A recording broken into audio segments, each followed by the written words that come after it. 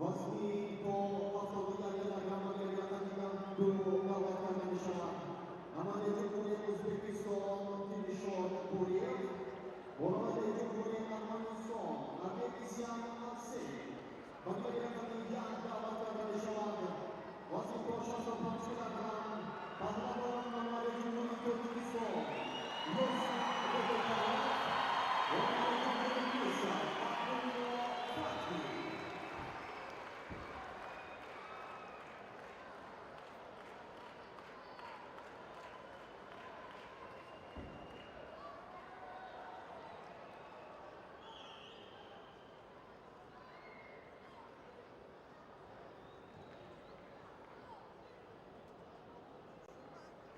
Oyakati Safri, আমাদের জমহুরিয়ে উজবেকিস্তান ইয়সি ওবোকাওয়া আমাদের জমহুরিয়ে ইসলাম আব্দুল্লাহ ফাতহি Oyakati Safri, আমাদের জমহুরিয়ে উজবেকিস্তান দিলশদ বুরিয়েভ Oyakati Saf, আমাদের জমহুরিয়ে আফগানিস্তান আরসেন আবিদসিয়ান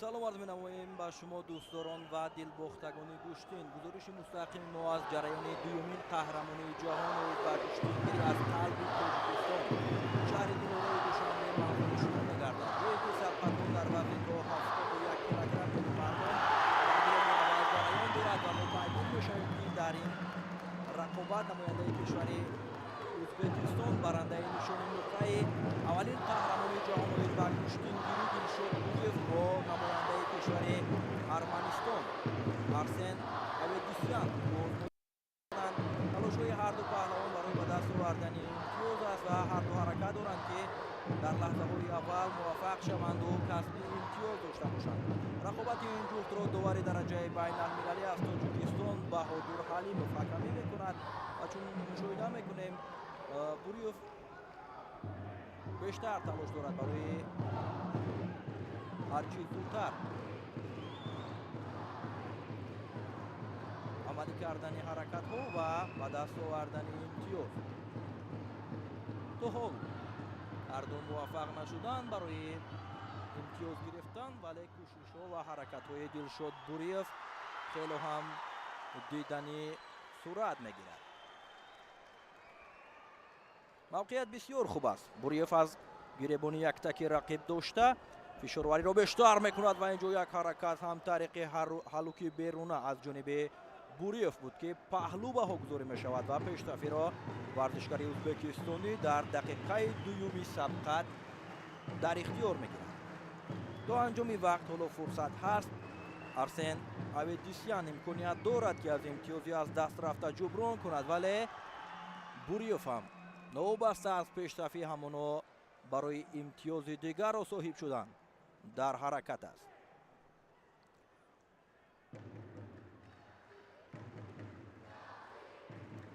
ногуфта намонад ки дар дуюмин қаҳрамонии ҷаҳон оид ба гӯштингирӣ 70 кишвари ҷаҳон иштирок доранд ва варзишгарони худро дар ҳайати ҳам мардон ҳам бонувон ба кишвари мо сафарбар карданд. ногуфта намонад ки дар қаҳрамонии аввали ҷаҳон оид ба гӯштингирӣ 63 кишвари ҷаҳон иштирок дошт ва то ин дам дар 76 кишвари ҷаҳон гӯштингириро ҳамчун намуди варзиши тоҷикон қабул карданд ва федератсияҳо дар ин кишварҳо ҳам таъсис ёфтааст. муҳимтар аз ҳама қадами устуворо варзиши аҷдодии мо барои роҳ ёфтан ба бозиҳои осиёӣ ва бозиҳои олимпӣ гузошта истодааст ва умед аст ки дар солҳои наздик гӯштингирӣ дар бонуфузтарин мусобиқаҳои сатҳи ҷаҳонӣ шомил мешавад. огоҳӣ инҷо ба варзишгари ӯзбекистонӣ нишон дода шуд. дар баробари имтиёзи паҳлӯ огоҳиро дилшод буриев гӯем ки барояш нишон доданд ва боз ҳам наздик мешавад. аведисян ва ҳаракати буриев ҳам дар зидди ҳамла наздик буд ки барояш имтиёз биёрад.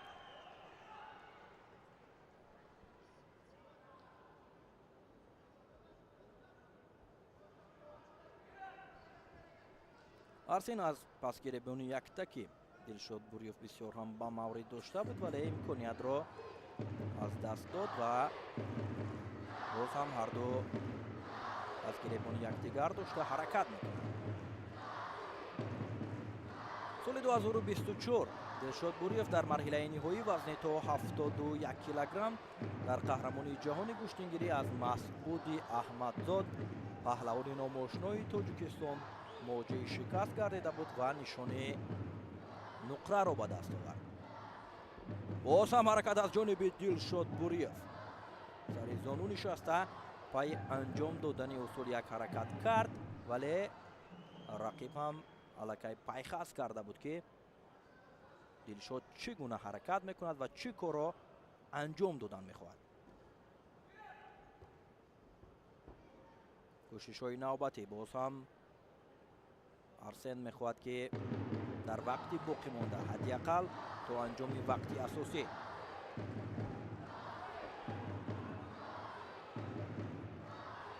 ҳисобро баробар кунад ва Баҳодур Ҳалимов ишора кард ки ҳаракати анҷом додаи паҳлавони арманистонӣ баъд аз ишораи довар, яъне баъд аз истед буд.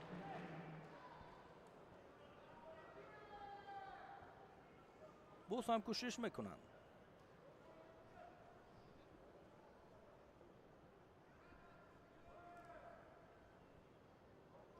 то анҷоми вақт камтар аз 1 дақиқаи дигар боқӣ мондааст ва ҳамоно фурсат ҳаст барои арсен ва кӯшиш ҳам мекунад ки муваффақ шавад. ва инҷо дилшод буриев акнун як амалкарди дигарро анҷом дода боз ҳам имтиёз мегирад.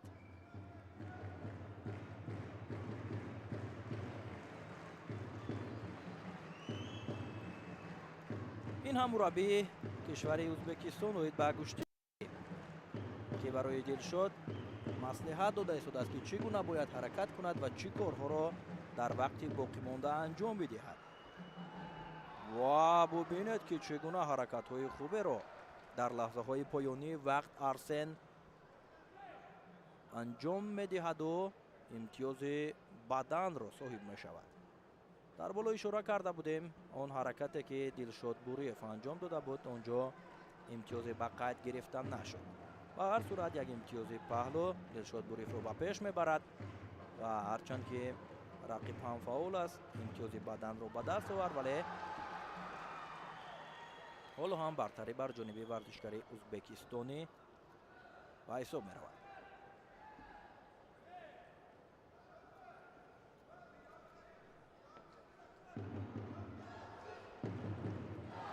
ҳамин тавр акнун вақти қозмоӣ, инҷо чӣ ҳаракати олие буд.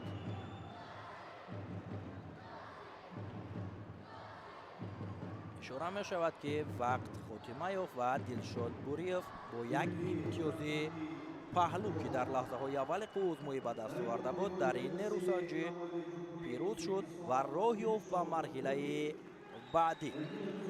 барои Арсен Аветисян қаҳрамонии ҷаҳоноид ба гӯштингирӣ дар соли 2026 бидуни натиҷаи дилхоҳ ба анҷом мерасад ва Дилшод Буриев бо қадами устувор ба даври дигар роҳ меёбад. таваҷҷӯҳ мекунем ба наворҳои такрори ана ҳамин ҳаракат, ана ҳамин амалкарде ки имтиёзи паҳлӯ буд ба варзишгари ӯзбекистонӣ Дилшодро ғолиб гардид.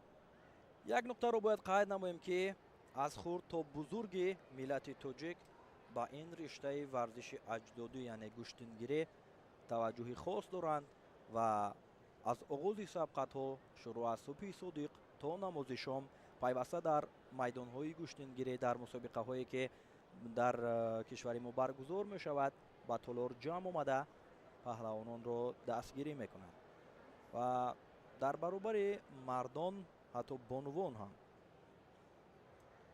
бисёр таваҷҷӯҳ доранд ба ин варзиши аҷдодӣ. доварони рӯи гилеми вазн мешаванд.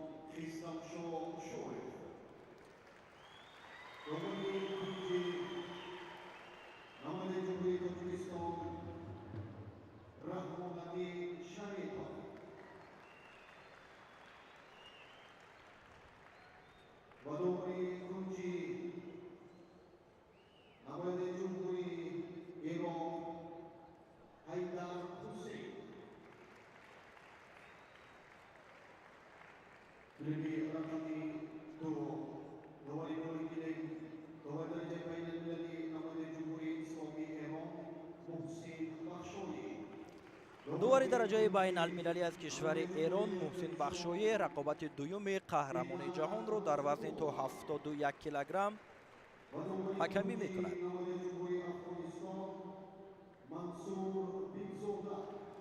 ба майдон даъват мешаванд дар вазни то 71 килограмм намояндаи Тоҷикистон Муҳаммадисо Раҷабов ва рақибаш аз Британияи Кабир Риян Бурд.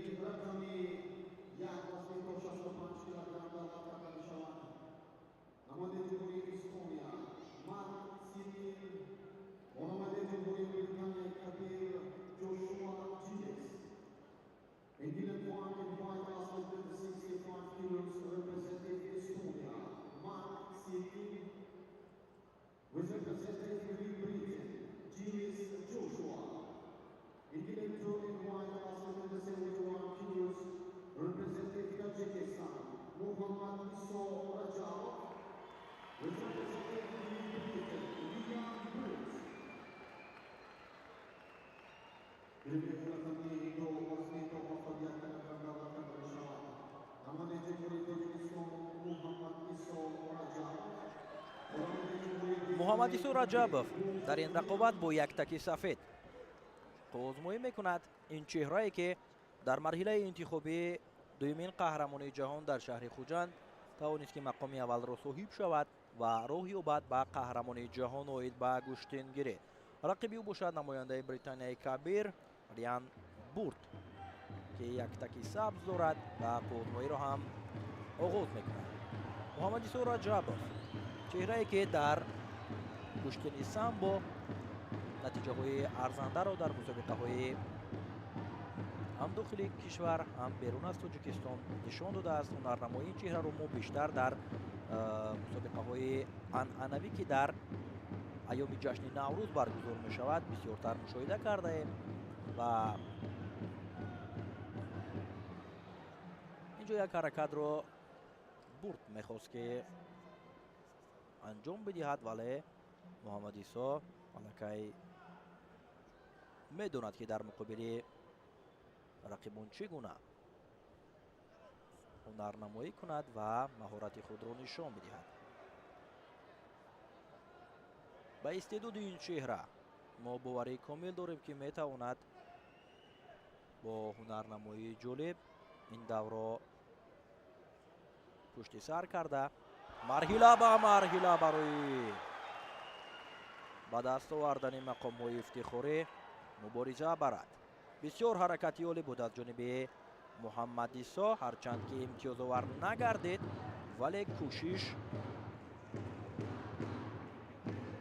бисёр ҳам ба маврид истифода шуд. имтиёзи бадан баҳогузорӣ карда ҳаракати анҷом додаи Муҳаммадисо Раҷабов аллакай пешсаф мешавад. Муҳаммадисо ва боз ҳам ба ҳамон шакл ҳаракати дигарро мехост ки анҷом бидиҳад. дигар бора як кӯшиши дигар анҷом дод ва аз нав боз аз гиребони яктаки рақиб дошта кӯшишро пайдар ҳам ба ҳамон шакл идома медиҳад. имтиёзи дуюми бадан барои Муҳаммадисо Раҷабов. Муҳаммадисо зери роҳнамоии мураббии барҷастаи тоҷик ناصر بازارов تمرین میکند. در بالا هم اشاره کرده بودیم که این چهره بسیار استعداد والا دارد. سال 2026 در مسابقه گشتنگیری در ناحیه نورآباد این چهره برنده شاه جایزه автомашинаи سبکرو گردیده بود و باز هم حرکت میکند و برای امتیاز نوبتی را صاحب شدن تلاش می‌ورزد.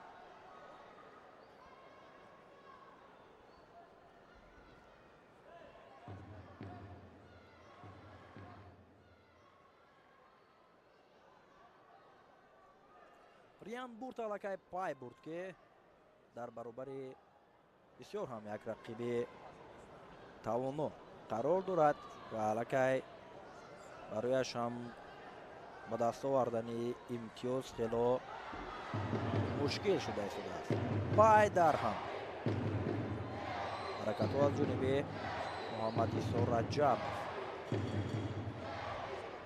اجرا می شود و یک حرکتی دیگر باز هم امتیاز می گیرد محمد ایسا.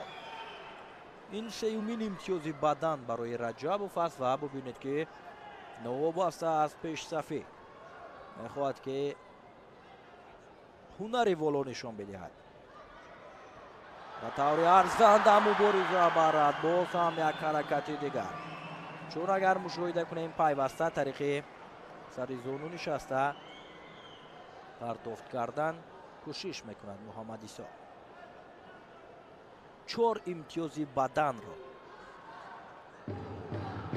با دست آورد و ببینید چی عمل کردی اولی. دیگر جای شک و شبهه هم نیست. با یک حرکتی جولی با یک پرداختی دیدنی محمد ایسا توانست که رقیبانشون را به زمین بیارد و پیروز شود. این کفگوبی ها هم به خاطر این حرکتی اولی و پیروزی محمد ایسا رجبوف است. با قول رقیب هم تن داد که واقعا محمد ایسا استعداد والا دارد. ببینید که چی حرکتی اولی حالا که درونه را به طور اعلا اجرا کرد و پیروز گردید.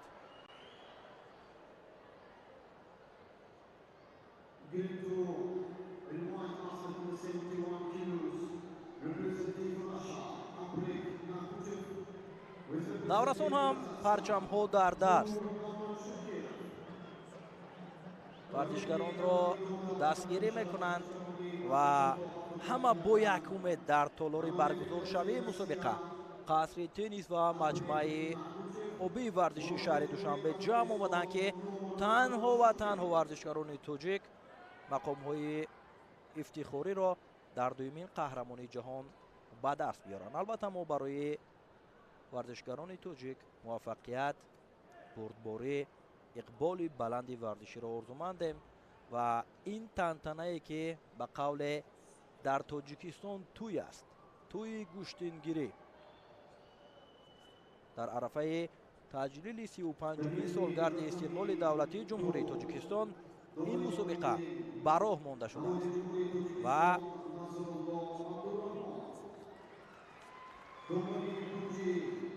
با نتیجه های شایسته با پیروزی های ورزشکاران تاجیک در عرفه تجلیل جشن 35مین سالگرد استقلال دولتی جمهوری تاجیکستان ورزشکاران هم کوشش میکنند که مردم تاجیک را شاد گردانند و ببینید که در تالار جای خالی هم دیده نمیشود. پیرو برنا کودکان و نورسان همه در میدان جمع آمدند و پیگیر رقابت ها هستند.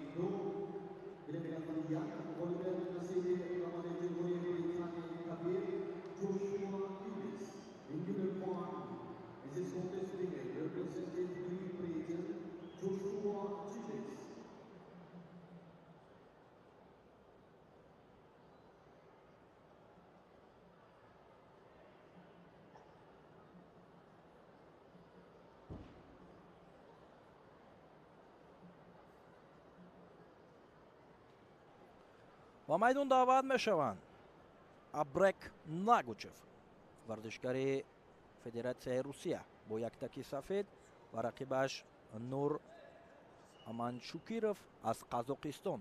абрек нагучев чеҳрае ки соли 2024 бо мулло раҷаб халифаев дар қаҳрамонии ҷаҳони гӯштингирӣ дар финал рӯбарӯ шуда буд ва аз дасти мулло раҷаб халифаев ноком шуду нишони нуқраро ба даст овард.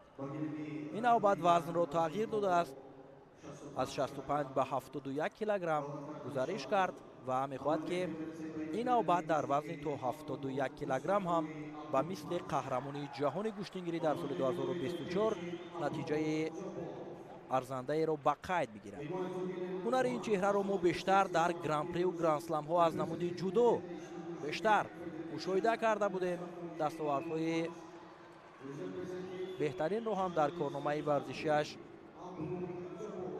ба қайд гирифтааст ва барои ба даст овардани мақомҳои ифтихорӣ, барои ба даст овардани ҷоизаҳои пулии арзишманде ки дар гӯштингирӣ дар қаҳрамонии ҷаҳон муайян шудааст, ба тоҷикистон омадааст ва камари ҳиммат баста мехоҳад ки маҳорати воло нишон бидиҳад.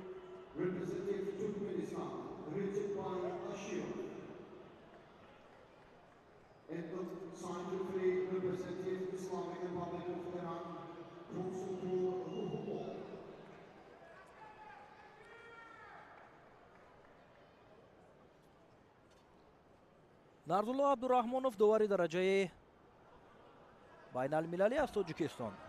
рақобати абрек нагучев ва рақибаш аз қазоқистон нур аманшукировро ҳакамӣ дорад.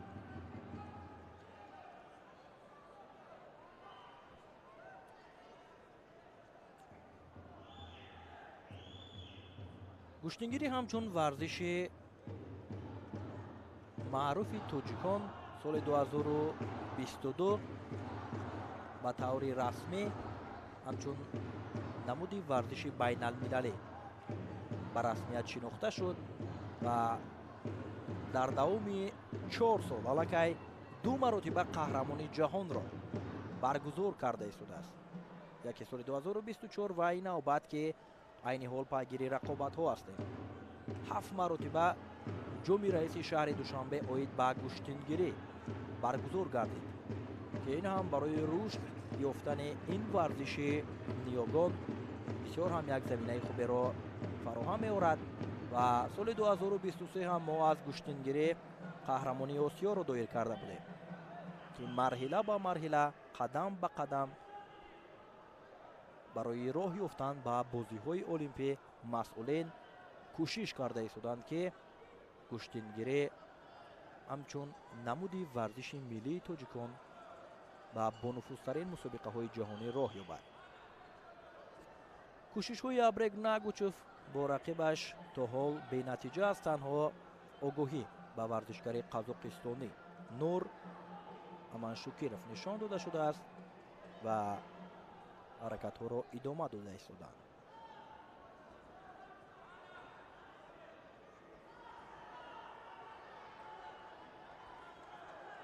бисёр ҳам мавқеияти хуб аст. абрек нагучев кӯшиш кард вале муваффақ нашуд.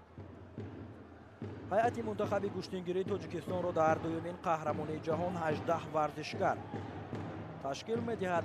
6 нафари дигар аз гӯштингирони тоҷик аз дастаи федератсияи байналмилалии гӯштингирӣ дар ин қаҳрамонии ҷаҳон ҳунарнамоӣ мекунанд. тибқи иттилои ба даст омада ҳайати мунтахаби гӯштингирони тоҷикистон дар ду даста дар ин қаҳрамонии ҷаҳон ширкат меварзанд.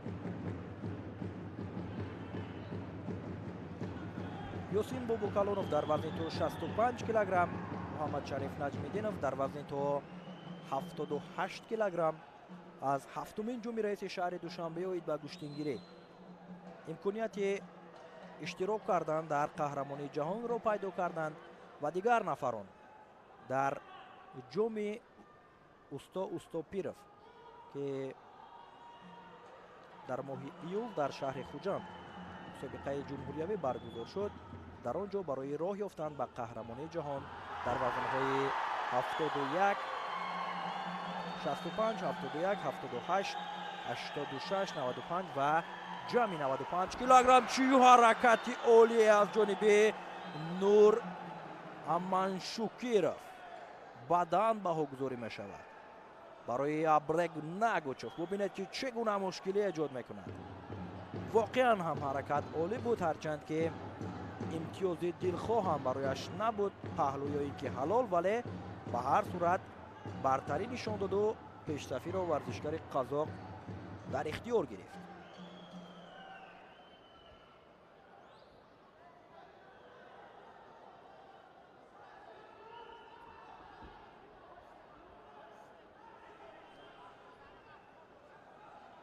аллакай барои ноиб қаҳрамони ҷаҳон оид ба куштингирӣ дар соли 2024 Абрег Нагучев хело ҳам мушкил афтод кор дар рӯбарӯи варзишгари қазоқистонӣ.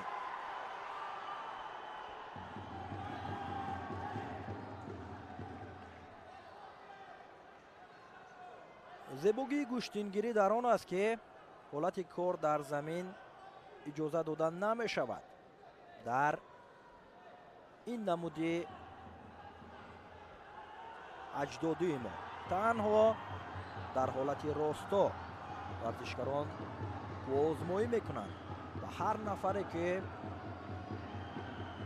маҳорати олӣ дорад метавонад ки муваффақ шавад. Нагучев ин ҷо як ҳаракати дигарро мехост анҷом диҳад, вале имтиёзи дуюми баданро Нур Аманшукиров тавонист ки ба даст биёрад. аллакай барои Нагучев гӯем ки дар чеҳрааш ноумедӣ ҳам дида мешавад. ҳатто мураббиаш ҳам бо эҳсосоти зиёд ишора мекунад ки дигар дар сонияҳои боқимонда таваккалро пеша кунад, вале инҷо Аманшукиров ҳам ором намеистаду барои иҷроиши усул кӯшиш мекунад.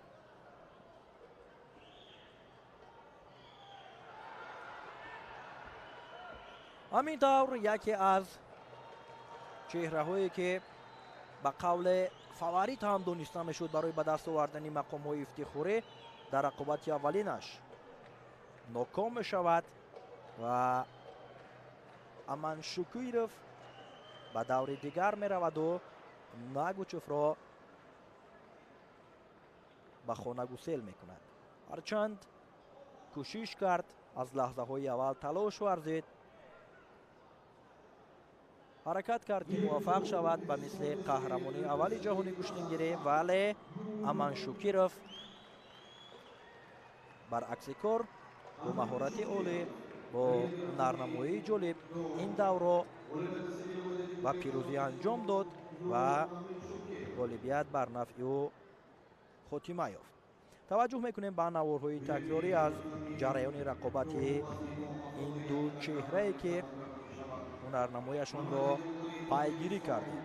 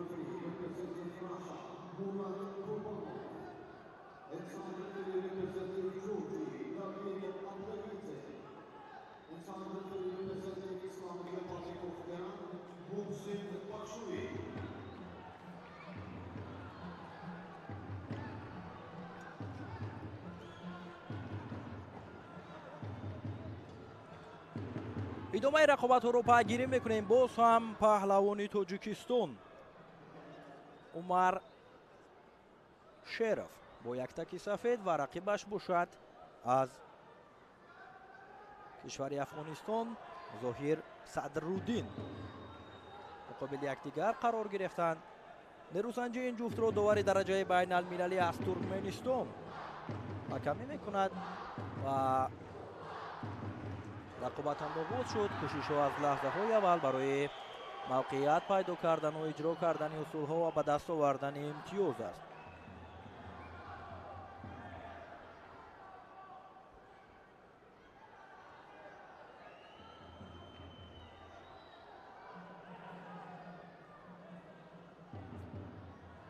умар шеров ба қаҳрамонаи ҷаҳон оид ба куштингирӣ аз марҳилаи дуюми интихобӣ дар шаҳри хуҷанд ҷои дуюмро касб кард ва имконият пайдо кард ки роҳ ёбад ба бонуфузтарин мусобиқоти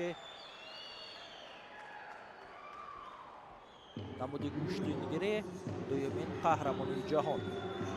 ҳаракатҳои ин ду чеҳра барои ба даст овардани имтиёз то ҳол бенатиҷа аст ва умар шеров бародари яктан аз паҳлавонони номошнои тоҷик абубакр шеров аст ки зери роҳнамоии мураббӣ холмаҳмад толибов пай тамрин аст. ва инҷо чӣ ҳаракати олие, чӣ партофти зебо аз ҷониби умар шеров. дар фурсати кӯтоҳ умар тавонист ки рақибаш аз афғонистон зоҳир садруддинро ба осонӣ шикаст дода ба даври баъдӣ роҳашро ҳамвор бикунад.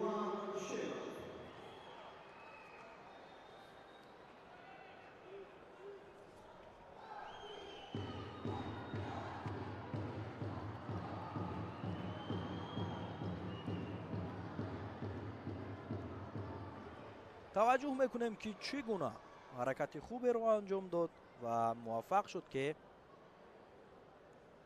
бо имтиёзи комили ҳалол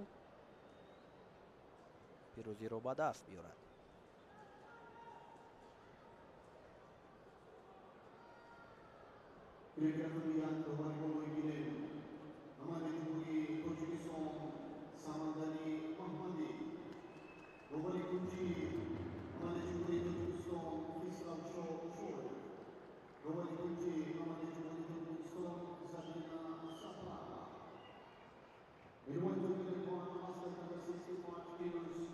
эмомалӣ нуралӣ ҳамроҳи модару падар барои дастгирии бародараш ёсин бобокалонов омада дастгирӣ мекунанд ёсин бобокалоновро. ёсин ки дар гилеми дигар дар вазни то 65 килограмм рақобат карда истодааст. даври аввалро бо пирӯзӣ тавонист ки пушти сар намояд. эмомалӣ ки чеҳраи номошно аз гӯштини ҷудо дар бонуфузтарин мусобиқаҳои сатҳи ҷаҳонӣ аз бозиҳои олимпӣ сар карда то қаҳрамонии ҷаҳон ва гран-приу гранд-сламҳо қаҳрамонии осиё гӯем ки натиҷаҳои арзанда дорад. ҳарчанд ки дар бозиҳои олимпӣ бо як мушкиле натавонист роҳро идома диҳад, вале барандаи нишони нуқраи қаҳрамони ҷаҳон оид ба ҷудо миёни калонсолон ва барандаи нишони тиллои қаҳрамони ҷаҳон миёни ҷавонон маҳсуб мешавад. 4 маротиба гранд-сламро ба даст овардааст. нишони тиллои гранд-сламро соҳиб шудааст. акнун ба майдон даъват шуданд паҳлавони номошнои тоҷикистон абдуллои ориф бо яктаки сафед ва рақибаш телман валиев аз озарбойҷон. абдуллои ориф ҳам нафаре ки аз дастаи федератсияи байналмилалии куштингирӣ дар дуюмин қаҳрамонии ҷаҳон ҳунарнамоӣ мекунад. истеъдоди воло дорад дар мусобиқаҳои сатҳи ҷумҳуриявӣ, мусобиқаҳое ки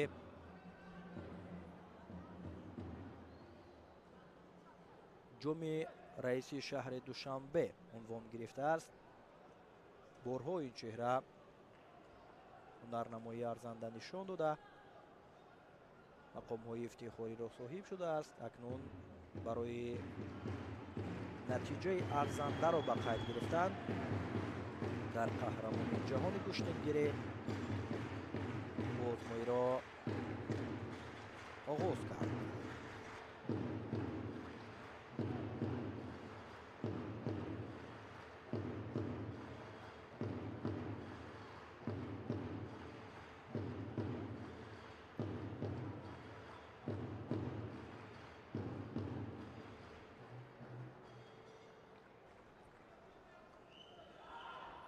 озмои идома дорад ва бисёр ҳаминҷо як ҳолати мушкил буд барои абдулло, чунки рақиб дар ин фурсат метавонист ки дар зидди ҳамла ба гирифтани имтиёз даст ёбад.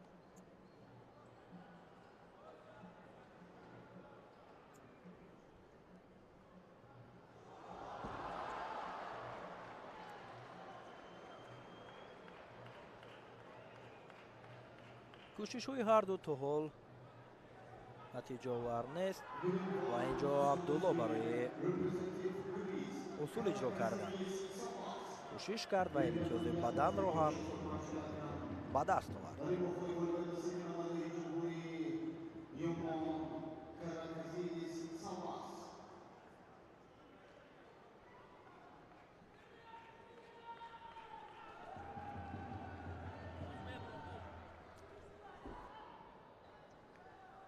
боз ҳам наздик шуданду кӯшишҳоро идома дода истоданд барои имтиёз гирифтан. абдулло дигар бора кӯшиш кард ва ин навбат имтиёзи паҳлӯро ба даст овард.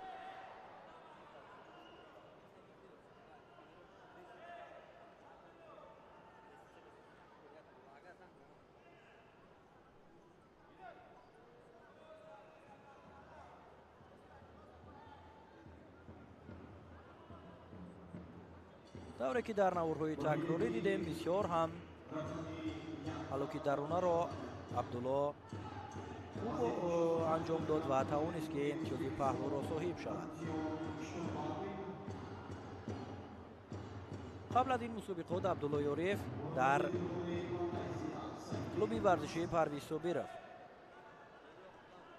барои дуюмин қаҳрамони ҷаҳон оид ба куштингирӣ омодагии худро ба роҳ монда буд. аслан ин чеҳра зодаи шаҳри Кӯлоб аст, зери роҳнамоии мураббии Хусрав Шоев тамрин мекунад. албатта дар боло ҳам ишора кардем ки ба дастовардҳои арзанда ҳам ноил шудааст. дар соли 2026 дар гранд-слами Тошканд оид ба куштини ҷудо нишони тиллоро ба даст оварда буд. дар мусобиқаи куштингирӣ ҷамоати деҳоти тутои ноҳияи Муъминобод ҳам соҳиби шоҳҷоиза гашта буд ва боз ҳам абдулло кӯшиш мекунад. новобаста аз пешсафи ҳаракатҳо ва кӯшишҳои абдулло ёрев бисёр ҳам хуб ба назар мерасад.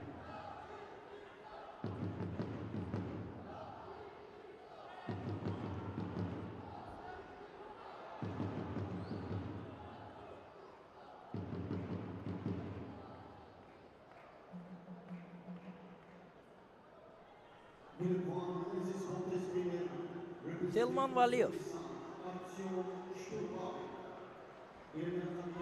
бисёр ҳам мавқеияти хубе дошт ва дар зидди ҳамла бубинед ки чӣ гуна кӯшиши олиро Абдулло Ориф анҷом дод ва бо ду имтиёзи паҳлӯ тавонист ки пирӯзиро соҳиб шавад. ду имтиёзи паҳлӯ Абдуллоро аз даври аввал ба даври дигар мебарад.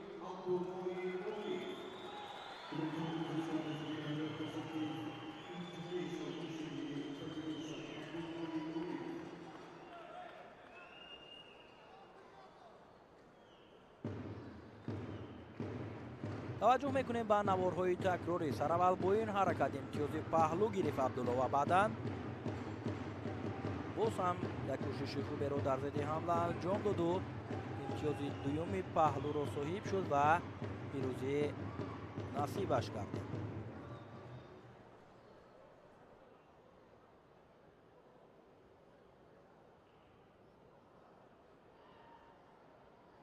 In 1-2-1, Aslan number 65 kilos representing Russia. Sultan Aliyev is representing Oman. Abdullah Muhammad.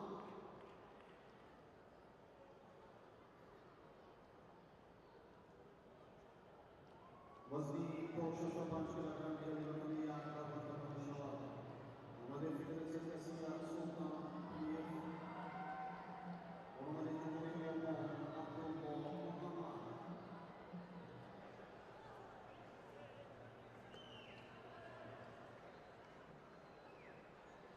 ये रकमी जो वज़नी को अफोया किलोग्राम का इंशाल्लाह हमारे जो इस्लामी सुप्रो रक्षण और हमारे जो हुसैन हुसैन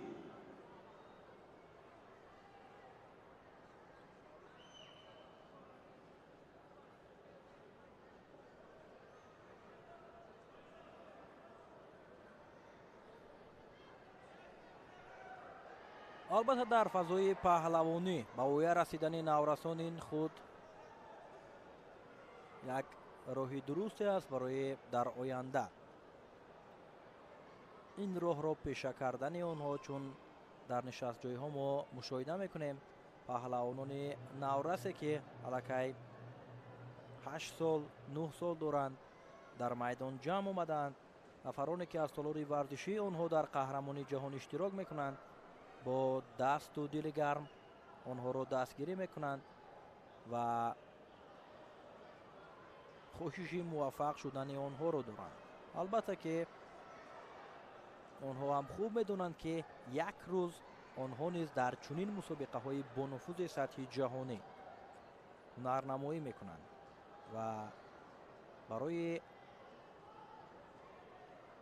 آنها را نیز دستگیری کردن میباید که شروع از امروز هموطنان خود را دستگیری کنند. داوران روی گلیم معرفی می شوند. و میدان ورزشکار ترکمنستان هدیر محمدوف و болотбек атокуров از قرقیزستان دعوت می شوند.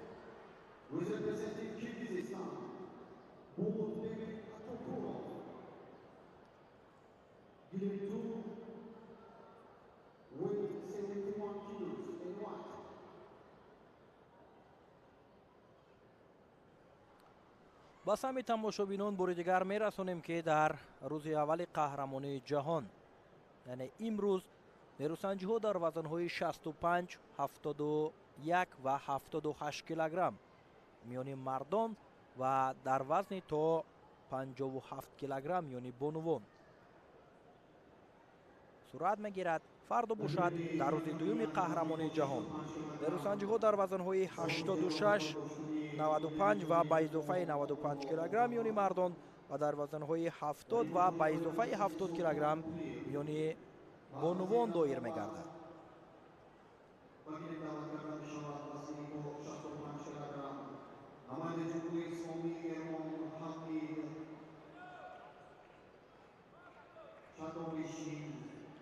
هدیر محمدوف نماینده کشور ترکمنستان در این نیروسنجی با یک تکی سفید و رقیبش болотбек атокуров با یک تکی سبز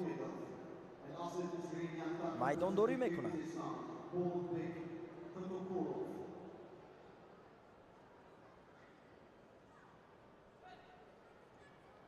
پیش از همه ادای احترام در گشتنگیری ورزشکاران با هم دستفشاری میکنند. این است احترام به رقیب، این است احترام به این نمودی ورزش. آغاز کردند. озмоиро ва ҳарду аз лаҳзаҳои аввал ҳаракат карда истоданд ки усул иҷро кунанд ва муваффақ шаванду ба гирифтани имтиёз даст ёбанд.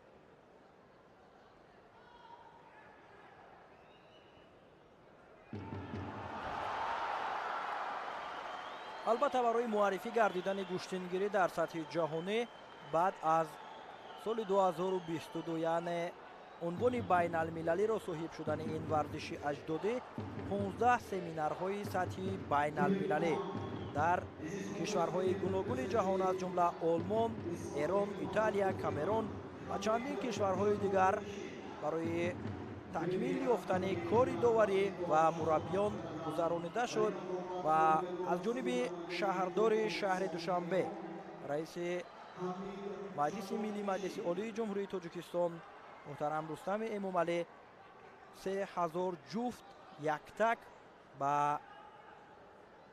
мактабҳои варзишии ҷумҳурӣ бо стандартҳои ҷаҳонӣ тақдим карда шуд ки ин ҳам шаҳодат медиҳад аз рушд ёфтани ин варзиш ва дар баробари ин боз ҳам аз ҷониби раиси шаҳри Душанбе ба мактабҳои варзишии шаҳру ноҳияҳо гилемҳои варзишӣ ҳам тақдим карда шуд то ки кӯдакону наврасон ва ҷавонон ба ин варзиши аҷдодӣ рӯ биёранд ва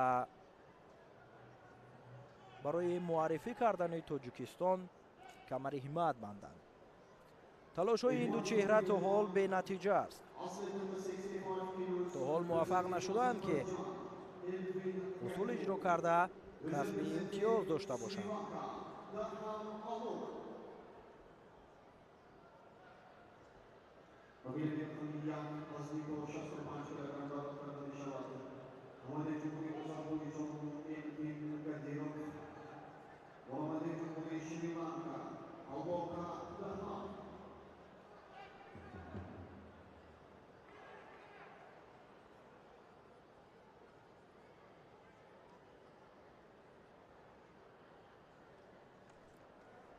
як нуқтаи дигарро бояд мо қайд намоем ки дар дуюмин қаҳрамонии ҷаҳон оид ба гӯштингирӣ чӣ ҳаракати олие аз ҷониби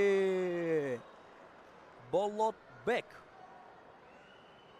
имтиёзи комили ҳалол баҳогузорӣ карданд. кӯшише ки аз ҷониби Атокуров анҷом дода шуд ҳалол баҳогузорӣ гардид.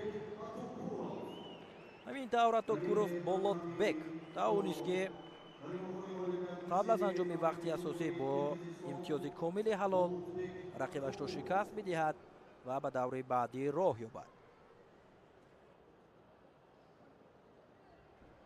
дар наворҳои такрорӣ таваҷҷӯҳ мекунем ки чӣ ҳаракати олие аз ҷониби Болотбек Атокуров анҷом ёфт.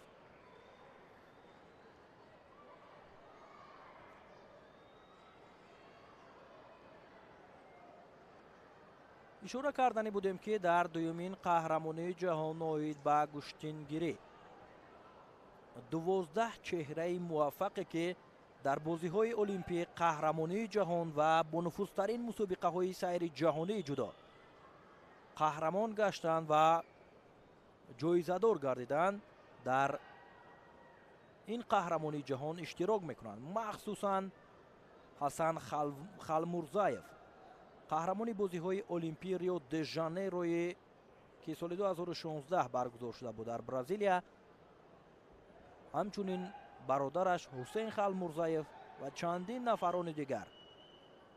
Парвиз Собиров, Ҳусейн Халмурзаев инҷо ҳам коргардони моро пай бурд ва дарҳол пайдо кард чеҳраи Ҳусейн Халмурзаевро ки паҳлӯи Парвиз Собиров як тан аз паҳлавонони номошнои кишвари мо ки солҳои зиёд майдондорӣ карда то бозиҳои олимпиам имконияти иштирок карданро пайдо карда буд, нишаста пайгири сабқатҳо ҳастанд. албатта ки дар боло ишора кардем ҳусайн халмурзаев дар вазни то 95 килограмм ки баромад мекунад, рақобатҳояшон фардо доир мешавад.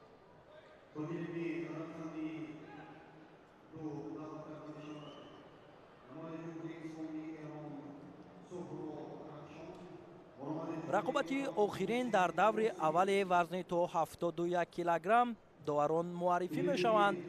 роҳбари доварони дараҷаи байналмилалӣ аз тоҷикистон, довари дараҷаи байналмилалӣ Дилшодзода Алибек, ҳамчун довари марказӣ рақобати Суҳраб Рахшанро аз Эрон бо Қасим Ҳусайн аз Ироқ ҳакамӣ мекунад.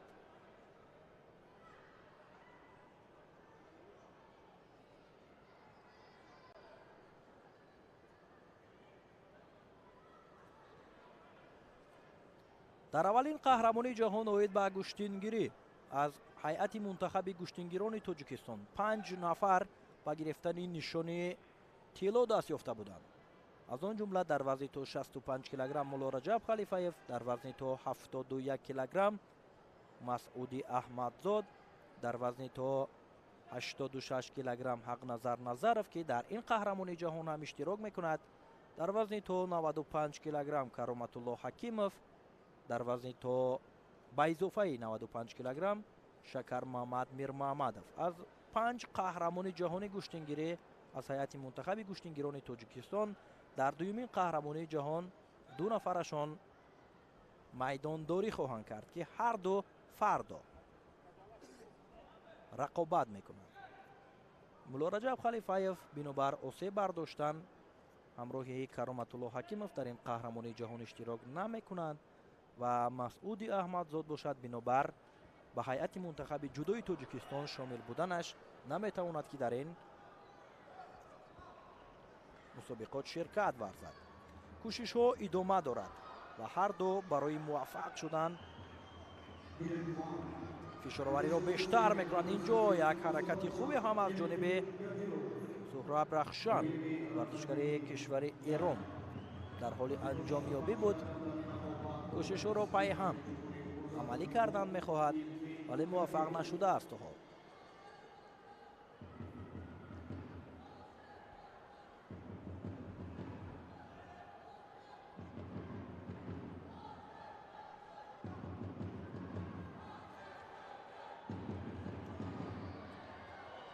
огоҳӣ ба худири камфаъол будан ба ҳусейн қасим нишон дода шуд. мавқеият бисёр ҳам хуб буд барои усул иҷро кардан, вале имконият ба дурустӣ истифода нашуд.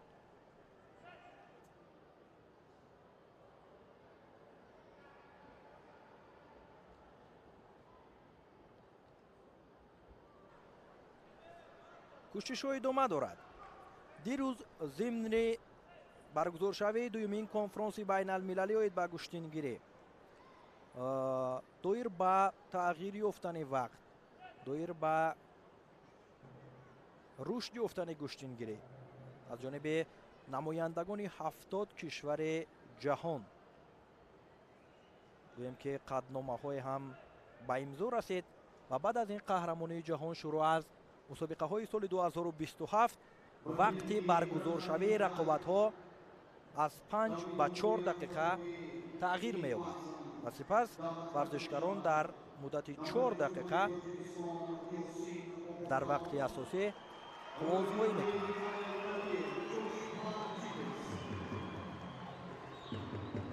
кӯшишҳо идома дорад. ҳаракатҳо ҳарчанд ки бо суръати баланд ҷараён мегирад, вале ба даст овардани имтиёз то ҳол барои ҳарду муяссар нашудааст.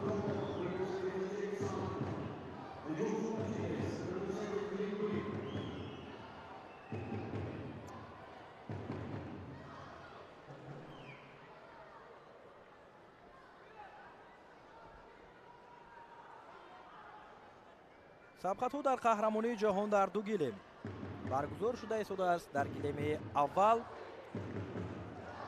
Ёсин Бобокалонов дар даври дуюм ба майдон омад ва рақобате ки яъни варзишгарони вазнашон то 71 килограмм доир шуда истодааст бо имтиёзи паҳлӯ бар нафъи Суҳраб Рахшан идома дорад.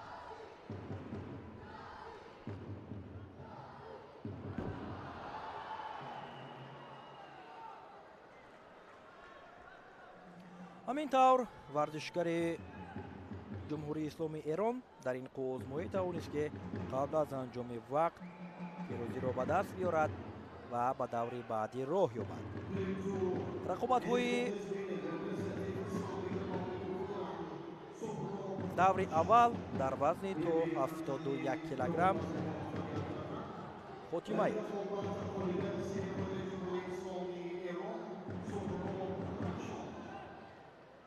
даври дуюм ҳам оғоз мешавад ва дар заворҳои такрорӣ боз ҳам пайгир мешавем.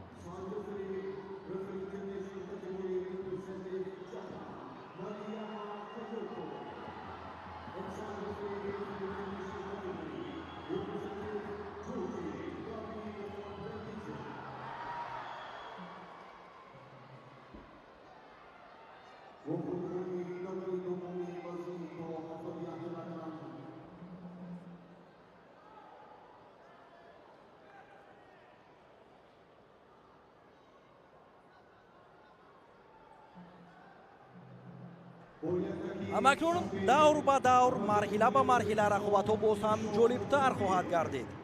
даври дуюми вазни то 71 килограмм намояндаи кишвари Ӯзбекистон ноиб қаҳрамони ҷаҳони куштингирӣ бо Муҳаммадисо Раҷабов паҳлавони Тоҷикистон вориди майдон шуданд. албатта барои Муҳаммадисо Раҷабов андаке ин рақобат нисбат ба рақобати қаблияш мушкилтар хоҳад буд, вале мо ба маҳорати ин чеҳра боварӣ зиёд дорем ки метавонад ҳунарнамоии арзанда нишон бидиҳад.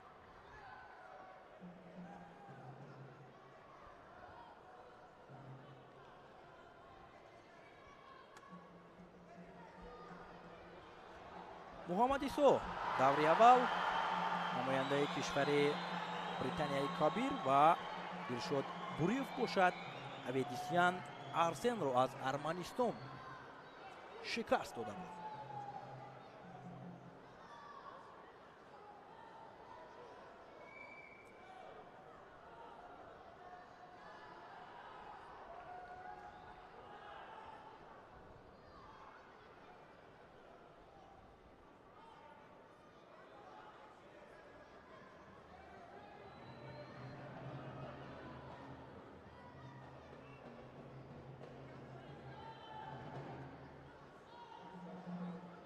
Дилшод Буриев аз гиребони яктак ва Муҳаммадисо ҳам ҳамчунин аз гиребон дошта барои мавқеи хуб пайдо кардан ва иҷро кардани усулҳо дар ҳаракат ҳастанд. то ҳол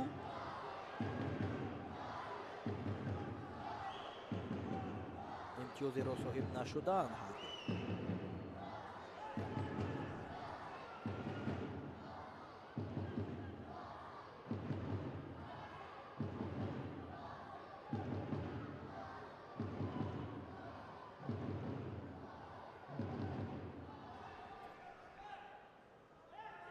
فشارآوری های ادامه می‌یابد.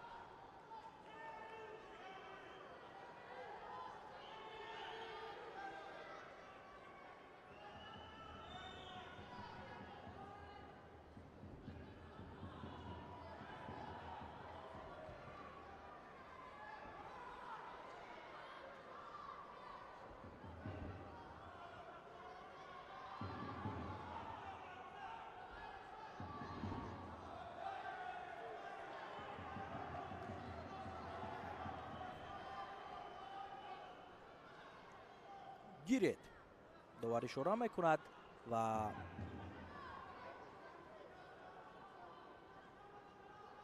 حرکت ها باز هم با سرعت بلند ادامه می‌یابد. خیلی هم نزدیک بود محمد عیسی برای امتیاز را صاحب شدن.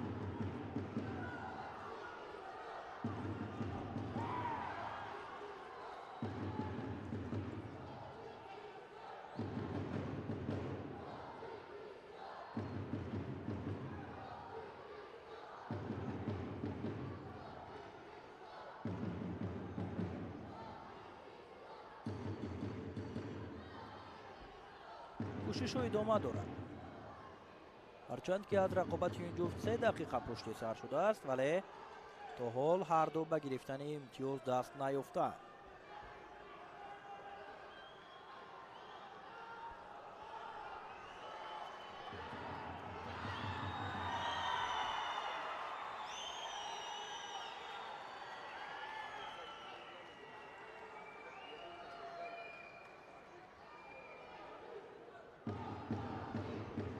محمد عیسی کوشش میکند و اینجا خیلی هم نزدیک بود برای اصول اجرا کردن.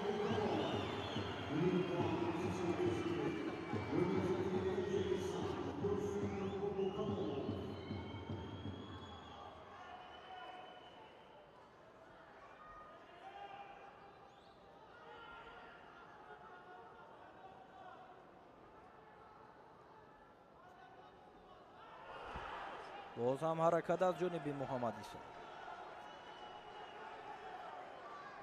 برای دلشاد بوریف آگاهی نشان دادند.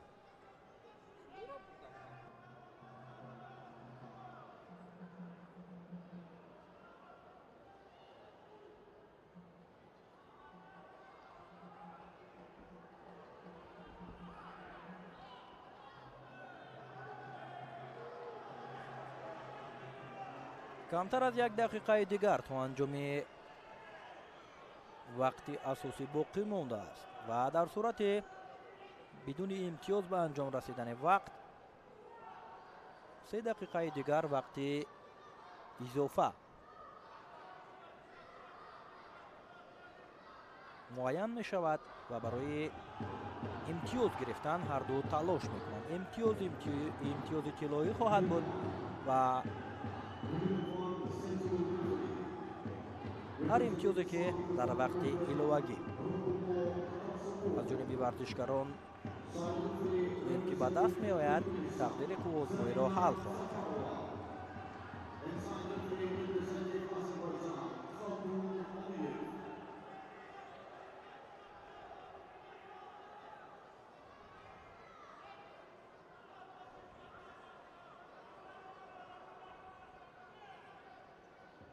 بیست ثانیه دیگر از روی حرکت ها، از روی کوشش هایی که هر دو انجام داده ایستادند به نظر می رسد که در وقت ایلوگی تقدیر این رقابت علی خود را پیدا میکند. درچند اینجا خیلی هم نزدیک بود که دلشاد و گرفتن امتیاز دست یابد.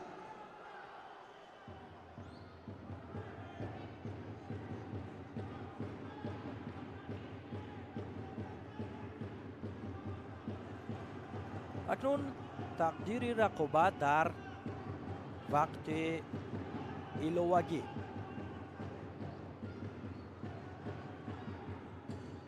муайян хоҳад гардид. 3 дақиқаи дигар илова шуд ва кӯшишҳо барои ба даст овардани имтиёз идома дорад. дар сурати як огоҳии дигар, яъне танбеҳ нишон додан ба Дилшод Буриев ҳам озмоӣ бар суди варзишгари мо хотима меёбад.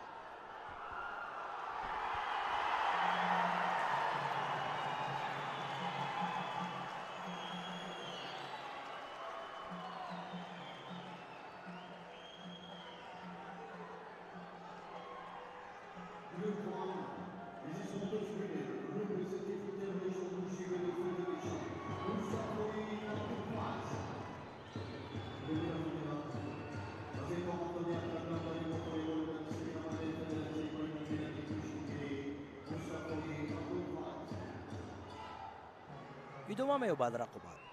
боз ҳам наздик мешаванду кӯшишҳоро идома медиҳанд.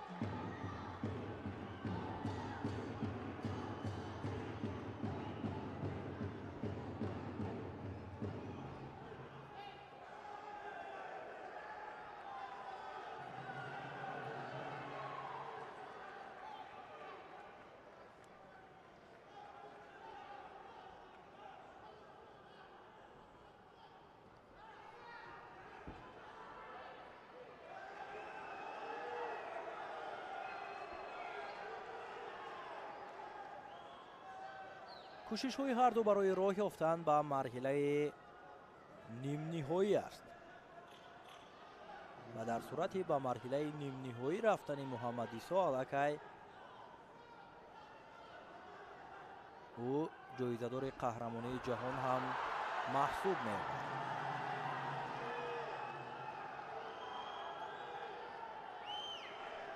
дар ҳақиқат ҳам Муҳаммад Исо фаъол аст. кӯшишҳои пай дар пай, ҳаракатҳои барзиёд нисбат ба рақиб дар ҳунарнамоӣ ӯ дида мешавад ва чӣ олӣ!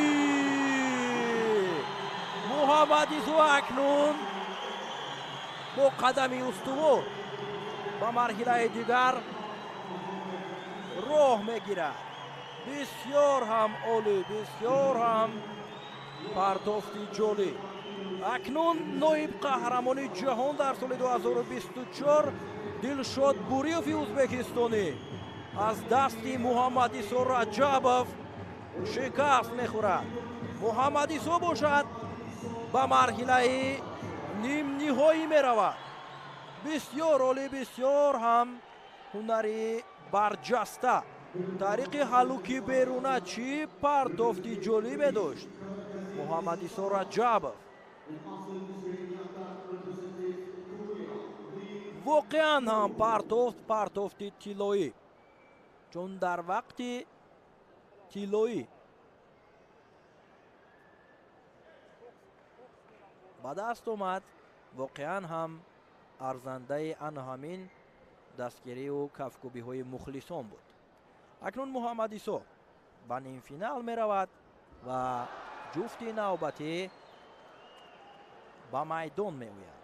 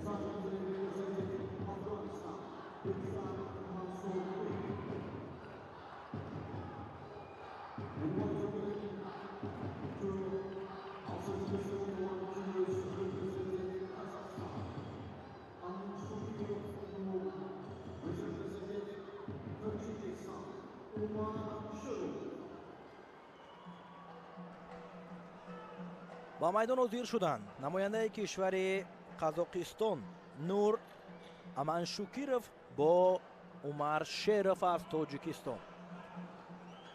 рақобати ин ҷуфтан барои роҳ ёфтан ба марҳилаи нимниҳоӣ аст. агар умар ба марҳилаи нимниҳоӣ роҳ ёбад, пас дар вазни то 71 килограмм аллакай як варзишгари тоҷик қабл аз баргузор шудани рақобат ба боварӣ гуфта метавонем ки дар финал қарор дорад ва яке барандаи нишони биринҷӣ мешавад. ҳар ду дар рақобатҳои аввалинашон бо истеъдоди барҷаста, бо маҳорати олияшон тавонистанд ки бо имтиёзи комили ҳалол ғолиб шаванду ба даври дигар роҳ ёбанд.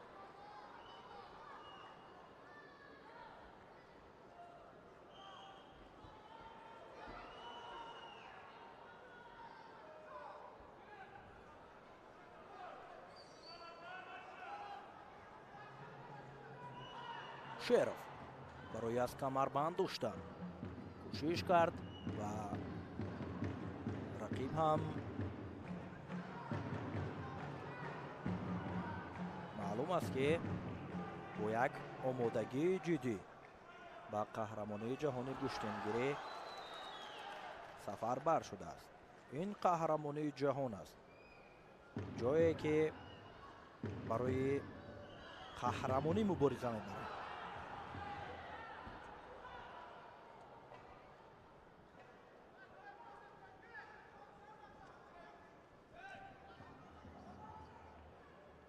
идома меёбад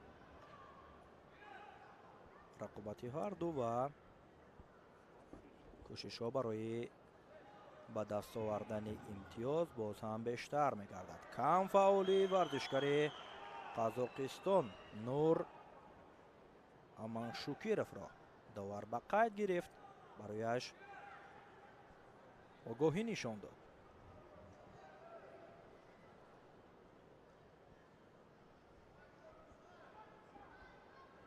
мавқеият бисёрам хуб аст ва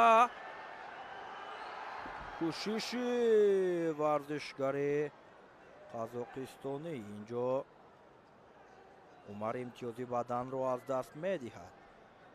хело ҳам хатарнок буд барои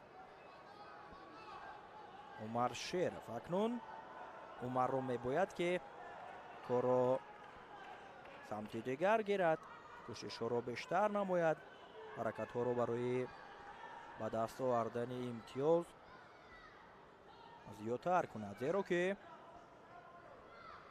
рақиб аллакай пешсаф аст. вақт зиёд аст, мо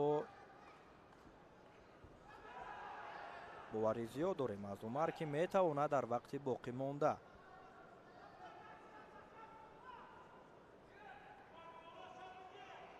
барои имтиёз ба даст овардан муваффақ шавад.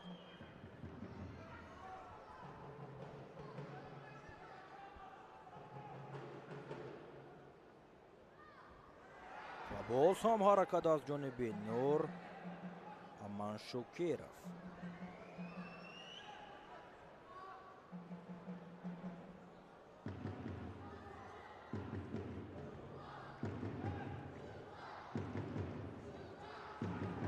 мавқеият хуб аст, умар бояд ҳаракат кунад. кӯшишҳо барои ба даст овардани имтиёз аз ҷониби умар шеров зиёд мешавад.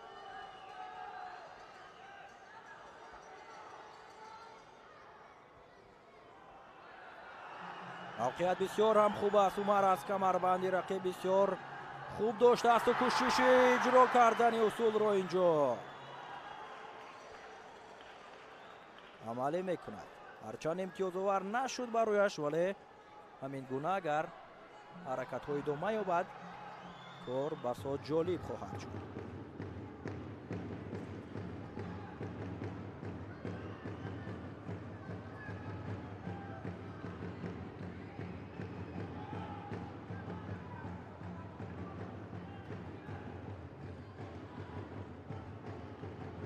агар Умар тавонад дар вақти боқӣ монда як партофти ҷолибро анҷом диҳад, фазои идонаи макони баргузоршавии мусобиқаро боз ҳам шукӯҳи дигар мебахшад.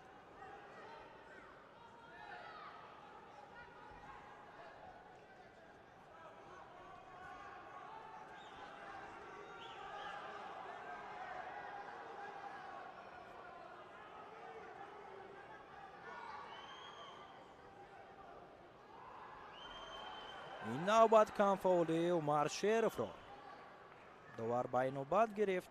ҳарду огоҳӣ доранд ва дар баробари огоҳиҳо варзишгари қазоқистонӣ имтиёзи баданро соҳиб шудааст. 1 дақиқаи дигар акнун Умарро мебояд ки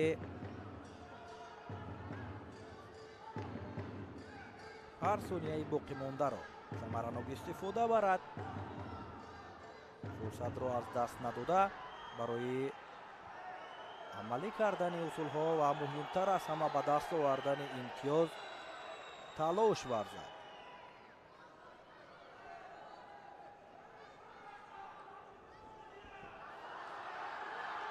Умар мавқеияти хуберо пайдо кардааст ва ҳаракат мекунад. ин навбат боз ҳам кӯшиш аз ҷониби Аманшукиров имтиёзи дуюми баданро барои варзишгари қазоқ нишон медиҳад довар. ва ишора мешавад ки бори дигар ҳаракатро дар наворҳои такрорӣ бубинанд ки инҷо имтиёз барои ки аст, барои варзишгари Қазоқистон ё ин ки барои Умар Шеров. фикр мекунам ки имтиёз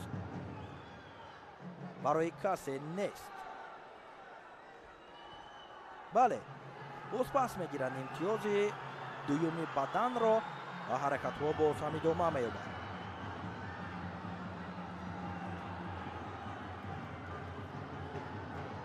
фурсат хело кам аст ва инҷо чӣ ҳаракати олӣ! ана ҳамин чизро мо ишора карда будем ки Умар муваффақ шавад. боз ҳам фазои идонаро дар макони баргузоршавии мусобиқа бори дигар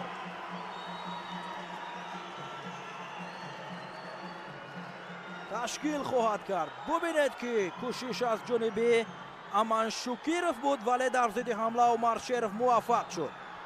ҳаракатҳо идома дорад. сонияҳои поёнии вақт. Умар пешсафиро идома медиҳаду вақти қувозмоӣ ҳам ба анҷом мерасад. ҳамакнун Умар Шеров бо Муҳаммадисо Раҷабов ду чеҳрае ки Тоҷикистонро муаррифӣ мекунанд, барои ба финал рафтан бо ҳам қувваозмоӣ менамоянд. Умар Шеров дар сонияҳои поёнии вақт 20 сонияи дигар боқӣ монда буд ки муваффақ шуду зафар ёфт. ҳамакнун Умар Шеров бо Муҳаммадисо Раҷабов дар марҳилаи нимниҳоӣ қувваозмоӣ мекунанд ва барои Аманшукиров бошад қаҳрамонии ҷаҳон дар даври дуюм ба анҷом мерасад. таваҷҷӯҳ мекунем наворҳои такрориро ки чӣ гуна олӣ буд дар зидди ҳамла кор гирифтани Умар Шеров.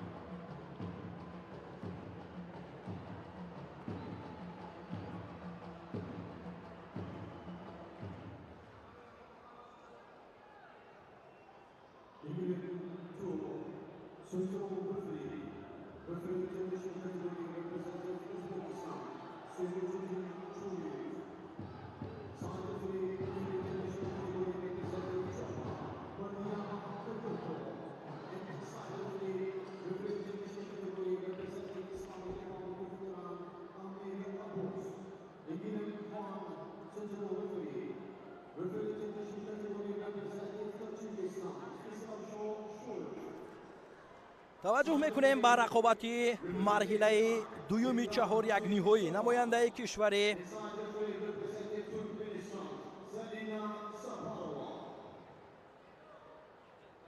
قرقیزستان با ورزشکار توجیکی زیر پرچم فدراسیون بین المللی گشتنگیری آزمایی میکند. با میدان آمدند. عبدالله یوریف در این روسنجی با یک تکی سفید است و بالاتبک اتوکوروف باشد با یک تکی سبز.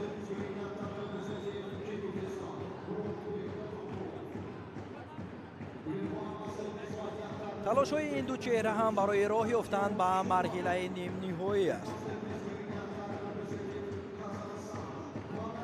یک باره در وزن تا 71 کیلوگرم سبقت ها از مرحله 8 یک نهایی آغاز یافت.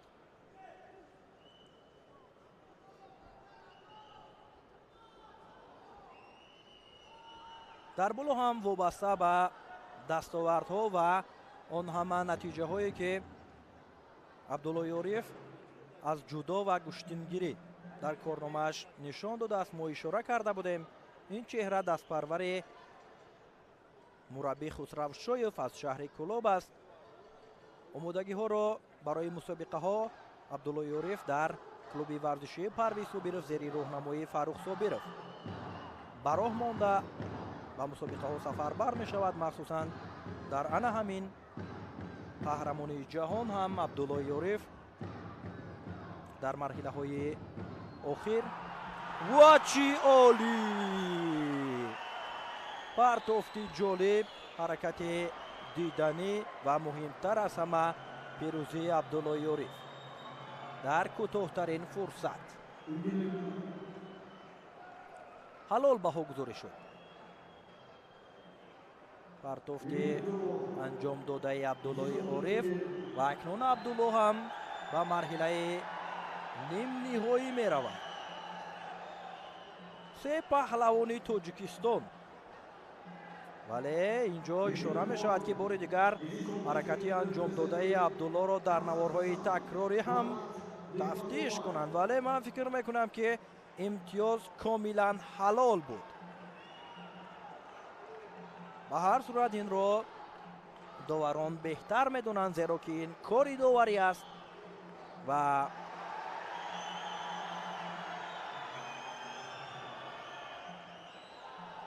برعکس حال اینجا ببینید که پیروزی را برای ورزشکار قرقیزستانی اشاره کرده است دست داور.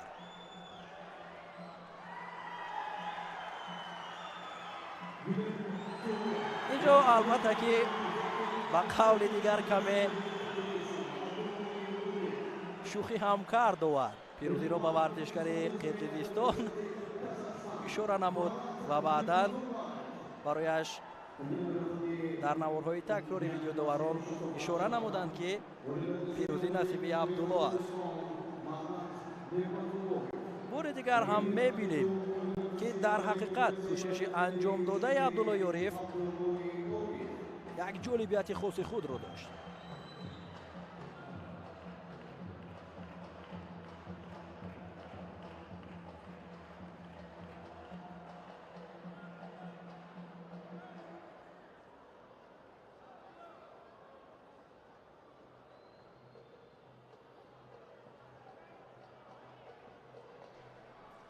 اکنون سه نماینده توجیکستان عبدالله یوریف، محمد عیسی رجبov و عمر شریف در وزن تا 71 کیلوگرم و مرحله نیم نهایی راه یافتند.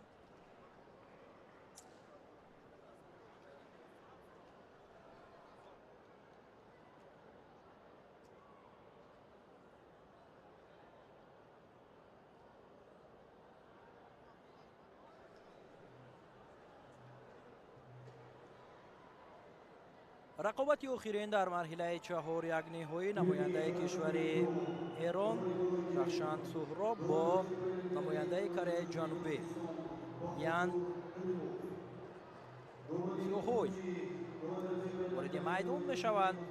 رقابت این جفت را داوری درجه بین المللی از توجیکستان بهادر حلیموف حکمی خواهد کرد. Domani Boyle Nagini yang Haidar Hussein Jawan Namanya Jumhuri Iraq Domani Kunji Ruhumo Pasopor Namanya Jumhuri Suami Emon Domani Kunji Rejepai Ashir Namanya Jumhuri Turkmenistan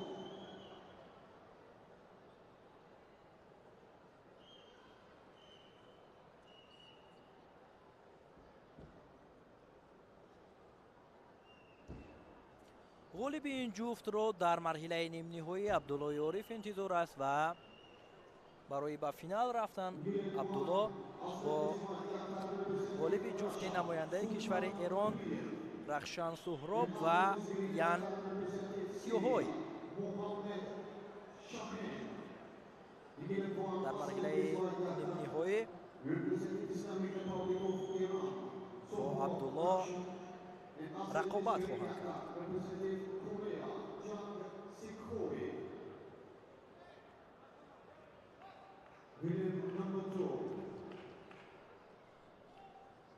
قوزموی هم آغاز می شود. نماینده کره جنوبی دوره اول آزاد بود و یک بار رقابت را از مرحله چهار یک نهایی شروع نمود. در مرحله 8 یک نهایی ورزشکار ایران باشد قاسم حسین را از عراق شکست داده بود.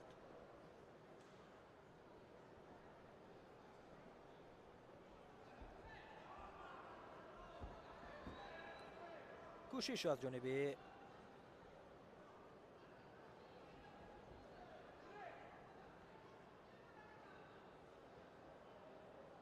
رخشان سهراب و باز هم از نو حرکت میکنند. چی حرکتی عالی امتیازی بدن است اینجا، بسیار پرتافتی جالب، ولی امتیاز بدن بود، زیرا که ورزشکاری کره جنوبی خود را به سمت دیگر هوا داد. هنگام اصول اجرا شدن دو امتیازی بدن رخشان سهراب را به پیش میبرد. پای هم برای امتیاز گرفتن کوشش میکند پهلوان ایرانی.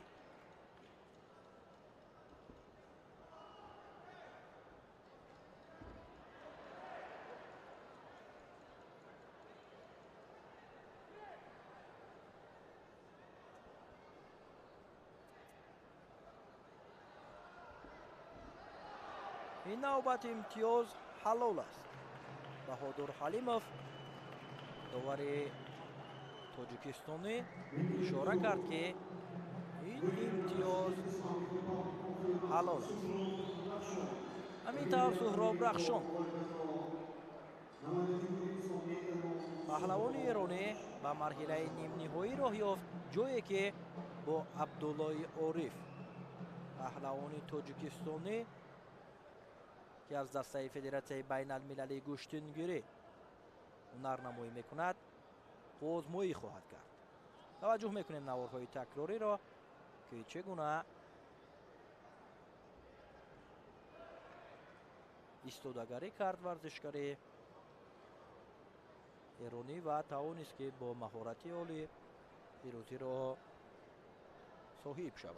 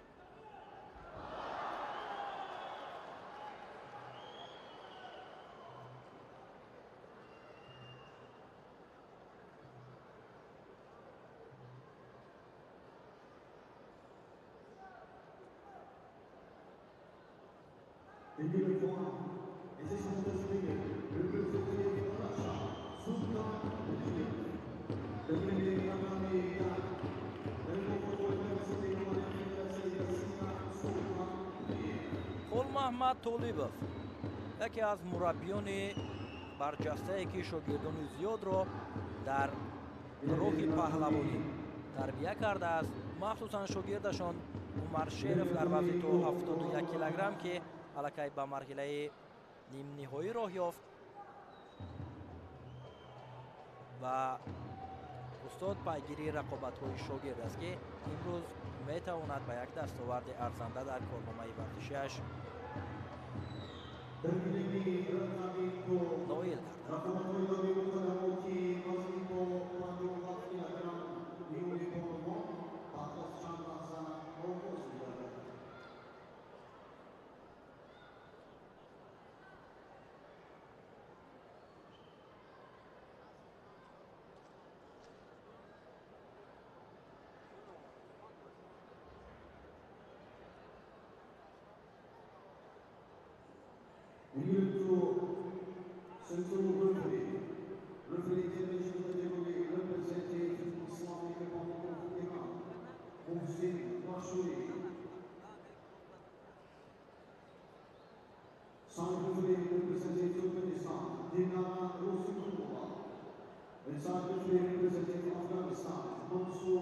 гардад. доварони рӯи гиле меваз шуданд ва мо таваҷҷӯҳ мекунем ба вазни дигар. Рақобат миёни бонувони вазнашон то 57 килограмм. Гамбол Гансенсек намояндаи Муғулистон бо рақибаш аз Тайпейчин Йихуан. Гамбол Гансенсек чеҳрае ки дар куштингирӣ дар мусобиқаҳои ҷоми раиси шаҳри Душанбе дар қаҳрамонии Осиё, махсусан дар аввалин қаҳрамонии ҷаҳон ин чеҳра майдондорӣ карда буд. натиҷаҳои арзандаро ҳам дар корномаи варзишиаш ин чеҳра на танҳо аз куштингирӣ балки аз кураш ва куштини ҷудо ҳам дорад. узмӯӣ барои роҳ ёфтан ба даври баъдӣ аст миёни Гамбол Гансенсек ва Йихуан. ҳаракат аз ҷониби Гамбол барои имтиёз гирифтан сари зону нишаста барои усул иҷро кардан ҳаракат кард, вале муваффақ нашуд. аз нав боз кӯшишҳояшон идома меёбад ва барои ҳарчи зудтар имтиёз гирифтан ҳаракатҳоро бештар мекунанд. фишороварӣ аз ҷониби ҳарду зиёд дида мешавад. инчунин Йихуан ҳам бисёр хуб ҳаракат мекунад.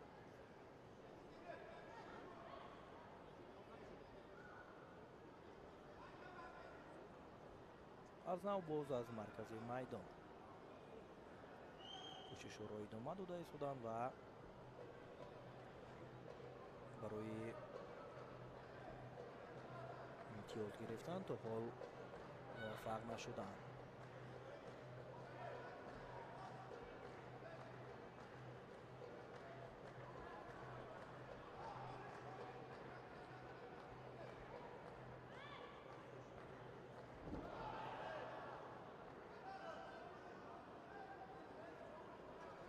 ҳаракатҳо идома дорад. ҳам Гамболд ва ҳам Йихуан талош доранд ки муваффақ шаванд, вале ҳаракатҳо то ҳол бенатиҷа аст аз ҷониби ҳарду.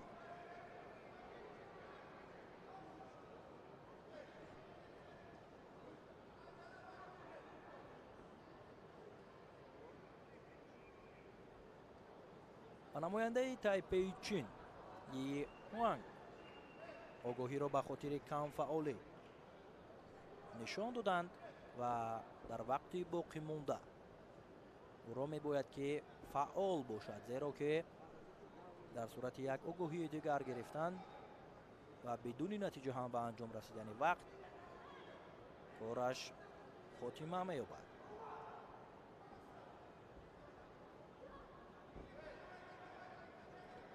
البته آن مهارت و استعدادی که گامبول گنسنسک در مسابقه‌های قبلی مخصوصا در قهرمانی آسیا و قهرمانی جهان اوید به گشتنگیری که سالهای 2023 و 2024 برگزار شده بود تماما فرق میکند، چون که در آن مسابقه ها کارش تماما دیگر بود، مهارتش تماما فرق میکرد. برای او نیز آگاهی نشان داده شد از جانب داور مرکزی و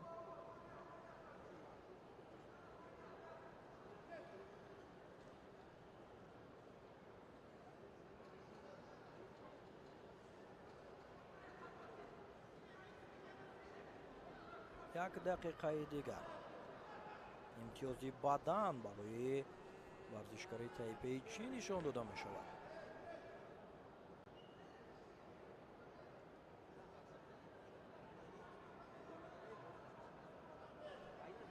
برای گامبول گنسنسک الکی کار خیلی هم مشکل شد، چون که امتیازی بدن را از دست داد و فرصت هم برایش خیلی کم است. کمتر از یک دقیقه دیگر تا انجام وقت باقی مانده است.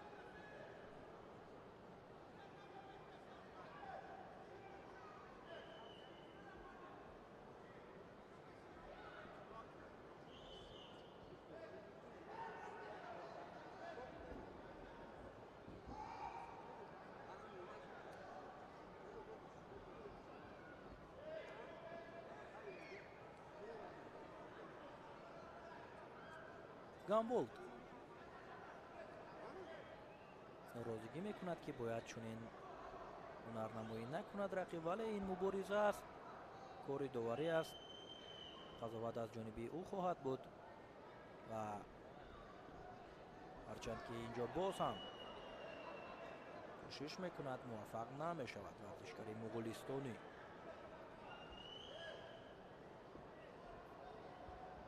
امکانیت بسیار هم خوب برای گامبول،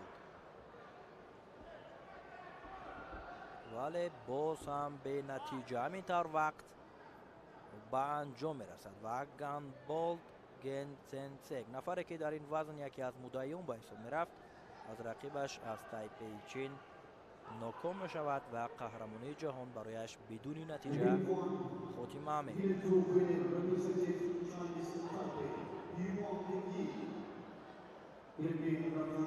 یوان یی از تایپه چین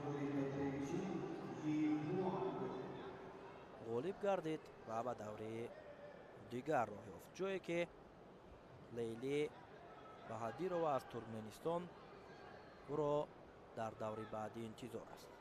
توجه میکنیم به نوارهای تکراری از رقابت این جفت.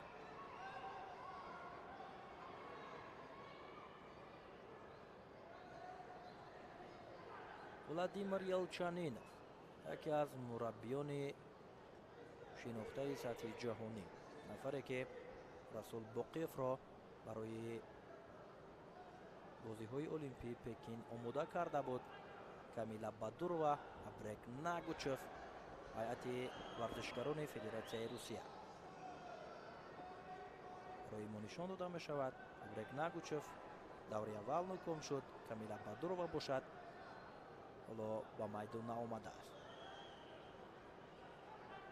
سرور عبدالشکورов یک نفره که امیدهای خیلی زیاد بود برای اشتراک در قهرمانی جهانی گشتنگیری، ولی با همان سبب‌های نامعلوم این چهره در مسابقه‌های انتخابی اشتراک نورزید.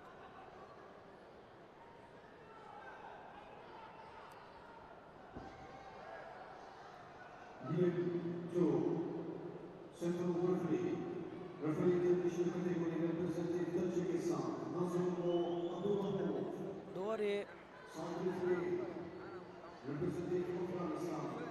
تاجیکستانی نازل عبدالرحمانوف همچون داوری مرکزی رقابت دومی بانوان وزن تا 57 کیلوگرم میان نماینده کشور ایتالیا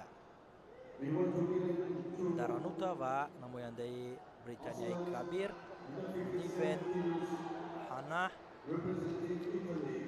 حکمی میکنند.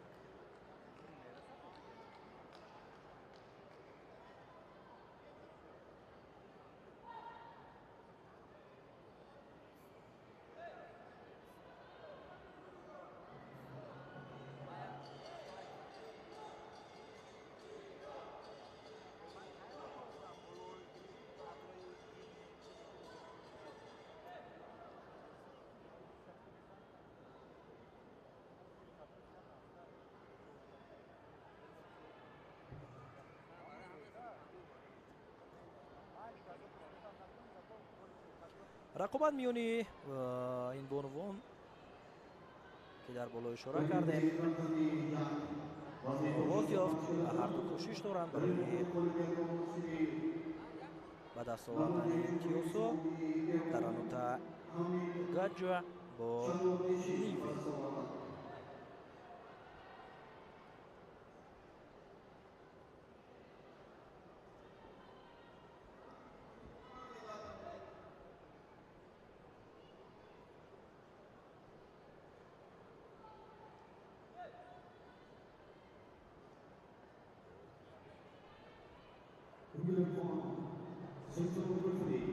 کوشش از جانب گاجا درانوتا بود، هرچند که کوشش هایشان به نتیجه است، ولی همین گونه باید حرکت ها باشد.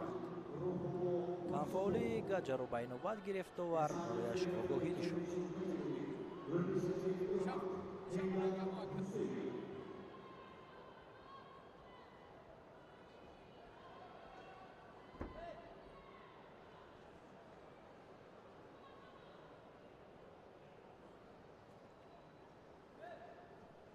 گیرد یعنی دومه دهد رقابت رو.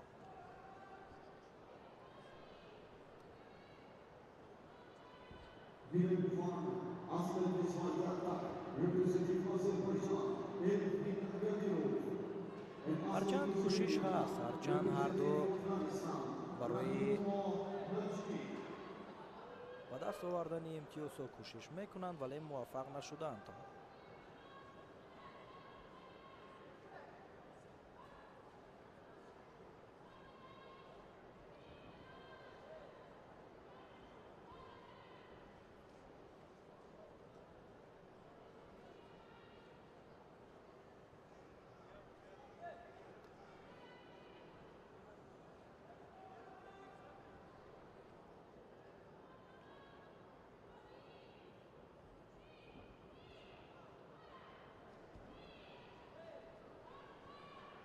دو دقیقه دیگر فرصت دارند این گل دختران برای امتیاز گرفتن. در صورت موفق نشدن برایشان 3 دقیقه علاوه هم علاوه می شود، ولی فکر میکنم که در فرصت باقی مانده با گرفتن امتیاز شرفیاب میگردد.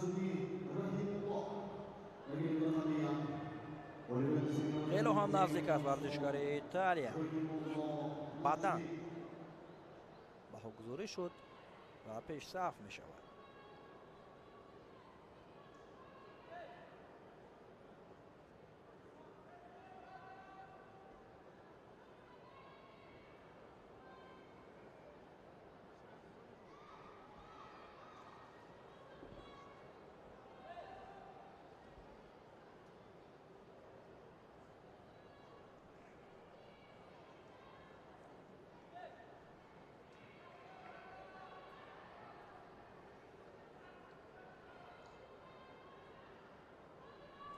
در وزن تا 57 کیلوگرم از تاجیکستان دو ورزشکار جانانه نظرова با شاهیده قلندرова هم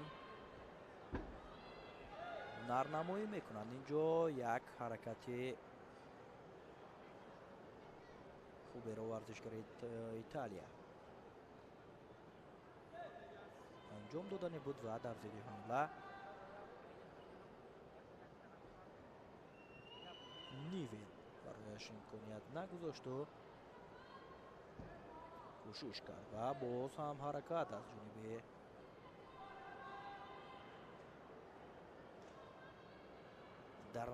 درانوتا. کمتر از یک دقیقه دیگر وقت باقی مانده است.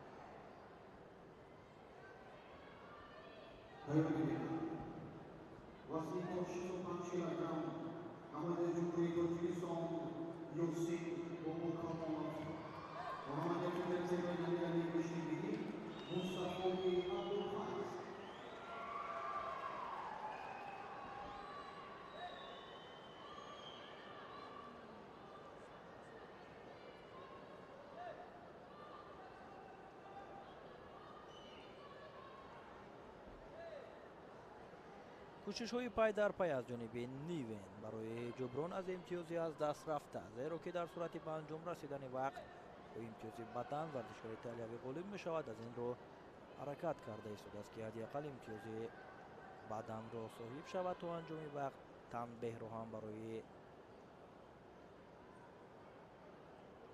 درانوتا نصرالله عبدالرحمنوف داورین قوزمایی نشان داد.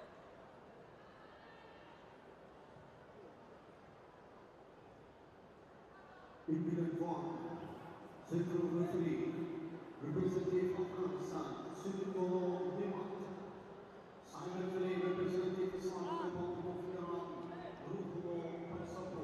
همینطور وقتی قوزمایی به انجام می رسد با یک امتیازی بدن ورزشکار ایتالیایی درانوتا غالبیت را به دست می آورد و به طرف دیگر راه می جایی که با نماینده کشور ایران ستایش جلال‌الدین قوزمایی میکنه.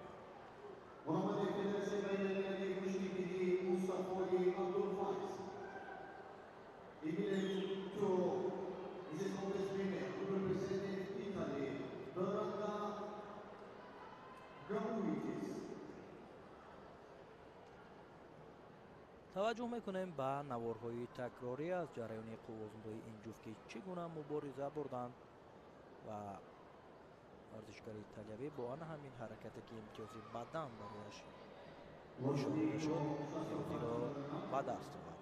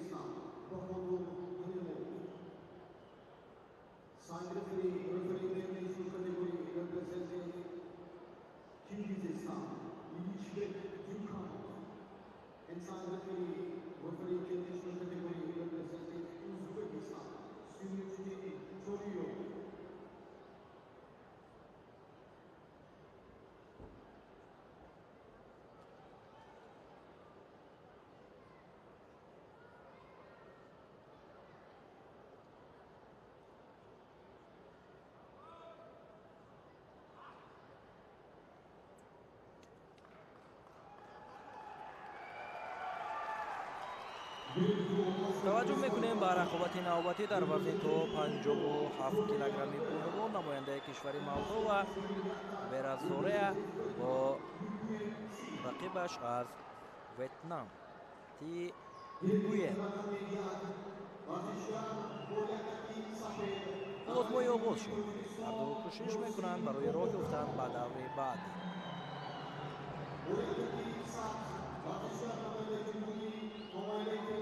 از لحظه های اول حرکت ها بسیار هم خوب است در رقابت این جفت.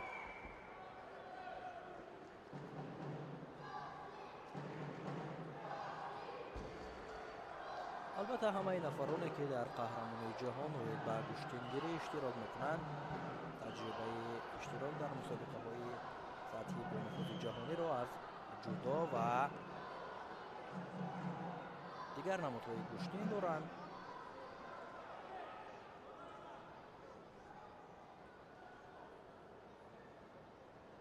کوشش‌ها برای اصول اجرا کردن بسیار هم خوب است از گرفتن یک رقیب. نگوین بسیار هم خوب داشته بود ولی آنقدر خوب استفاده کردن نتوانید سر کردن. باز هم نزدیک میشوند و کوشش های ادامه می‌دهند.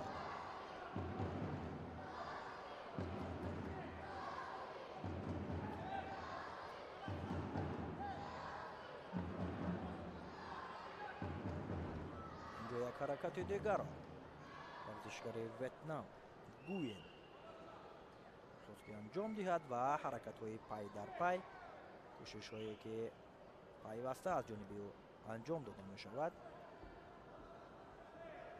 داور رو هم مجبور کرد که برای رقیب آگاهی نشان دهد.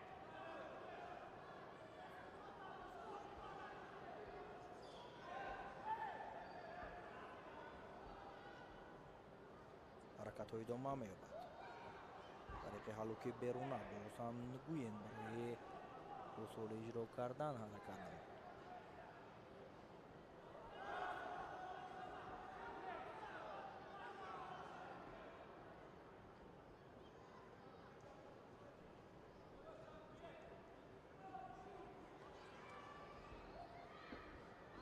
حرکت ها پیوسته از جانب ورزشگر ویتنام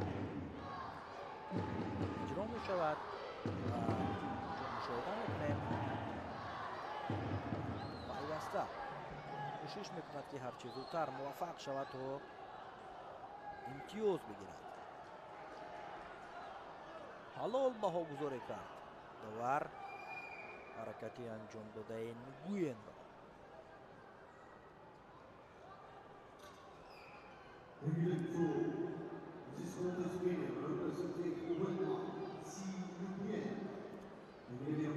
ورزشگری کشور ویتنام به دوره دیگر می رود و برای ویرا زوریا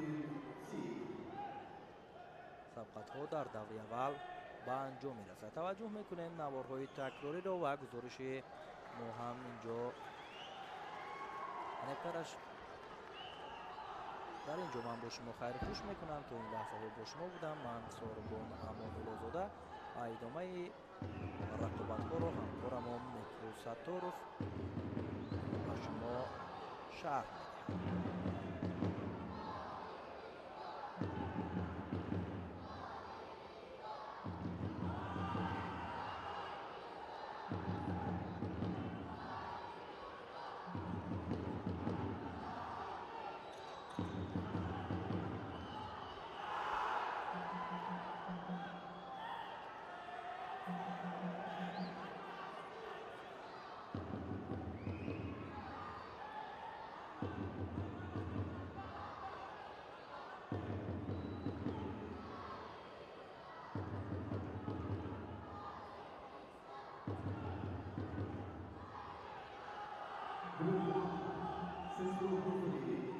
Representative of France, Mansour Binsada.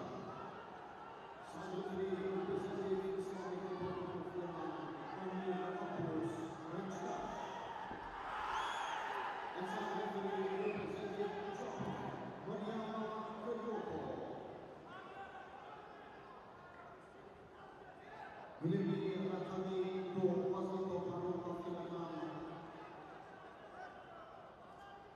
Mariana Abdus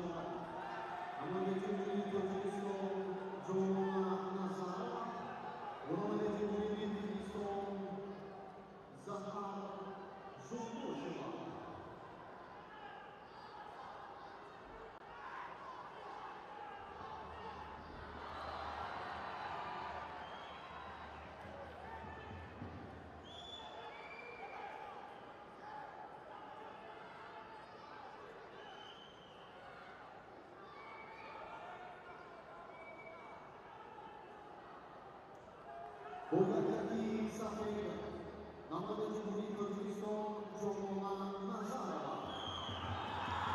Bugatti Safed, Namada Jumhuri Kyrgyzstan, Zahra Zulkoshova. бинандаҳои азиз, рақобати бунвон идома меёбад. дар вазни то 57 кило мо алон гулдухтари тоҷик паҳлавони шинохта Ҷонона Назароваро мебинем, ки андари майдони рақобат шуд ва нерӯсанҷии аввали худро дар доираи рақобатҳои чемпионати ҷаҳони гӯштингирӣ роҳандозӣ мекунад. рақиби ӯ чуноне ки муаррифӣ гардид аз кишвари Қирғизистон Жанар Жолдошова аст, ки алон рақобати онҳо шурӯъ шуд. ҳаракати аввал аз ҷониби паҳлавони мо буд барои партофт ва боз ҳам иқдоми анҷом додани усулро маҳз Ҷонона Назарова гирифтааст. дар ҳолати мавқеъгирӣ на чандон устувор буд, вале то ба охир ҳаракаташро бурда расонид.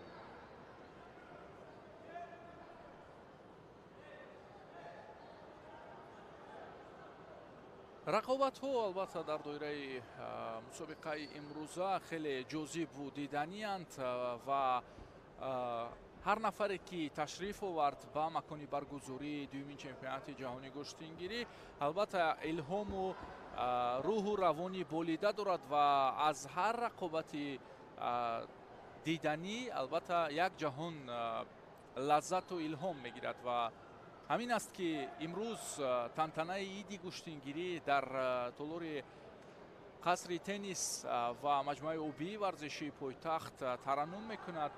воқеан як иди гӯштингирӣ аст имрӯз, як рӯзест ки дар таърихи варзиши меҳан сабт мешавад ва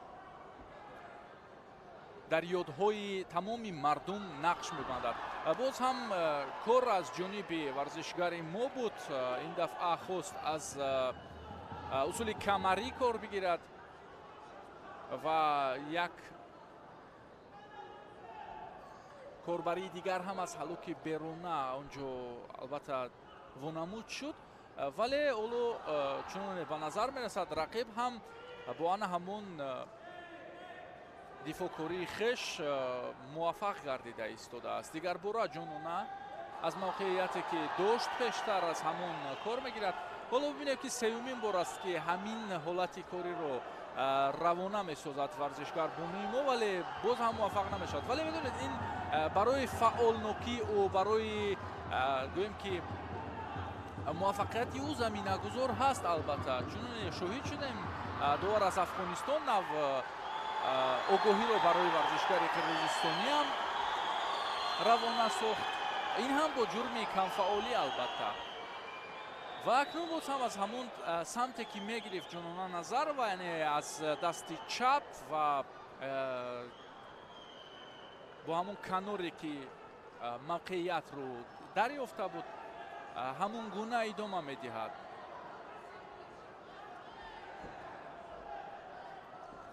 ин якам гӯем ки ҳолати исти маҳкам ҳам ҳаст. рақиб хеле душворӣ мекашад дар чунин ҳолатҳо барои анҷом додани усул. албатта ин ҳолатро мо хуб ҳам мушоҳида карда истодаем, ки барои варзишгарбонуи қирғизистонӣ Жанар Жолдошова тарзи кори варзишгарбонуи мо як сарбории алоҳида мебахшад. боз ҳам аз алоқи лав ва боз ҳам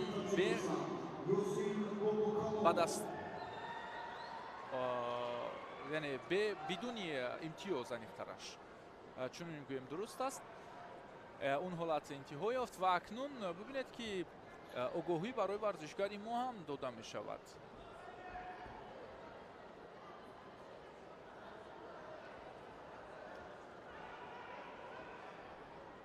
рақобатҳое ки дар рӯзи аввали чемпионат роҳандозӣ шуданд дар вазни бонувон ҳамин вазн ҳамагӣ гӯем роҳ дода шудааст ва боқӣ дар се вазни дигар мо бачаҳоро мебинем. боз ҳам талошу азму кӯшиши ин ду чеҳра бе натиҷа интиҳо ёфт ва тарзи гӯштингирӣ аслан ки якхела аст аз ибтидо то кунун. як тарзи ҳолати гирифтан, як тарзи роҳандозӣ кардани усул, ҳаминро мо бештар гӯем ки мушоҳида карда истодаем.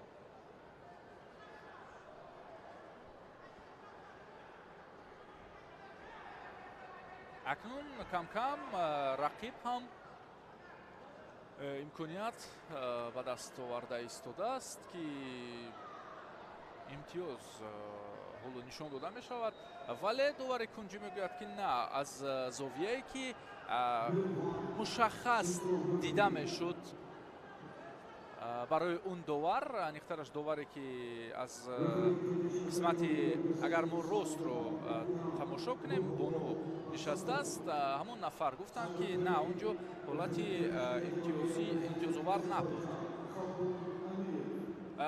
то ба ҳадди имкон ҷонона Назарова онҷо дифоъ кардааст, чунин дар ҳолати такрориам аз чанд зовияе ки ҳамкорони мо инҷо нишон доданд, мо дидем воқеан довари кунҷи бонуе ки инкор кард дар лаҳзаи аввал дуруст буд нигоҳи ӯ. хуб, инҷо мебинед ки рақобат лаҳза ба лаҳза ҷараёнаш хубтар мешавад, аниқтараш мешуд то кунун, ва мо боз чанд лаҳзаи дигар дар вақти тиллоӣ ё ки ба истилои аслӣ Golden Score нерӯсанҷиро хоҳем дид. худ шумо мегуфтем ки ҷараёни рақобат суст намешавад, ҳамун гӯем ки ҳолатҳое ки дида мешуданд боз бештар равонамуд мегарданд, дар ҳоле ки ҳардуам воқеан ҳар лаҳзаи ин сабқатро бо ана ҳамун ҳаракату бо ана ҳамун кӯшишҳои партоф намудан пиёда карданд. ин ҳам як хастагиро албатта мебахшад ба варзишгар ва вонамуд ҳам мешавад ки ҳарду хаста ҳам шуданд, вале мебинед ки ана ҳамун ирода, ана ҳамун қувваи ботин намегузорад ки дар чунин лаҳзаҳо албатта аз ҷараёни сабқат, яъне аз ҷараёни ҳамон зурозмоӣ худро канор бигирӣ. баръакс боз ҳам корро бештар месозӣ, ҳаракат мекунӣ ки то ба охир ана ҳамон азме ки дорӣ дар мавқеи доштаат, то ба охир корро бурда расонӣ ва ин аст характери воқеан паҳлавонӣ ва ин аст характери қаҳрамониам гӯем агар дуруст меафтад. хуш, боз ҳам бидуни амалкард мо мебинем ки инҷо ҷараён дошт рақобат ва довар ҳам ба ин ишора буд ки ба ҳарду гӯем ки муҷозот бидиҳад ва бо сабабе ки муҷозоти дуюм шуд барои паҳлавони қирғизистонӣ, ҳоло бошад мо истиқбол аз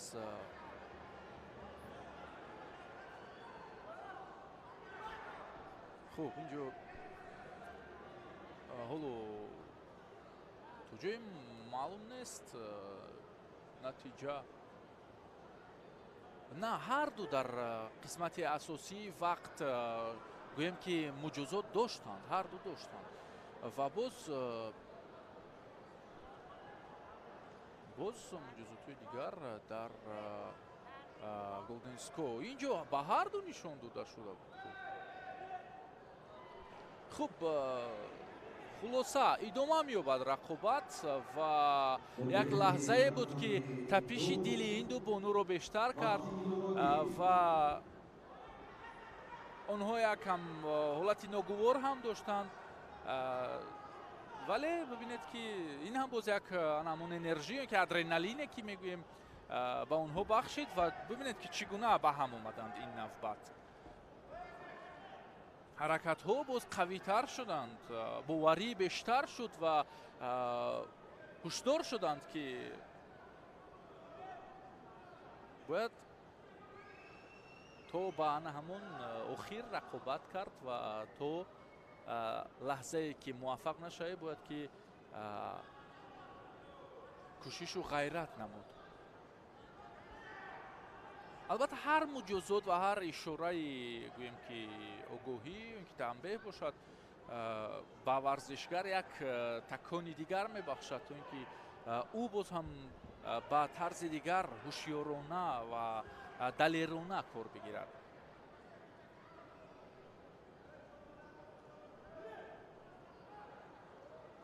зиёд хаста шудам воқеан ин ҳолат дар ҳолу ҳавои ҳарду бону эҳсос мешавад, вале ягона чизе ки онҳоро ба пеш мебарад ин ҳам албатта муваффақият аст. билохира бубинед ки инҷо муҷозоти дигар ба ҷононазар ва дода мешавад. боз гӯем ки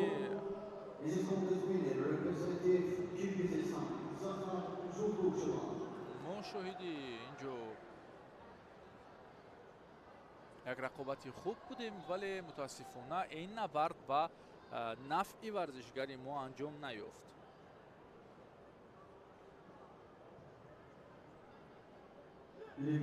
хуб, акнун Жанар Жолдошоваи қирғизистонӣ ки навакак муваффақ шуд бо варзишгарбону аз Моғулистон зӯрозмоӣ мекунад.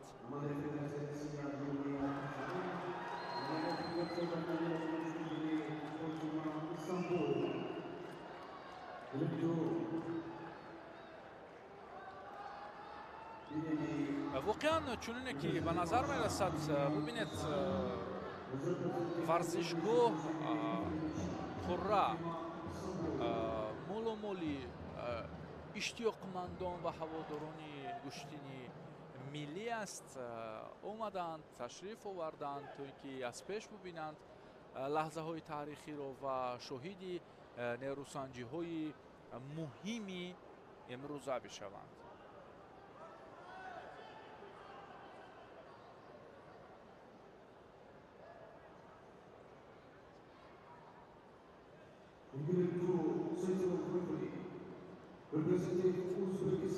хуб, акнун боз ҳам мепардозем ба нерӯсанҷӣ. ҳоло доварон муаррифӣ мешаванд барои сабқати дар пеш истода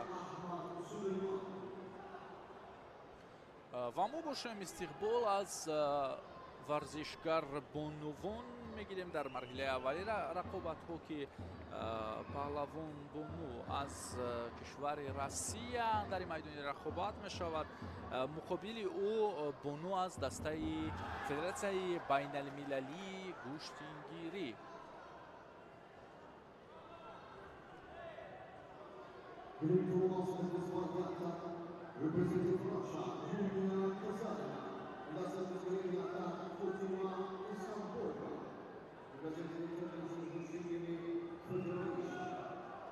хуб, дӯстони азиз, Фотима Исанбоева намояндаи Федератсияи байналмилалии гӯштингирӣ гуфтем.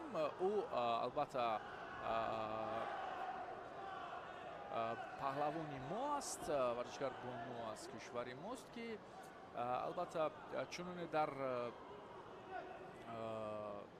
нишасти хабарӣ пеш аз мусобиқа ҳам иттилоъ дода шуд. варзишгарон албатта ҳастанд ки аз гӯем ки марҳилаи интихобӣ мусобиқа гузаштанд ва ба ҳайати гӯем ки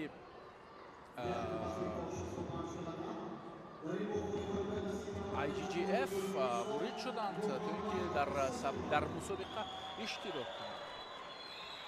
ҳоло бошад, варзишгарбонуи кишвари Россия зиёд фишороварӣ дорад.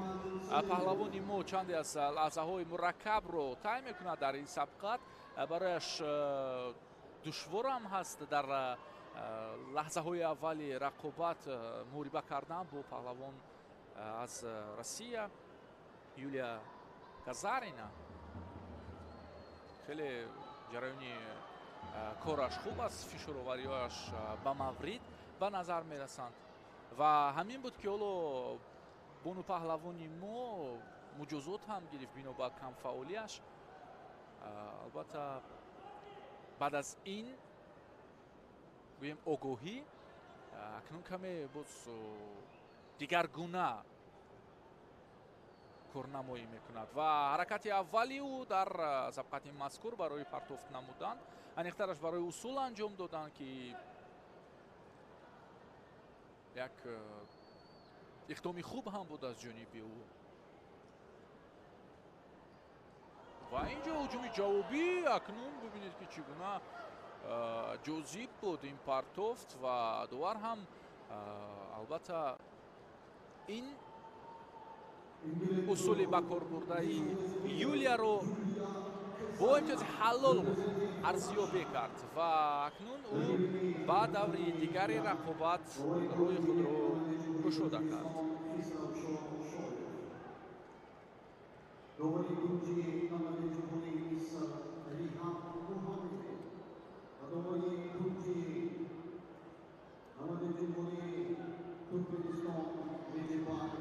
партофтҳои диданию шавқангез имрӯз воқеан зиёд ба назар мерасанд, чӣ аз ҷониби бачаҳо, чӣ аз ҷониби бонувон, ки ин ба гӯем ки ҳусни ин сабқатгоҳ боз як зебоии алоҳидаро замм мекунад ва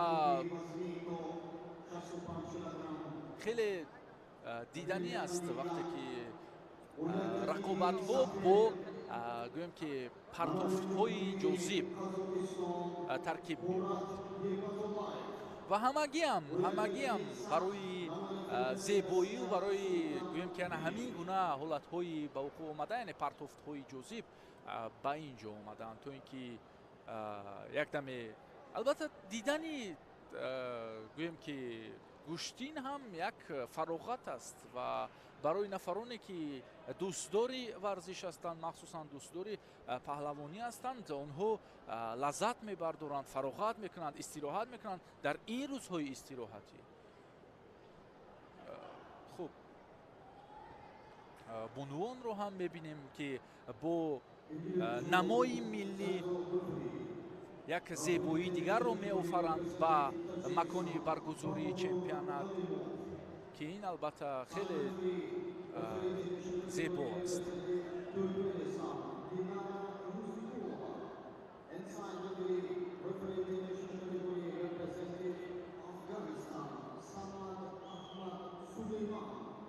хуб, доварон ҳам муаррифӣ шуданд. довари марказӣ аз кишвари мо Баҳодур Ҳалимов аст ки ҳоло гӯем ки бо ҳамкасбони худ ба кори худ шурӯъ мекунанд ва мо бошад истиқбол мегирем аз ду чеҳра, паҳлавонон аз кишвари Тайпейчин ва аз Туркманистонанд дар ин майдони рақобат шуданд ки албатта варзишгарбонуи Тайпейчин як марҳилаи рақобатро албатта гузашта буд. бо варзишгар аз дастаи IGGF, яъне Федератсияи байналмилалии гӯштингирӣ, ки паҳлавони моғулистонӣ буд, Ҳуанги бар ҳамун чеҳра зафар ёфта буд ва ҳоло бошад бо яктаки сафед муқобили варзишгарбоно аз Туркманистон истодааст. Лейли Баҳадирова, варзишгарбонуи туркманистонӣ, дар даври аввалини рӯсанҷиҳо озод буд ва роҳаш дар ин сабқатгоҳ аз марҳилаи дуюми рақобатҳо шурӯъ гардидааст, ки дар рӯбарӯи худ Ҳуангиро мебинад.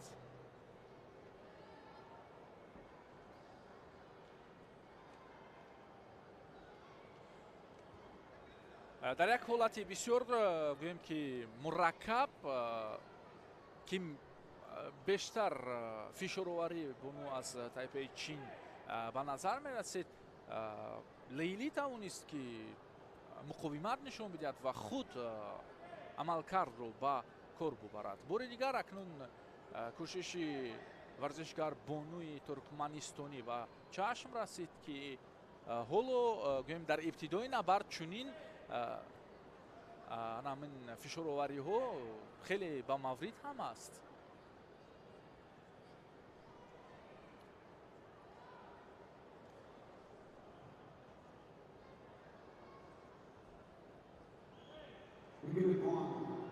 Central referee representing Tajikistan, Rahmonali Sharipov. Side referee representing Tajikistan, Hisam Shoaib. And side referee representing Turkmenistan, Zarina Saparova.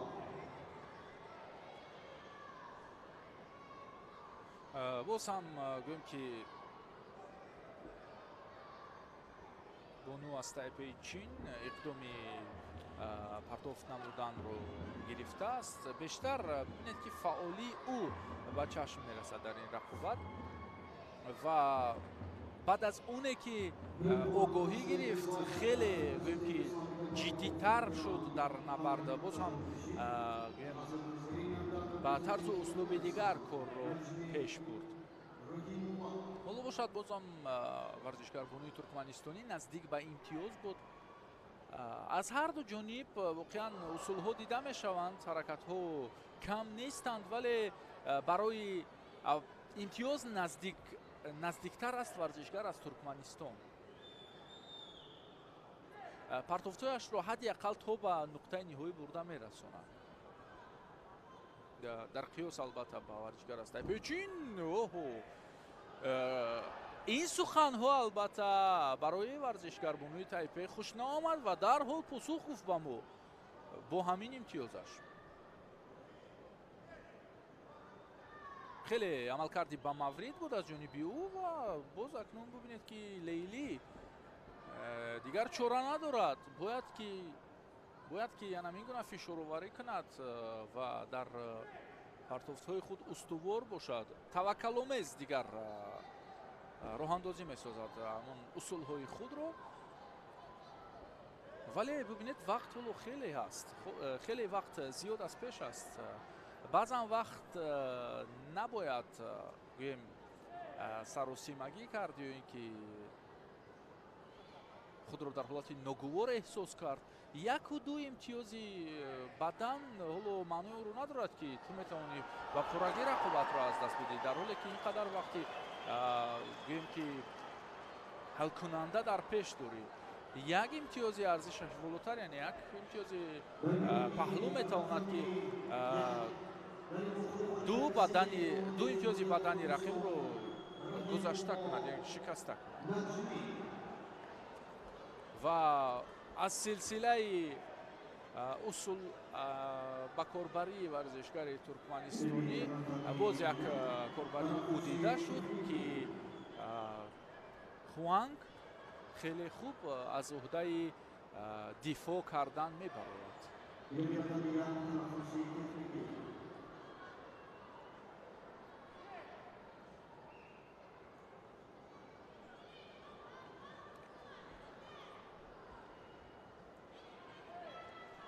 دیگر تا کاری رقیب رو یافته است. خوانگ میداند که چی قدرت دارد لیلی و کدام اصول ها رو بیشتر به کار میبرد.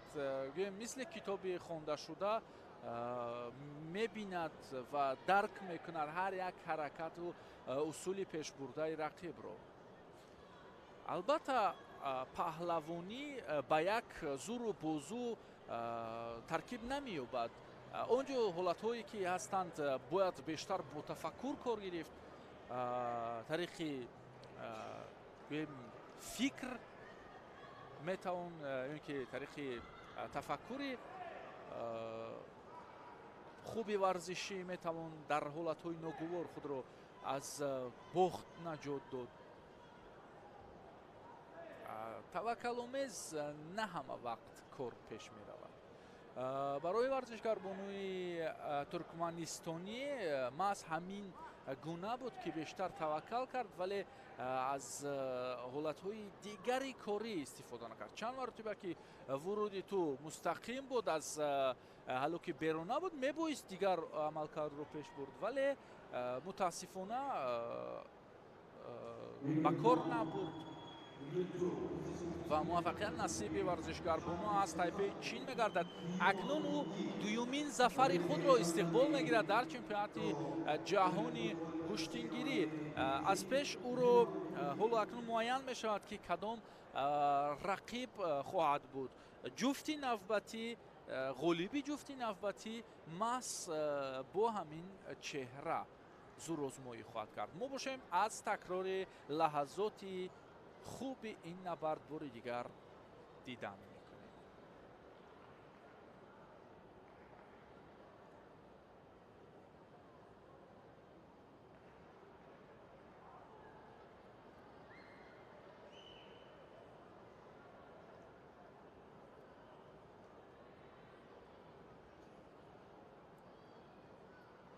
البته در نشستگاه ها گاه به نظر می رسد و میبینیم که البته ورزشکاران از کشورهای دور تشریف آوردند و امروز سبقترانی میکنند. امروز و فردا از ایتالیا و از کشورهای افریقایی و از اون طرف اقیانوس و از قطعه آسیا البته خیلی زیاد هستند. ما که از کشورهای اروپا نام بردیم و حالا باشد از سبقترانی بانوی ایتالیایی خواهیم گفت. میبینیم که بانوی ایتالیایی گوشتین ملی ما را چگونه نشان میدهد و از پهلوانی دیدن میکنیم. مقابل او ورزشکار بانو از کشور ایران، از جمهوری اسلامی ایران اندر میدان رقابت میشود. ما با کدام مقصد از که تشریفی ورزشکارانی دور و نزدیک گفتیم. البته الان گوشتینگیری رو در بیش از 70 کشور دنیا پذیرفتند و فدراسیون‌های ملی گوشتینگیری در اون کشورها تأسیس داده شده است که اون فدراسیون‌ها البته فعالیت میکنند و مسابقات داخلی یعنی تشکیل میشوند، راه اندازی میشوند در هر اون کشورهایی که البته تعدادش رو منبر کردیم. و یکی از مقصدهای فدراسیون گوشتینگیری هم همین است که تعداد رو باید باز هم وسیع‌تر نماید و قدمی نوبتی این با بازی‌های آسیایی راه یافتن ورزش اجدادی ما است که البته فکر میکنم این کار هم قدر دور نیست و ما در سالهای نزدیک باز هم ترنم گوشتینگیری رو در سبقتگاه محتشم بازی‌های آسیایی خواهیم کرد. خوب، دو تن از چهرهایی که ما گفتیم، یکی از ایران دیگری از ایتالیا در میدان رقابت شدند و معرفی هم گردیدند. البته خوب، ما گایا درانوتا رو میبینیم که در رقابت اول در حال خوب بود نیروسنجیش از ابتدا تا انتها، اما در سبقت نوبتیش حالا مقابل او پهلوانی قوی تر ایستاده است. در دیداری اول او با ورزشکار از بریتانیا کبیر روبرو شد، اکنون باشد با ورزشکار از ایران انیقترش ستایش جلالی‌الدین.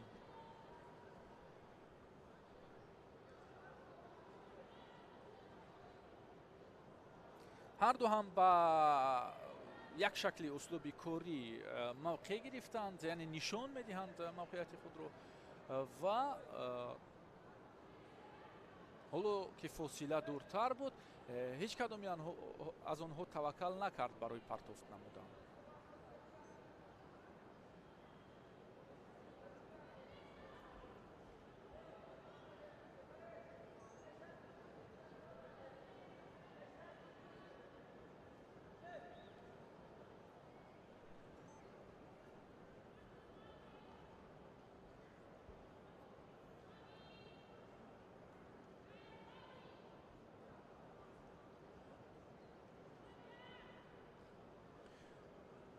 قریب که یک شکل است این نبرد ва якгуна ҷараён дорад.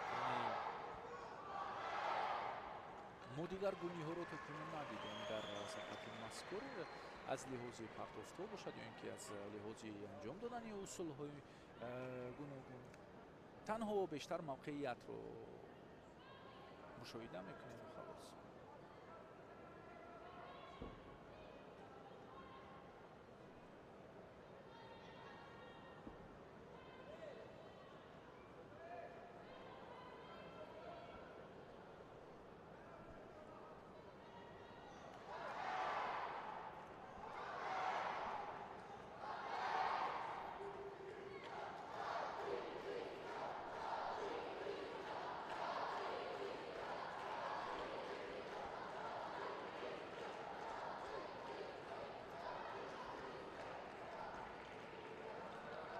خب اکنون ورودی ورزشکار بانوی ایرانی اینجا بدن خیلی خوب بود کارش. بالاخره ما در این سبقت پرتافت رو دیدیم و یک باره پرتافت امتیازآور. یکی از برتری هایی که سبقتگاه دوشنبه شهر البته دارد این هم باشد دستگیری مخلصان، هواداری آنها. به حساب می رود که حتی گویم در جریان رقابت ها آنها نه تنها گویم که ورزشکاران خودی را دستگیری میکنند بلکه سبقت هایی که ورزشکاران کشورهای دیگر دیده میشوند آنها البته دستگیری میکنند برای انگیزه ورزشکاران، برای بگیم که یک الهام ببخشند به آنها تا اینکه رقابت را جانناک نمایند. دستگیری های خود را دریغ نمیدارند که البته این خوش قبول می شود برای پهلوانان.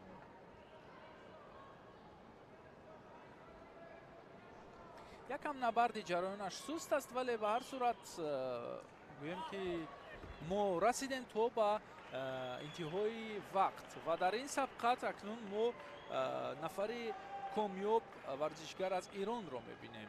ستایش جلال‌الدین توانست که در یک اصول به کار برده‌اش امتیاز بدن را مال خویش سازد و با همین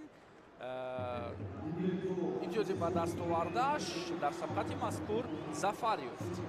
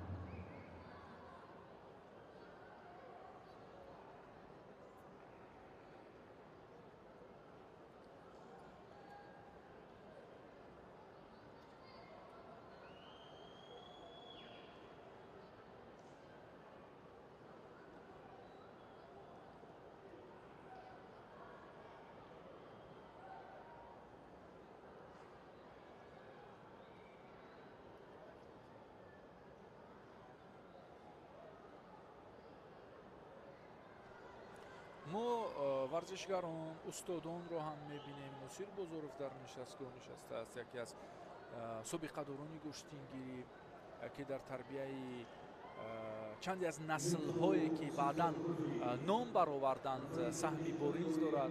البته پیرانی روزگار دیده، نفرانی سابقه‌دار و در این ردیف باز نسلی نو که در نشستگاه ها نشستند همگی چون به نظر می رسد خیلی حال و هوای خوب دارند از جریان برگزاری رقابت ها و از شکوه این مسابقه.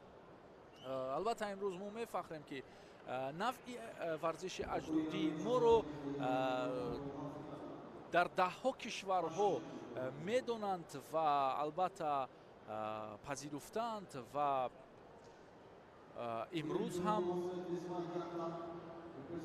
ما چنون بالاتر اشاره داشتیم ورزشکاران از بیش از 70 کشور دنیا رو استقبال گرفتیم در چمپیونات جهانی امساله. ин теъдод албатта бештар аст нисбат ба соли 24 ки аввалин чемпионати ҷаҳони гӯштингирӣ баргузор шуда буд ва шумораи варзишгарон ҳам албатта тақвият ёфтаанд. хуб, ин навбат бошад истиқбол аз ду бонуи дигар мегирем. рақобати варзишгарон аз Ҳиндустон ва Олмон мавриди назаранд. Дарья Сонам ҳарду ҳам албатта ҳоло мо муаррифӣ мекардем ки варзишгарбонуи олмонӣ гӯем рақобатро ҷамъбаст кард. пирӯзии ӯ аст бо як партофти бисёр шадид тавонист ки нуқтагузор бошад дар ибтидои набард. хеле зуд ин рақобат ҷамъбаст шуд.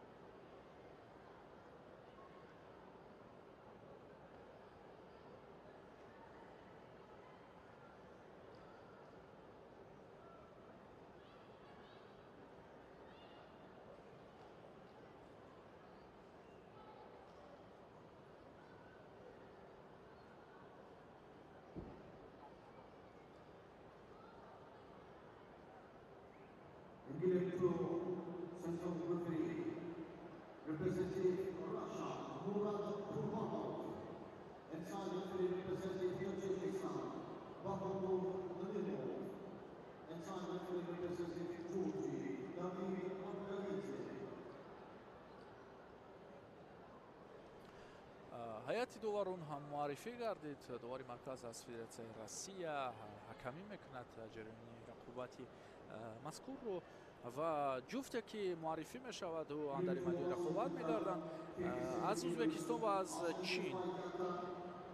бону аз Ӯзбекистон Ҳилула Ортиқбоева ва варзишгар бону аз Чин Лин Линглинг.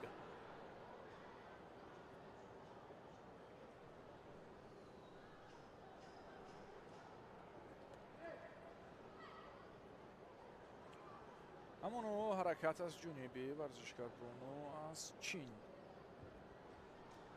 чун ӯ ҳоло ҳавои тоза дорад, аввалин рақобати ӯ аст, вале барои Ҳилула бошад ин дуюмин набард ба шумор меравад. даври аввал ӯ зафар ёфта буд.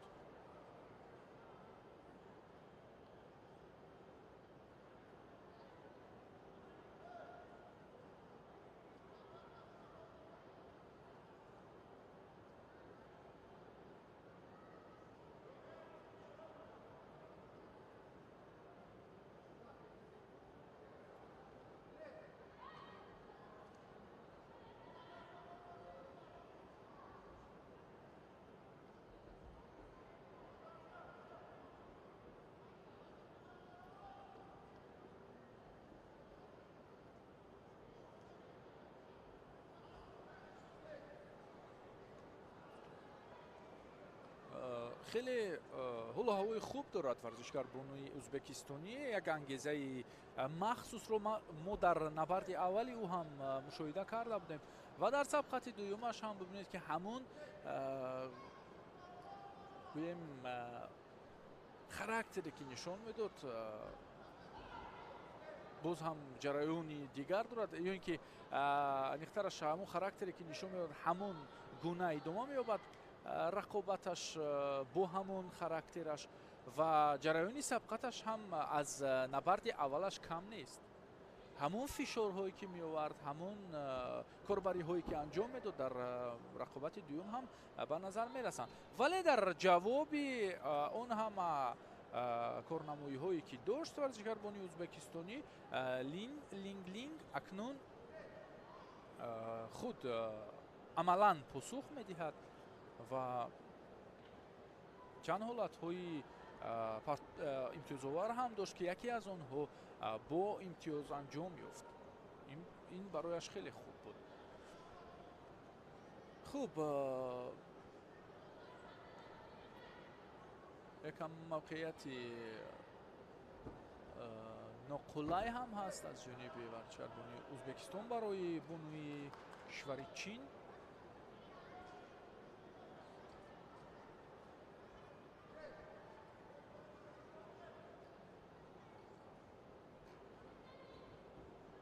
оҳо, ана ҳамин гуна зебоиҳо хеле гӯем ҷазобияти дигар мебахшанд ба ҷараёни мусобиқа. инҷо зидди ҳамла ба кор бурда шуд. хеле устувор, саривақтӣ ва бармаҳал.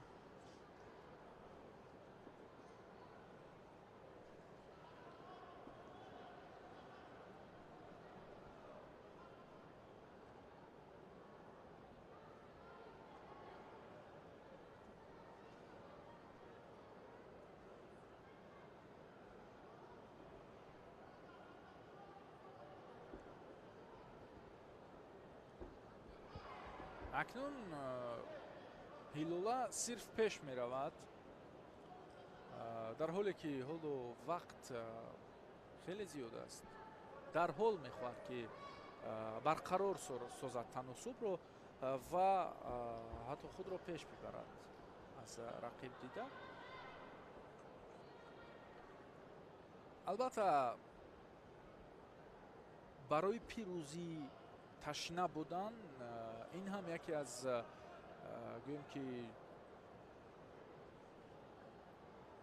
асосҳои қаҳрамонӣ ҳам маҳсуб мешавад. оташи чашмон, хоҳиши пирӯзӣ ва мақсади муайян метавонад дилхоҳ нафарро ба қаҳрамонӣ бибарад.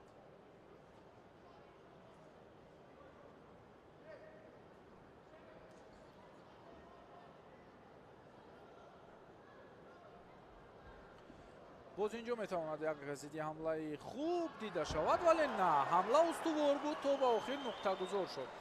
имтиёзи ҳалол, пирӯзии бешаку шубҳа барои варзишгарбонуи ӯзбекистонӣ. хеле гӯем ки хеле кӯшиш кард, хеле худро маҷбур ҳам сохт, хеле барояш вазнин ҳам буд то ба ин ҳадаф расидан. кам кӯшишҳоро ба кор набурд, хеле зиёд ҳаракат кард, ғайрат кард ва билохира албатта ба мақсад мерасонад ҳар як ана ҳамон ҳаракате ки бо иродаи қавӣ пеш бурда мешавад.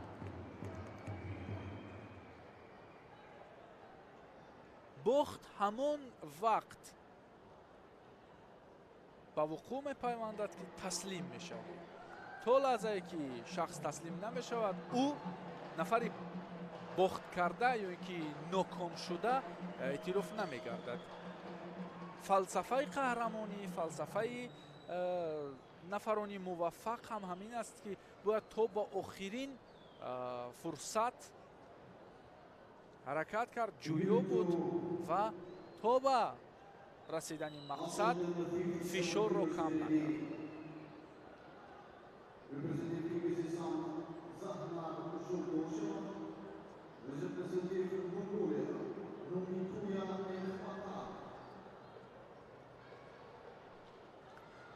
владимир елчаниневро ҳам мебинем, яке аз собиқадорони варзиш ки дар ҳамаи мусобиқаҳои куштигирӣ албатта мафсуф ташлиф меорад ва тамошо мекунад паҳлавонии насли имрӯзаро. чунон эболо ишора доштем, дар қатори ҷавонон, дар қатори нафароне ки шояд нав қадам гузоштанд ба гӯштингирӣ, яъне насли навро дар назар дорем, جوانان رو هم میبینیم، سابقه‌داران رو هم میبینیم. پیر و برنا همگی جمع آمدن تا اینکه تنتنه امروزه رو ترنم کنند و شریک باشند به هر لحظه های تاریخی که به وقوع میپیوندد. En caso di Svignana, representative Mongolia, Dunya El Fatah.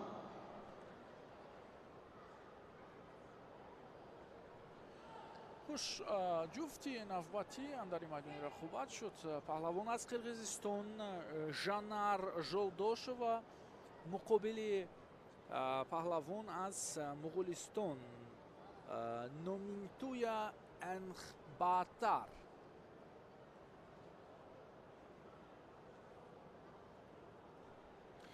انخباتار البته تجربه خوبی گوشتینگیری دارد و ما البته چندین بار شاهدی هنرنمایی او هم گشتیم و ژانار ژولدوشوا در دوره اولین سبقترانی جنون نظر و رو موجب بخت کرد. یک خاراکتری الوهیده خوبی ورزشی را نشان داد در اون سبقت. نبرده بود که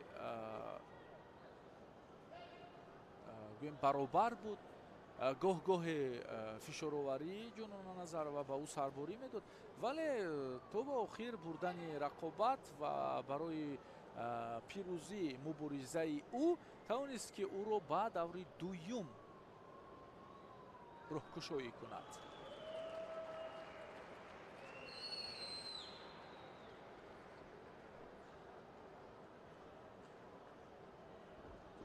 حرکت انخباتار اصولی سر کتف میتوانست به وقوع بپیوندد از جانب او و چون نبرد قبلی ورزشکار بانوی قرقیزستانی دفاع خوبی خود را نشان میدهد.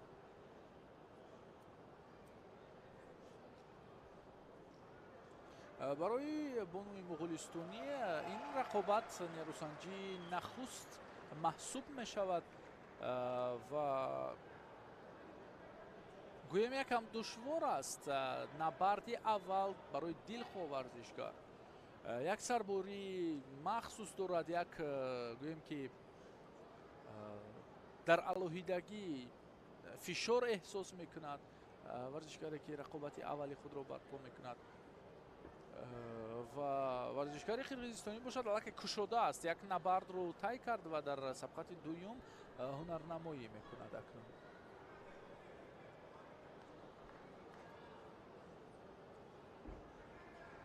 اصولی سر کتف از جانب ژانار.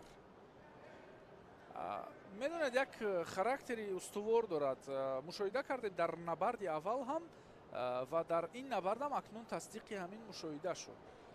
یعنی چی؟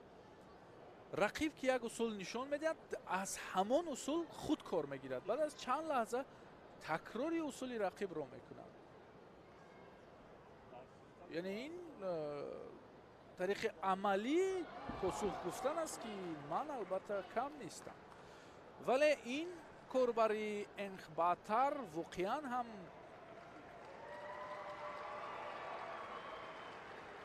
برای موفقیتش زمینه خوب گذاشت. پرتفت عالی از جانب او بود، میتوانست امتیازی بیشتر رو هم کسب کند، یعنی میتوانست قریب حلال هم کند، ولی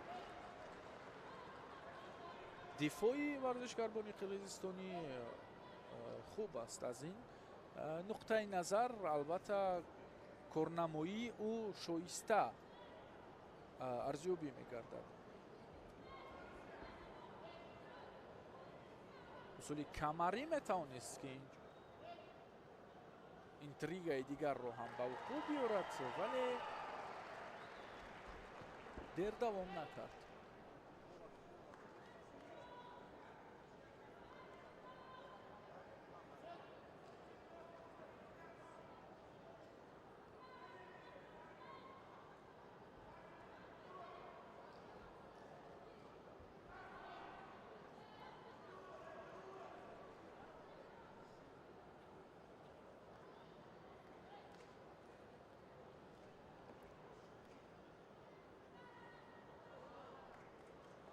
акнун огоҳӣ барои инқбаътар. баъд аз оне ки имтиёз ба даст овард, ӯ якам гӯем ҳамлаҳои худро коҳиш дод ва бештар барои дуюмин шуда кор кардан корнамоӣ нишон медод. ҳоло фишори мутлақ аз ҷониби Жаннар Жолдошева ба назар мерасад ва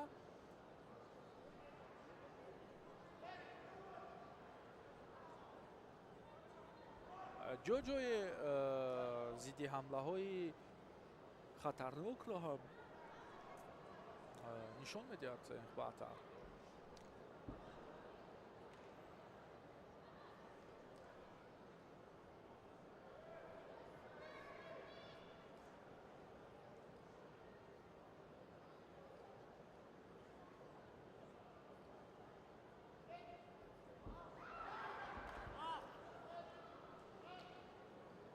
хуб, вақт ба анҷом расид ва дар ин набард варзишгар-бону аз кишвари Моғолистон Нумитуя Инқбаътар зафар меёбад.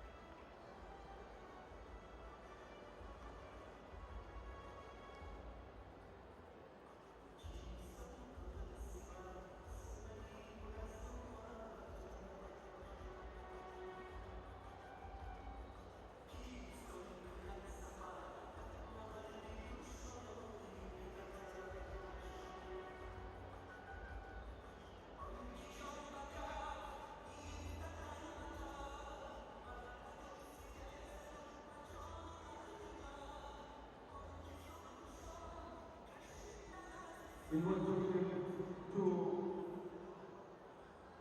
representing Russia, Yulia Kazarina, representing Korea, Joe Ingen.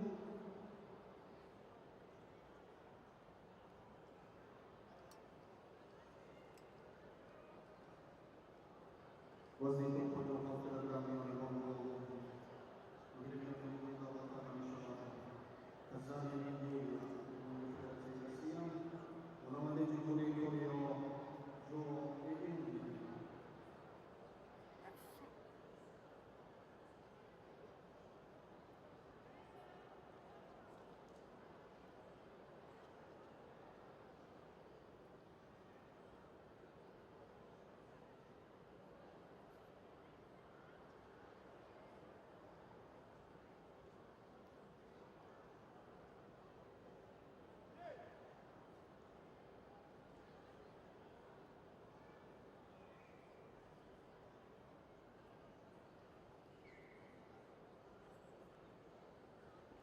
ҷуфти дигар вуруди майдон шуданд.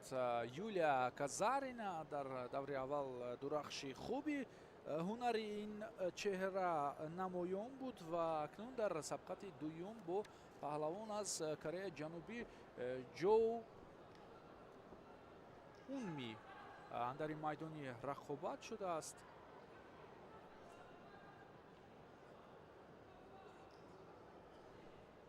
ва ин сабқат акнун барои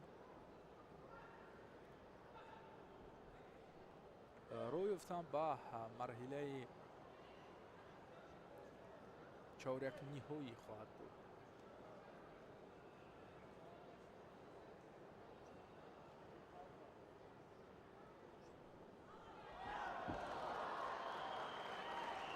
ин имтиёзи комили ҳалол аст. ин партофти муҷаллои юлия казарина бори дигар собит месозад ки ӯ дар ин сабқатгоҳ яке аз муддаиён барои роҳ ёфтан ба марҳилаи ниҳоӣ дониста мешавад. дар сабқати аввалаш ҳам ҳалол буд, дар сабқати дуюмаш ҳам ҳамин имтиёз ба вуқӯъ пайваст. хеле гирифти хуб буд, мавқеияти устувор дошт ва партофтро ҳам бо боварӣ, бибинед, бо боварӣ роҳандозӣ кард. бидуни шаку шубҳа бибинед, ду шона ба замин зад варзишгар аз Кореяи ҷанубӣ.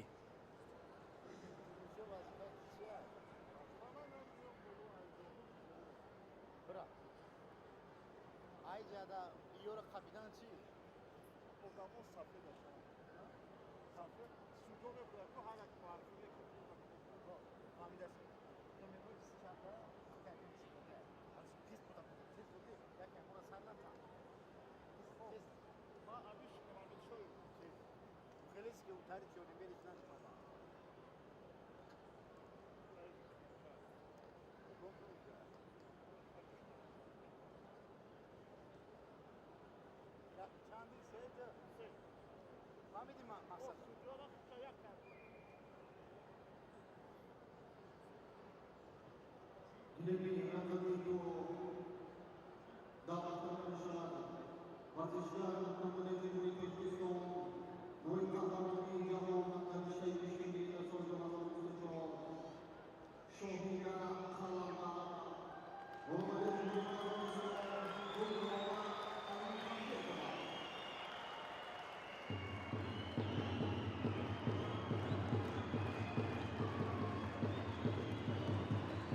акнун ин ҳама кафкӯбию шуру шавқ ба ҷониби Шоҳида Қаландарова ҳаст.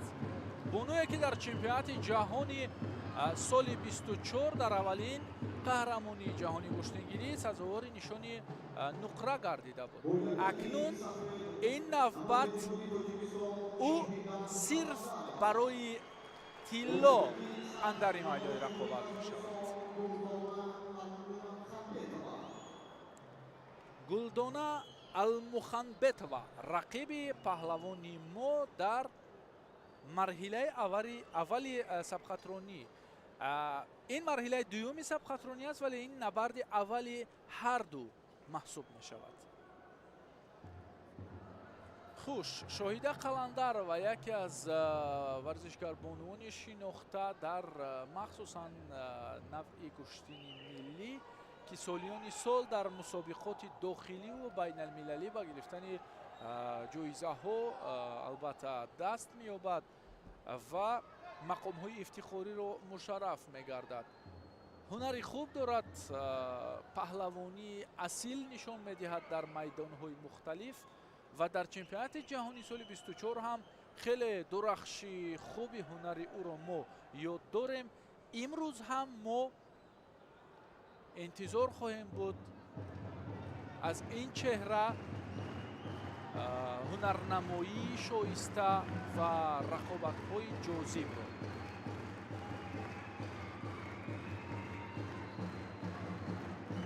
авҷи дастгириҳои мухлисон албатта барои комёбии варзишгари мо заминаи хуб хоҳад гузошт.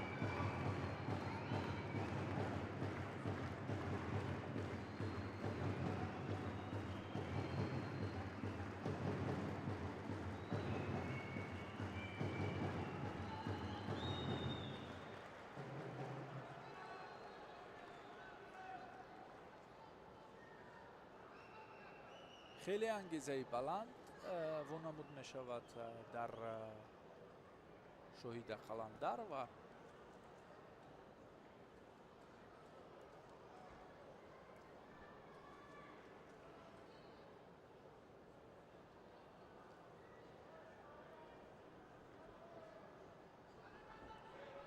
ва акнун инҷо фурсати партофт кардан расида буд. якам интизор шудем ҳамин гуна ҳолатро.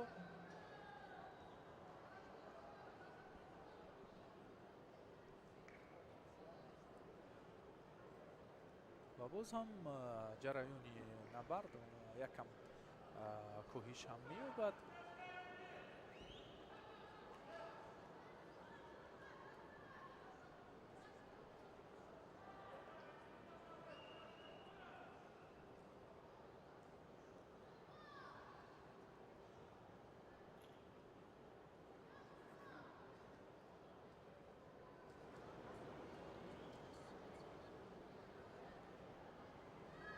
саросима нест, шоҳида шитоб намекунад, худро гум намекунад. Ин албатта аз таҷрибаи ғанӣ дарак медиҳад ва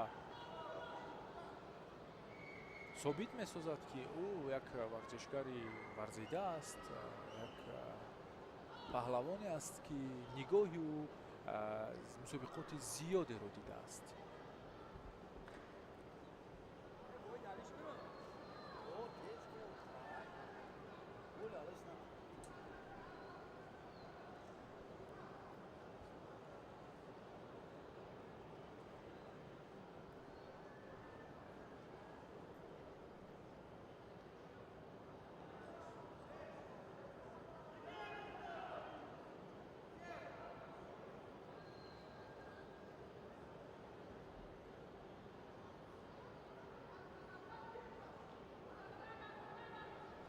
акнун шояд ҳамин лаҳза фурсат фаро расида бошад, ки як ҷозибият биёфарад варзишгари мо.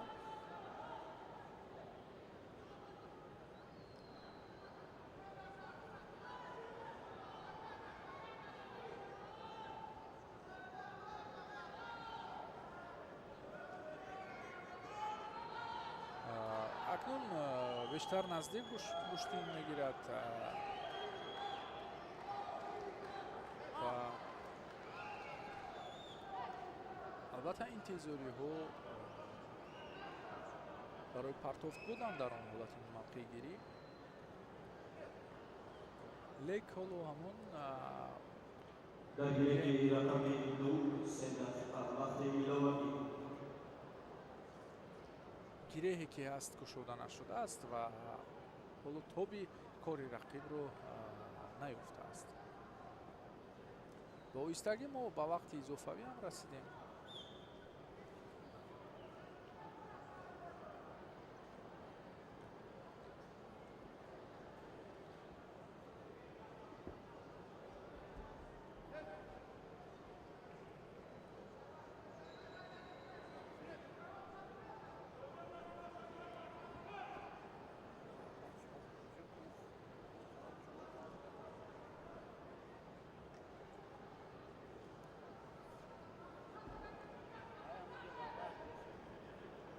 از آن اصولی که شویده قلندر و بیشتر کار میگیرد، مقابل گلدانه هلو کار نمیدهد.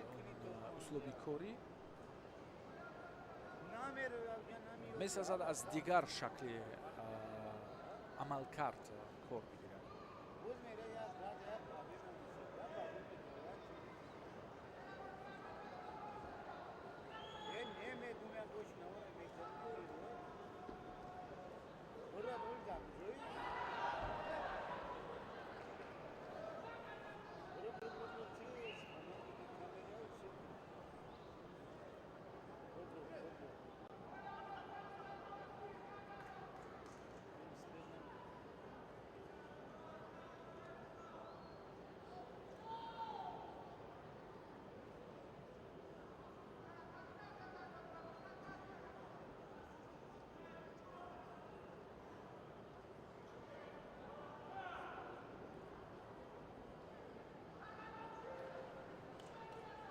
اکنون رقیب حرکت پیش می‌برد، یکم استوار موقع گرفته است که شاهده هم اکنون مجبور میشود یکم فاصله رو نگاه بدارد و بالا خود رو رها میکند اندک.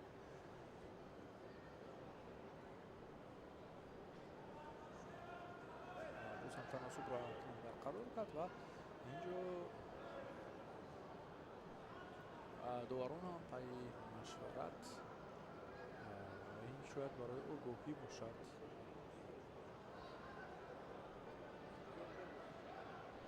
البته کاری دوران تقویت یافته است و خیلی خوب از عهده کار میبرایند در مسابقات مختلفی گشتنگیری و امروز هم در چمپیونات جهانی گشتنگیری ما چند از لحظه های نوزوک رو دیدیم که خوب حل کرده شد.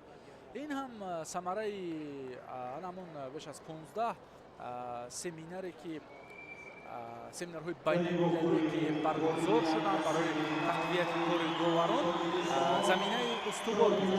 خوب دوستان عزیز، ما از موفقیت شاهده قلندر و میگوییم در انتهای کار شاهده قلندر و توانست که رقابت خیلی دشوار رو هم پس سر کرده باشد و با موفقیت گویم که روی خود را کشوده کرد در چمپیونات امروزه. این رقابت اولی او بود. البته چون معلوم است رقابت های اول سهل و ساده به وقوع نمیپیوندند.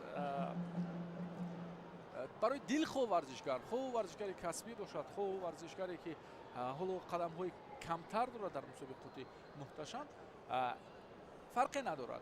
البته همین اتمسفری که حال هوای مسابقه یک خصوصیت خود را دارد که اکثرا ورزشکاران رقابت‌های اولی خود را یکم دشوار پس سر می‌کنند. ما یعنی با این گفته ها در نظر داریم که در رقابت دیگر مشاهده قلندر و رو دیگرتر خواهیم دید و دیگرتر می‌خواهیم که ببینیم، چون او بسیار پرتافت‌های جذاب دارد، رقابت‌های زیبا را می‌تواند که به میان بگذارد.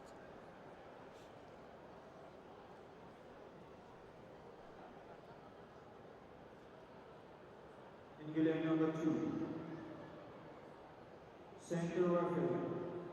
Referee in the category from Russia, Bora Gurman. Side referee. Referee international category from Tajikistan, Bahadur Halima. Inside referee international category from Afghanistan, Samar Ahmad Solomon.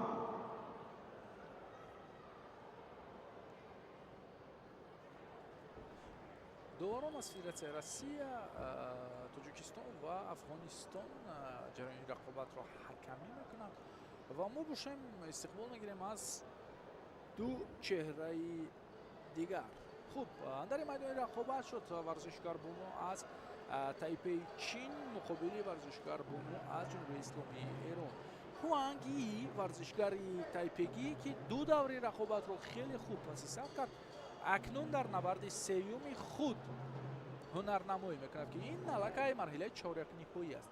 خوش، در مقابل او ما ستایش جلال‌الدین ورزشکار بومی ایرانی را میبینیم که او هم در سبقت گذشتهش خیلی رقابت خوب رو البته به میان گذاشت و اکنون دو چهره که رقابت های جزئی داشتند در این مرحله نبرد به هم آمدند. امتیاز پهلو نشان میدهند داور و این خیلی شروع خوب بود برای ورزشکار بومی ایرانی.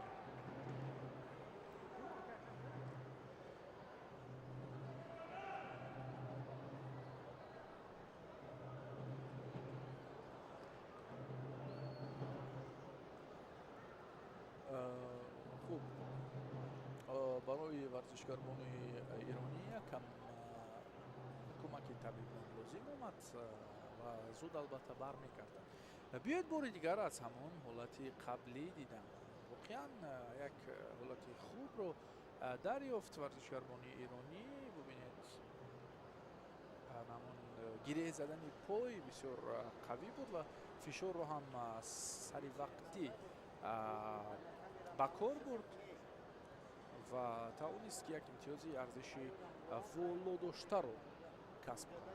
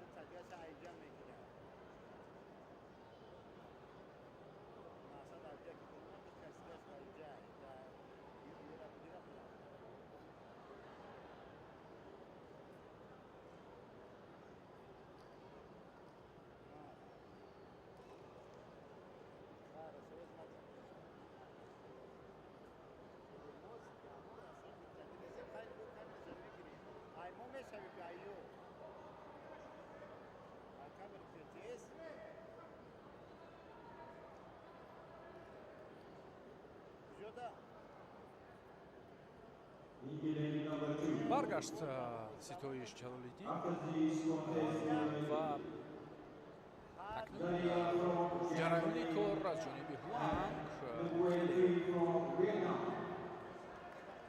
қувваи дигар мегирад ва барои ҷуброн намудани имтиёзе ки рақиб гирифт хеле зиёд талош кард. бибинед ба мақсад расид ва ҳатто метавонад ки нуқтагузор ҳам бошад он партофт. довар ҳам ишора барои бозбинӣ ҳамин ҳолат кард. хуб корбарии варзишгарони эронӣ буд, боз ҳам ҳамон ҳолати қаблӣ, вале бибинед ки чӣ гуна ҷавобан амал кард. инҷо метавонад нуқтагузор ҳам бошад рақобат, аниқтараш ин партофт барои ин рақобат. мо болотар дар сабқати гузаштаи варзишгари тайпегӣ аз тафаккури ӯ мегуфтем ки як варзишгари хеле доно аст ва хуб кор мекунад. бале ҳалол инҷо дуруст арзёбӣ мешавад дигар бора баъд аз бозбинӣ ва аҳсан воқеан арзанда баромад мекунад варзишгар аз тайпеҷи сеюмин рақобати худро бо як ҷилои махсус интиҳо мебахшад. акнун метавон гуфт ки ӯ муддаӣ ҳаст барои роҳ ёфтан ба финал. хеле устувор аст ин чеҳра ва ҳунарнамоии қавӣ дорад. як хусусияти кори ӯ ҳамин аст ки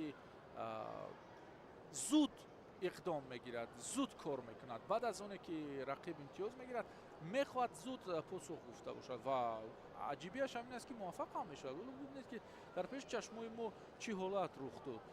имтиёзе ки варзишгари эронӣ дошт паҳлӯ буд, боз як фурсате гӯем ки ба миён омад назди табибон буд, метавонист ки хубтар фикр кунад, вале боз аз ҳамон кори қаблӣ даст зад ва ин дафъа бибинед ки алайҳи кори ба миён гузоштаи варзишгари эронӣ чӣ гуна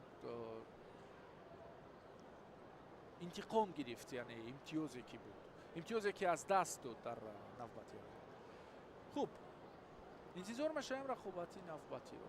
акнун сабқатҳо лаҳза ба лаҳза, марҳила ба марҳила хеле ҷозиб, хеле гӯем ки рангоранг, хеле қавӣ мешаванд. ҳоло устуворҳо андари майдони рақобат мезананд. ин марҳилаи чаҳорякниҳоӣ аст. ин аллакай роҳест ки ба марҳилаи ниҳоӣ хеле наздик аст.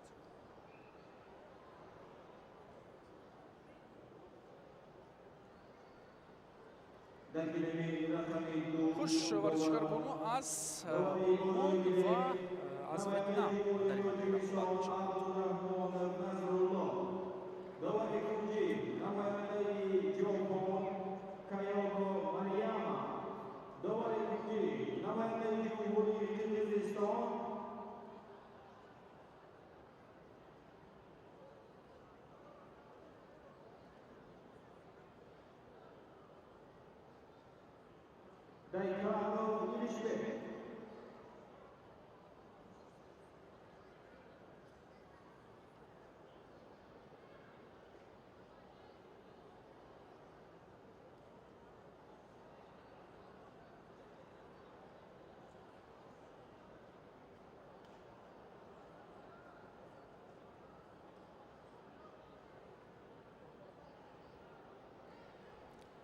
ҷуфти навбатӣ дар марҳилаи чаҳорякниҳоӣ, на ин як ҳашт ниҳоӣ аст, як ҳашт финал аст, маъзарат.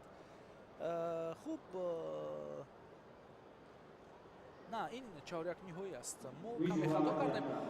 албатта ин чаҳорякниҳоӣ аст. ин дидори варзишгар аз олмон Дарья ва аз ветнам Гуензи аст.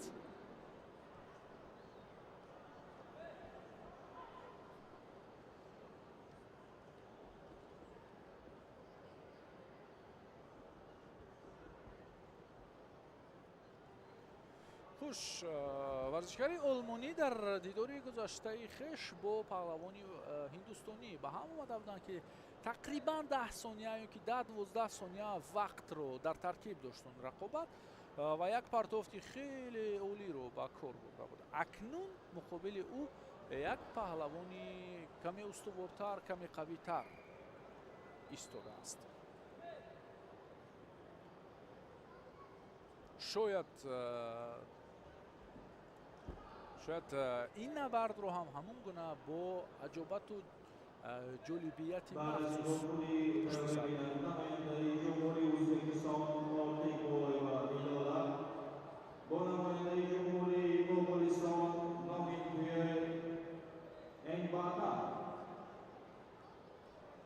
حالا ببینید که از هر دو جانب حرکت ها پیش گذاشته می شوند برای پرتافت نمودن. استوار هنرنمایی دارند که این البته خیلی خوب است برای تماشا، خیلی لذت بخش است. اوه پرتافتی نوبتی همین طرزی کار بود، یعنی که اصولی سری کتف با کار برده شد در سبقت قبلی که دو شانه زمین آورد ورزشکار هندوستانی رو. گپ سری هنری دریا می‌رود ورزشکاری آلمانی و باری نه حالا استوار است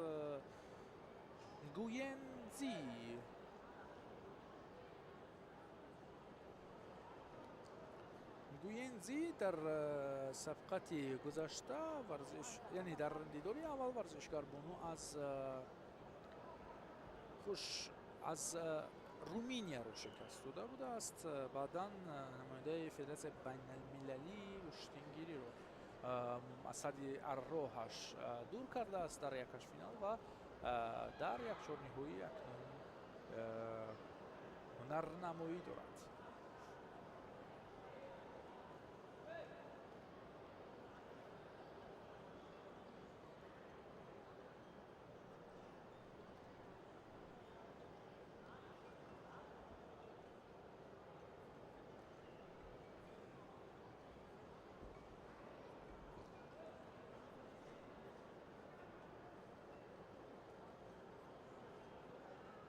وقت کافی است برای تناسب رو برابر ساختن برای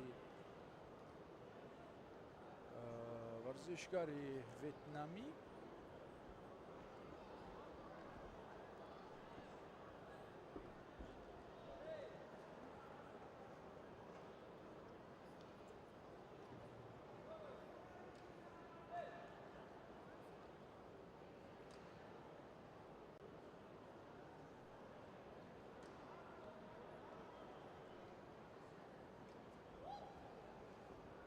حالا که بیرونه خوب می شود اگر که اجرا گردد از جانب ورزشکاری ویتنام، چون حالتی است که دریا دارد اگر که درست اجرا کنیم میتواند که او بیافته و همین رو به نظر گرفته ببینید که در حال خود حرکت پیش می‌آورد تا اینکه از رقیب پیشتر باشد.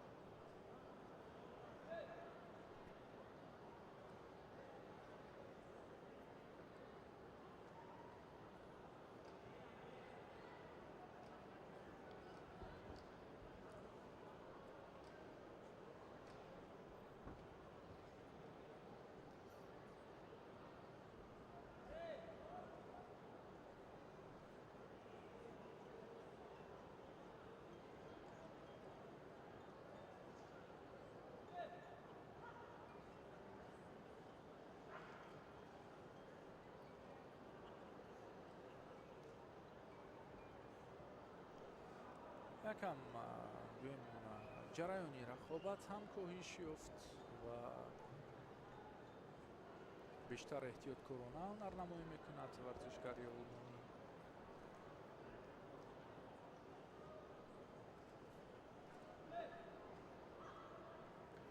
درست هم است چی در کار چی لازم وقتی که پیش صف هستی تنها میباید یکم اداره کنی، یکم نظارت بری رو پیشه کرد و بس. ولی خطر هم دارد این رفتار.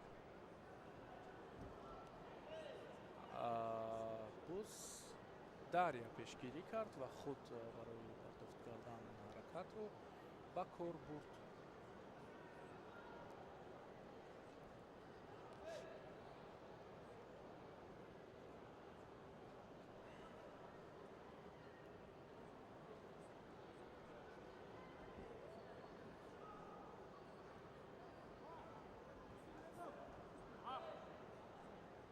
انتهای وقت و برد دریا.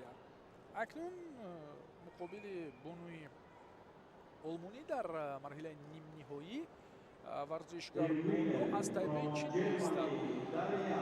دریا هم ورزشکاری گویم که با همون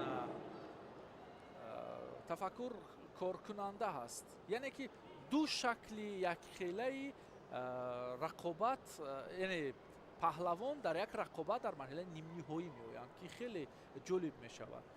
اصلا رقابت هایی که هر دو هم از لحاظ تفکری ورزشی خوب کاربری میکنند بعضا وقت اونقدر جذاب نمی شود تا جای دلگیر کننده می شود، ولی ما بعد از چند البته خواهیم دید و پاسخ گرفت آیا رقابت آنها جالب صورت میگیرد یا اینکه کمتر حالت های گویم که زیبا رو ما میبینیم. خوب، با نیم فینال راه یافتند همزمان ورزشکار نروژی مو شویده قلندر و بعد از چند لحظه البته رقابت ورزشکاران رو در مرحله نهایی خواهیم دید.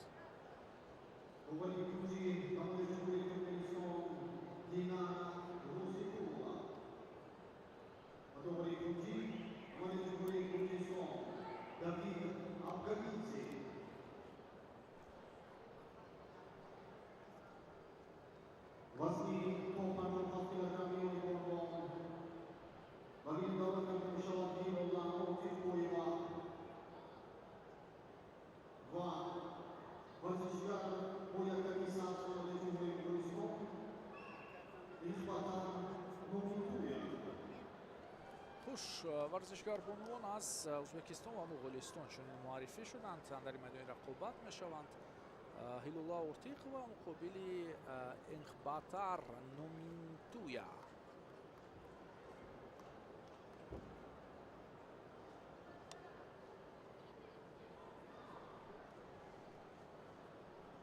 Oyundaki Safed Hülola Ortigoyeva, Cumhuriyeti Özbekistan. Oyundaki Safstan Cumhuriyeti Moğolistan, Nomintuya İnfata. خب، هیلولا هم در دور گذشته رقابت یک خاراکتری استوار داشت، انیقترش در رقابت های گذشتهش و پهلوانی مغولستانی باشد بیشتر گویم که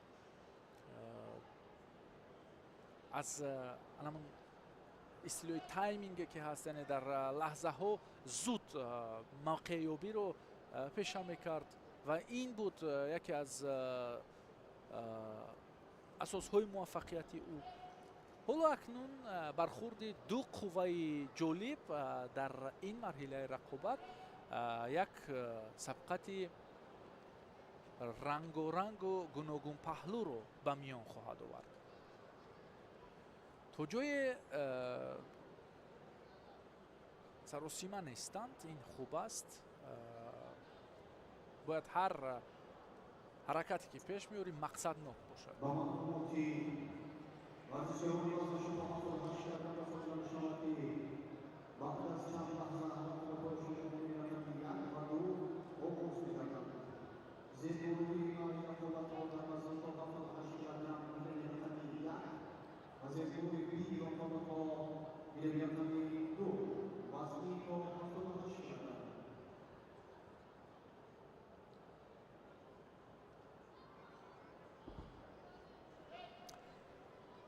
ҳаракати аввали Ортиқбоева, ҳаракати аввале ки гӯем ки рақибро тавонист мувозинаташро халалдор созад.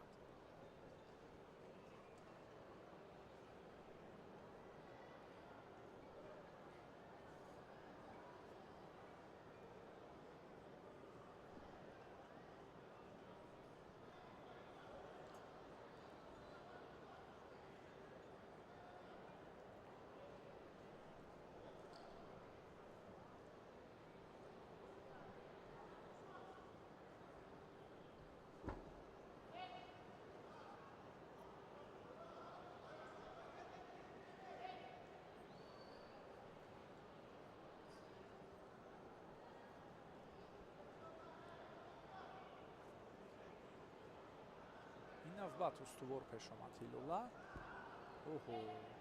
бубинед, мо мегуфтем ки янамон ҳолате ки зуд қарор қабул мекунад ва дар лаҳзаҳое ки аз тайминг хуб истифода мебарад, аниқтараш муваффақ мешавад вақте ки истифода мебарад. ин ҳама гуфтаҳоро дар амал акнун мебинем аз ҷониби варзишгари муғулистонӣ. воқеан як асрори ҳунари ӯ як ҷолибияти хосаи худро дорад.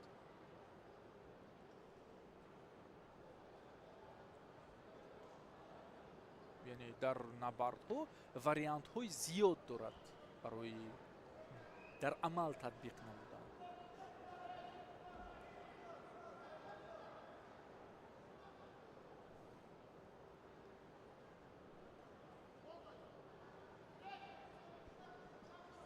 огоҳӣ барои инхбаътар.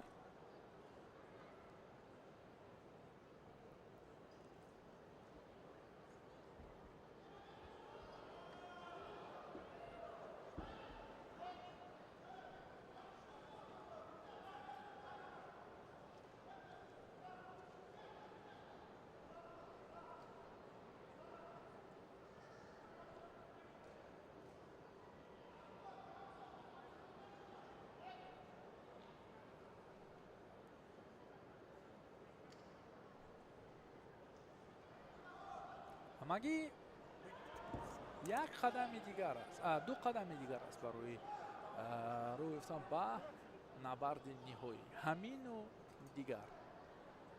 аз ин лиҳоз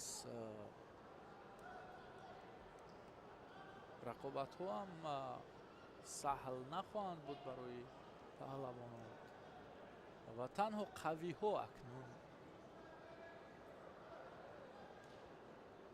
ҳунарнамоӣ доранд.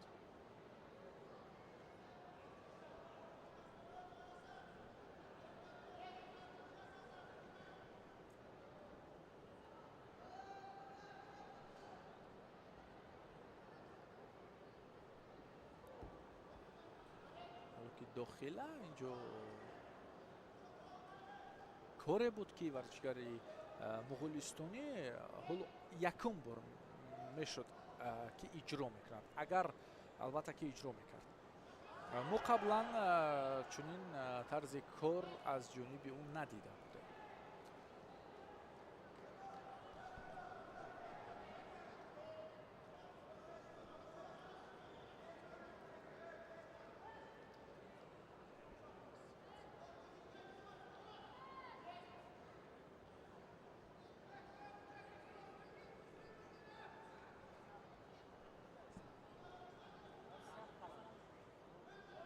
шояд боз ҳамон усули ба воситаи худ на иқдом гирифта шуд барои ин амал кард, вале иҷро нагардид.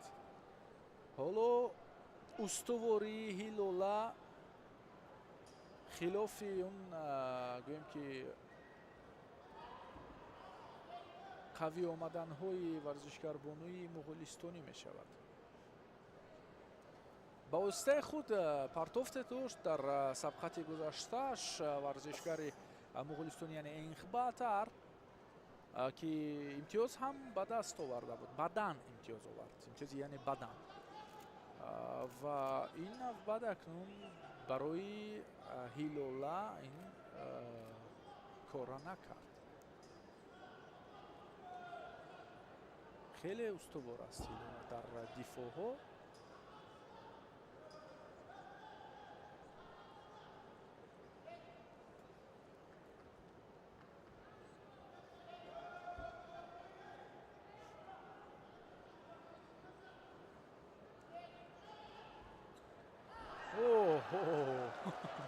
یک توفه پنهانی هم اگر گویم خطا نمی شود. هوشیاری همین است. هوشیار بودن هر لحظه همین است و این حالت رو در سبقت گذشته هلال ما دیده بودیم که چگونه اون نوبهنگام کار کرد و اینجا هم در یک حالت دوشو شاید اون نقشه پیشکی داشت خود رو همین گونه کم فعال نشان داد، شاید توکل کرد. به هر صورت او موفق شد. گپ همین است، او موفق شد و راه به فینال گرفت. دوستان عزیز، رقابت ها در دایره چمپیونات جهانی گشتینگیری ادامه دارند و ادامه این نیروسنجی ها رو در پیشنهاد همکارمون مرادعلی تشریف میشنوید.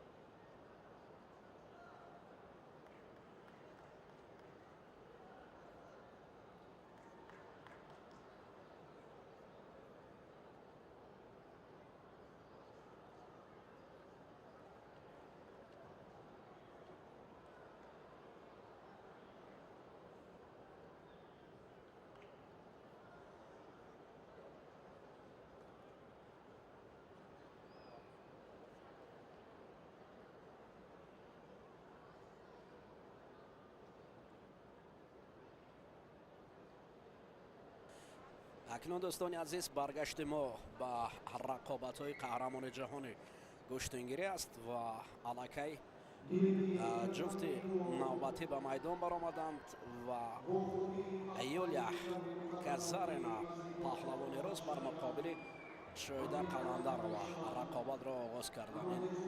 پهلوانانی که هر دو میان همدیگر حالا با دست به گریبان شدن همدیگر میشوند و هر دو میخواهند پای همدیگر امتیاز به دست آورند. اما رقابت قبلی که من شویده قلندر را دیدم نه شویده پیشتر است، شویده که بسیار گشتن خوب بگرفت و هنر اصیل را نشان میداد. حالا با او گشتن های پیشتر برابر نمیشود. در حال ما انتظار میشویم شویده را که در مقابل یولیا کازارینا چگونه نبرد میکند و چگونه رقابت را میگذراند. حالا امتیاز میان این جفت به نظر نمیرسد. هر لحظه حرکت ها از جانب یولیا است. نماینده روسیه بسیار حرکت میکند ولی برای به دست آوردن امتیاز کسی موفق نگردیده است. پای در پای حرکت ها را میبینیم. روی هم دیگر هستند. برای به دست آوردن امتیاز های اولین حرکت میکنند. بسیار کوشش دارند و برای به دست آوردن امتیاز ها اینجا شویده در اکثر حالت ها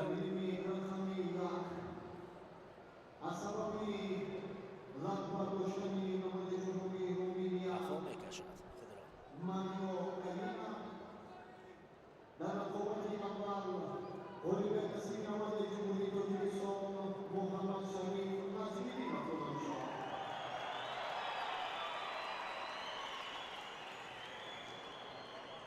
اکنون سر کتفی شده قلندر و برای امتیاز آوردن امتیاز نداد. عثمان زکیر شده قلندرов یک تن از بانوی پهلوان کشور محسوب می شود که سالهای قبلی هم گشتین می گرفت. در گشتین تاجیکی گشتینگیری همچنین در گشتین جدا هم برآمد کرده است و وقت آخر این بانوی کشور قبلا خوب می درخشید. حالا اکنون او قدرت و توانایی که قبلا در گشتین داشت حالا با پیشتر رقابت‌هایش برابر نمی‌شد. اما با وجود این مبارزه می‌برد. شایده خسته می‌نماید و مربیش در اینجا ایساقوف هم است. ایساقوف نفر است که تربیت کرده شایده را از سن خردی. در اینجا کارگردان بسیار سر وقت مربی او را نشان داد و ببینید که ایساقوف در آنجا صدا می‌کند برای شایده و می‌خواهد که شاگرد خود را ببیند قدرت و توانایی که قبلا داشت و با او افتخار می‌کرد.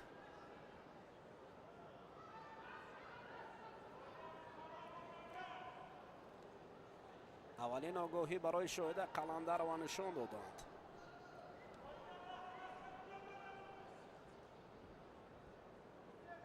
او پای در پای از جانب رقیب را با زمین می آید.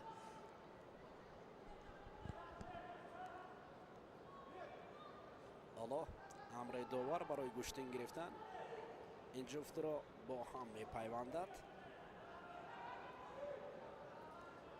گذرین علاقه ایست کرده است که در مقابل او رقیب نچندان قدرتمند. یک حالت بسیار ناقلای و این حلال بود. مهم سلامتی است در اینجا شایده قلندر و توسط سر خود را دفاع کرد و این حالت ها میتواند که برای کسب بسیار عاقبت ناخوش بیارد. باید این لحظه ها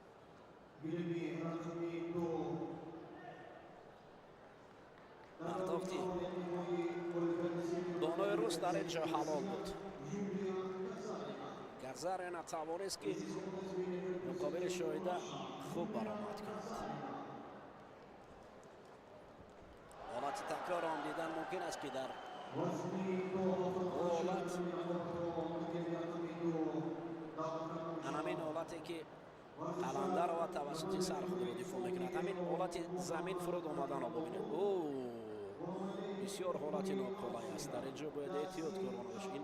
این آمدن هایی که زمین از باید شایده تماما این کار را نکند. دویم باره برای خود که میتواند این حالت ناخوش بیارد، عاقبت ناخوش بیارد.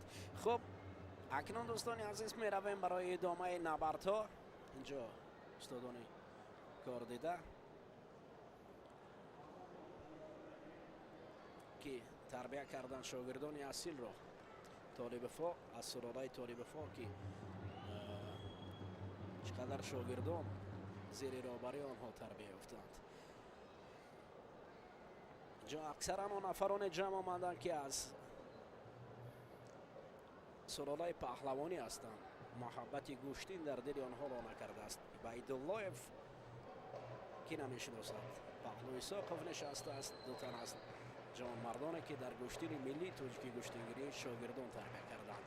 خب هیئت داوران وضع می‌گردد به حیث داور مرکزی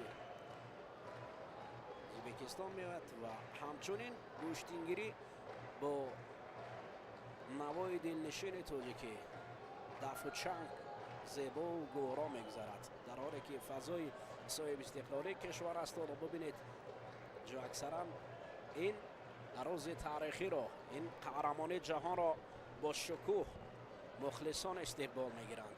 دوم بار است که دوشنبه شهر میزبان قهرمانی جهان میگردد. امید است که اکنون دامن گشتنگیری از تاجیکستان بیرون می رود و ما قهرمانی جهان گشتنگیری را در دیگر کشورها استقبال میگیریم. مخصوصا ما صحبت داشتیم با عبدالله سعید خودشایف که برای ما ابراز کردند که احتمال است قهرمانی جهان نوبتی در گرجستان برگزار گردد. این یک آرزوی دیرین است.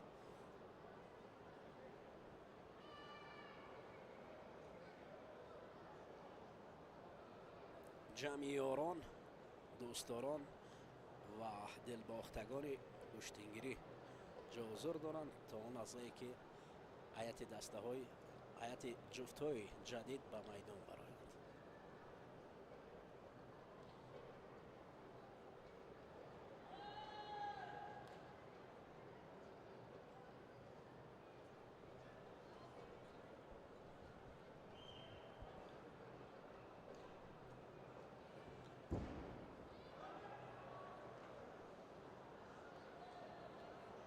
اکنون مرد پهلوانان روی میدان می آیند. جفت جدید است که در اینجا محمد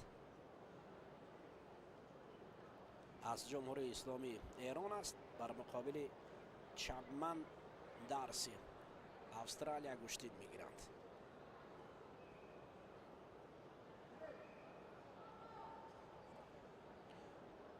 این رقابت شروع می شود. پهلوان ایرانی قد و قامت و اولین حرکاتی که رقیب را دو شانه زد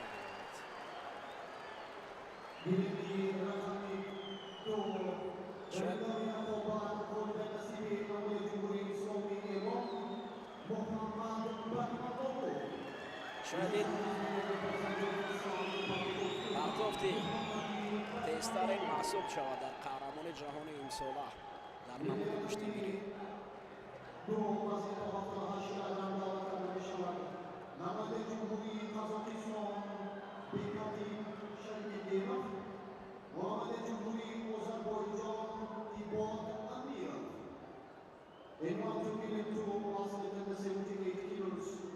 Representing Kazakhstan, Bekadil Shekedev, representative Azerbaijan, Ibad Amirov.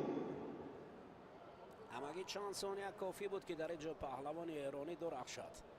حالت تکرار را با هم تماشا کردیم. اکنون می رویم برای استقبال از جفت جدیدی که در گشتنگیری است.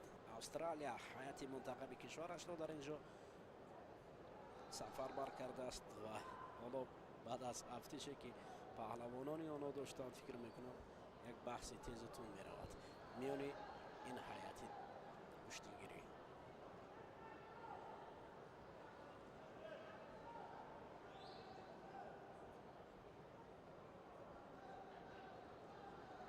در قهرمان جهان این ساله جایزه‌داران و اشتراکچی بازی‌های المپی هم حضور دارند که در نمودهای گشتنگیری گشتن جدا برآمد میکنند. شاید فردا و آنها را خواهیم دید و حالا باشد اکنون این پهلوانان جدی هستند. بیکادل پهلوان قزاق بر مقابل عباد آذری گشتن میگیرد. پهلوان قزاق با یک تگ سفید و رقیب باشد. عباد با یک تگ سبز میانه هم یک لحظه تو سخن کردند یا تبسمی به هم دیگر کردند و اولین حالت چسبش میان آنها به نظر می رسید. پهلوان آذری از پشت گرفته است. شاید برای افتادن حریف حرکت دارد. امیروف شایمیردانوف بیکادل پهلوان قزاق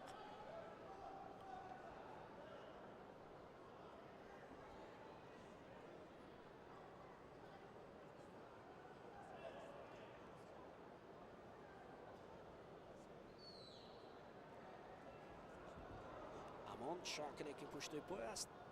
حالا پهلوان قزاق میخواست که آذری را آورد. دست را رها نمیکرد. رقیب دو شانه زمین میآمد. اشتباه پهلوان قزاق در آن بود که دست را رها کرد.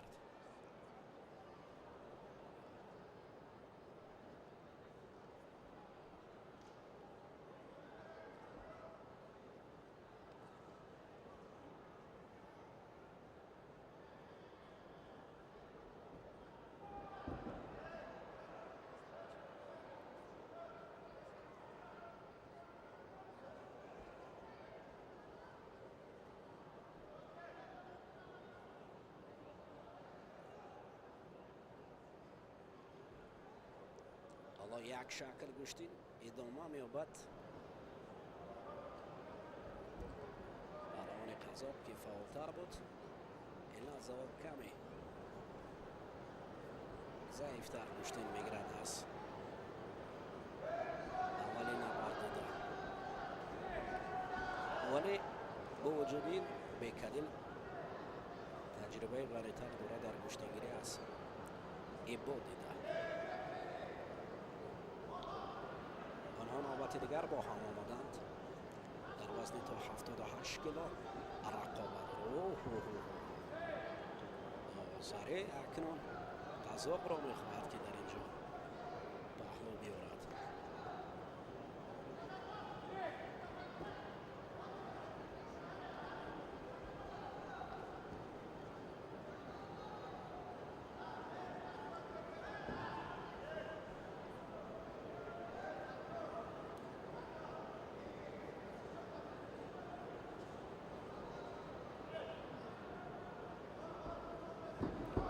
اینجا حرکات پهلوان قزاق برای افتادن حریف زیادتر می شود.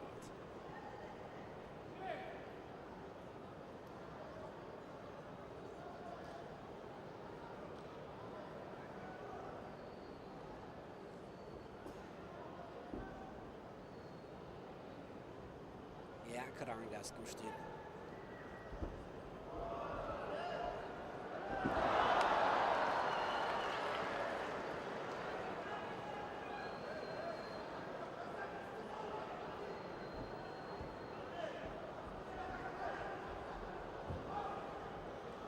بسیار شکلی درست گوشتین. اینجا پایتخت پهلوان قزاق گذره بدن یک بدن برای پهلوان گذره نشان داد.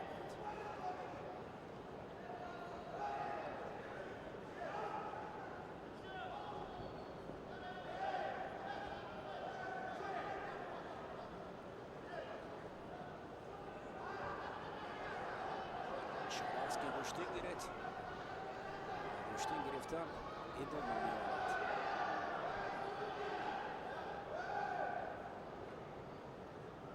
In Group 2, this is always representing France, Denis Zoko. Dari kami yang dari pokok wajah singaman yang jumlah farau sana Denis Zoko.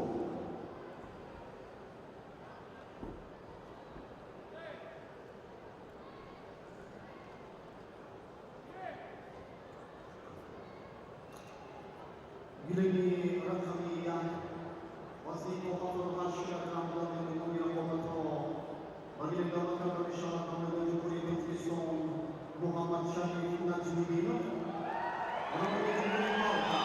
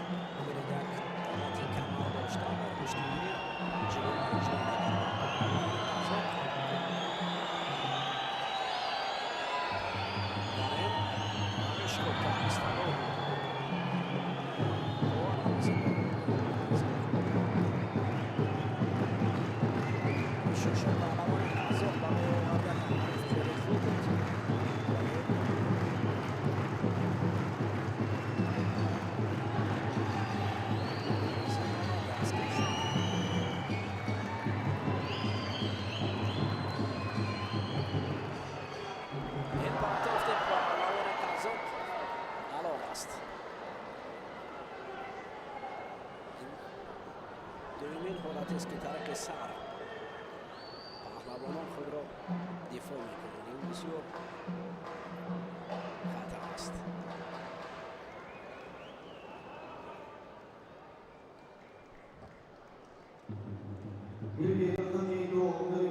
بهادر حمیمов این پرتافت را حلال دید و همین طریق پهلوان قزاق به دوره های منبادر میرود.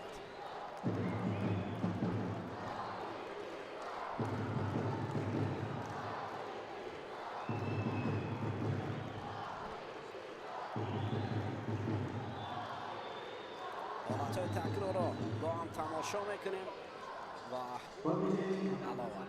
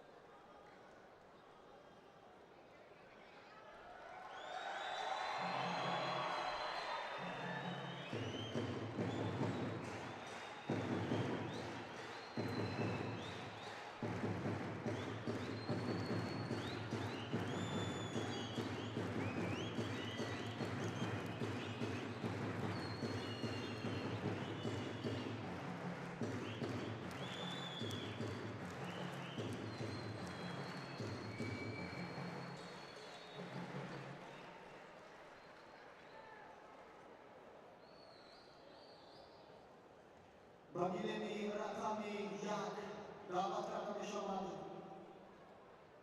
Hamzat Akhmarov namane Federasyonu Rusya Fethi Yoshiro namane Cumhuriyet Lubnan Elman Türkiye puan asrında 78 kilos reprezentatif Russia Hamzat Akhmarov was representing Lebanon Fethi Yoshiro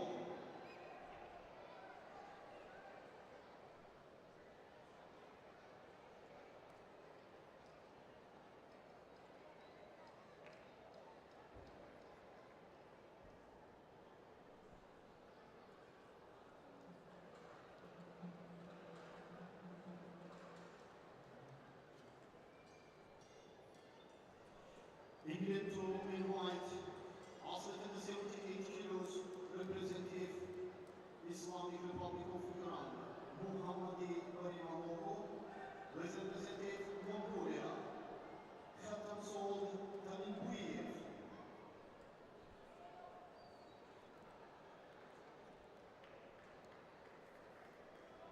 اکنون در اینجا جفته که دعوت گردیده بود حال حاضر حضور می آورند و رقابت را شروع خواهند کرد.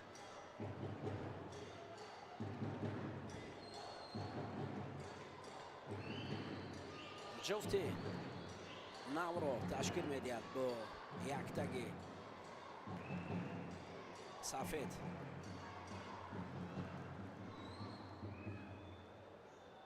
این پهلوان ایرانی است که حال حاضر در ثانیه های اول دست بالا گردیده بود و رقیبش مغول است با یک تگ سبز گشتین میگیرد. محمد پهلوان ایرانی با قد و بست بلند نسبت به رقیبان بسیار دور اول تیز حرکت و جرأتناک بود. حالا دوباره میخواهد که بر مقابل رقیب مغولش هم همان شکل و متد را به کار برد. برای منلو محمد با خطان سولت گشتن میگیرد. پهلوان مغول یک تگ سبز دارد و مقابل حریف دست و گریبان میگیرند، اما از روی قوه پهلوانان مغول بسیار قوی هستند. جفت دیگر هم در این نوار میبینیم که حتی با این تاتامی یا با این گلیم گوشتنگیری میاند. حالا تاتامی در گوشتنی جدا است. اینجا ما همان عباره های ناب تاجیکی را با کار میبریم که از گوشتنگیری خبر میدهد. یک تک گلیم گوشتنگیری گیرید استید عباره هایی که ما باید برای رشد گوشتنی ملی تاجیکی گوشتنگیری آنها را واسه استفاده بریم. اکنون رقابت پهلوانان وزن 78 کیلو میان مردان به نتیجه است داده. هیچ از پهلوان میسر نگردیده است که امتیاز به دست دارد. هر دو برابر برای گرفتن گریبان و دست همدیگر می روند و یک شکل خرخشه را میمونه. در اینجا داور باید این حالت را ببیند. اگر در حالت چنین شکل ادامه یافتن پس شاید آگاهی برای این پهلوان یا تنبیه برای آنها دهد. در گوشتنی ملی تاجیکی گوشتنگیری اصلا حالت داشتن آداب گوشتن گرفتن هم بسیار مقام بلند دارد.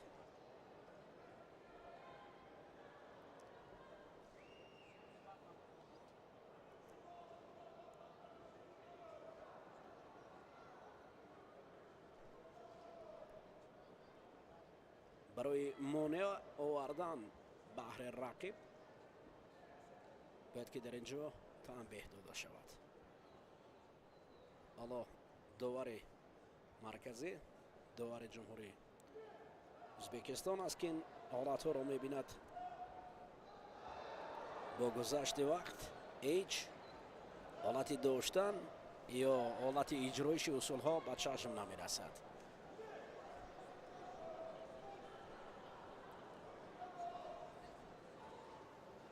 برابر قوه ها میانی این جفت دیده می شود.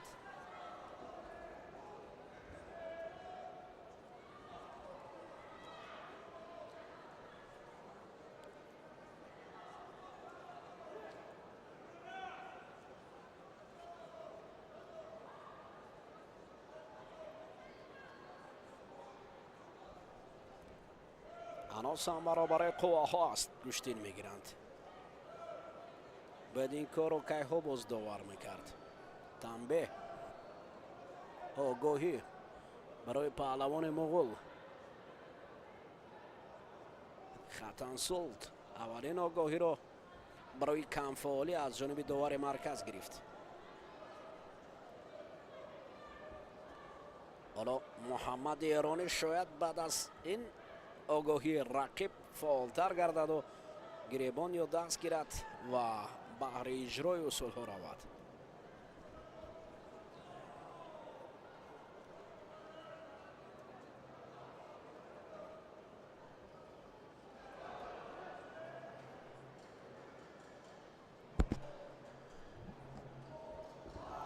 یک حرکت دیگر بدن را برای پهلوان ایرانی نشان دادند و این بدن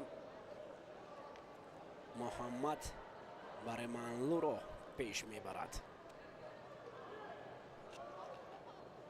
برای چند ثانیه دیگر نبرد میان این جفت وزن 78 کیلو هم میگذارد و اصلا که گوشتین آنها نانقدر شوق‌آور مییابد ادامه و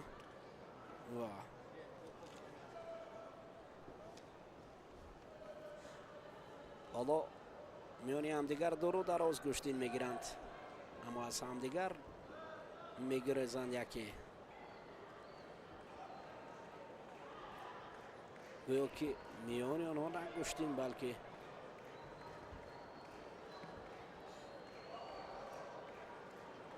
یک شکل دیگر ادامه دارد. خب به هر حال برای چند ثانیه دیگر پهلوان ایرانی خود را بالا برد و همین طریق با یک بدن او به دوره‌های منبع رفت.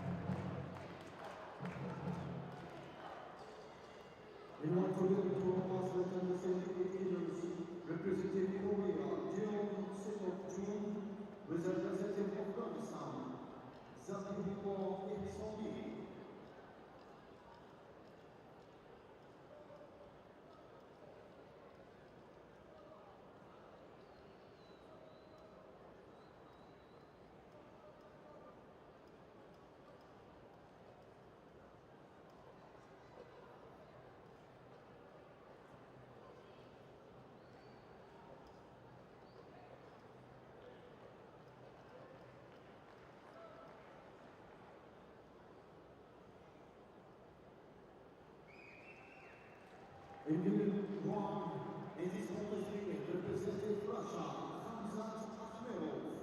Dagegen Kandidat der Bundesliga Россия, Hamzat Akhmerov.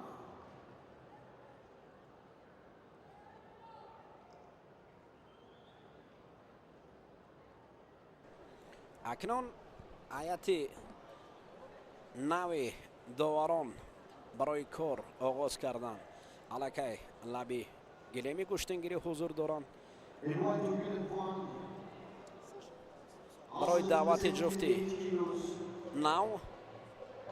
این پهلوان از کره است که یک تگ سفید بر کرده است و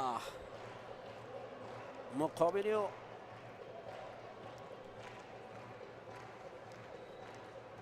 عارف شرکای به میدان حضور آورد از جمهوری افغانستان.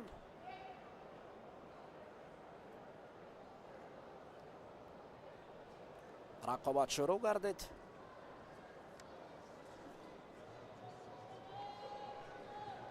در اینجا جان سیگ جون با احسان زبیگ الله کشتن را شروع کردند. پهلوان افغان یک تگ سبز بر کرده است و جان کرگی باشد با یک تگ سفید مقابل او حرکت می کند.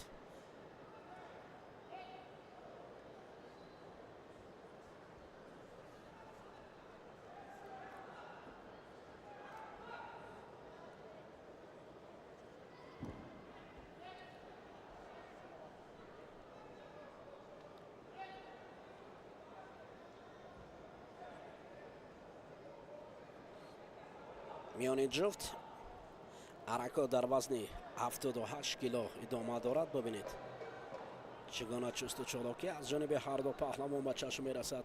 پهلوان افغان رقیب را از میدان بیرون می کند.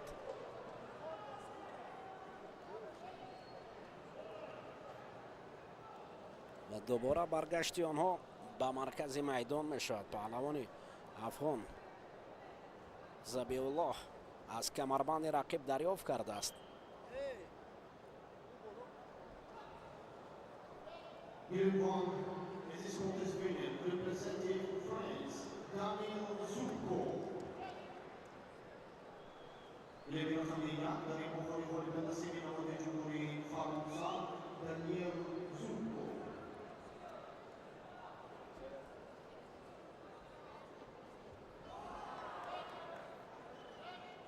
بعدم برای پهلوان افغانستان زبیح الله Dinami Rakami, احسان Vazli Tohalo Hashiragram, Davat Rakami Shabat. سرکت از جانب پهلوان کره بی نتیجه است. Lizu Jamil Ramazanov. Musa Shahmahmedov.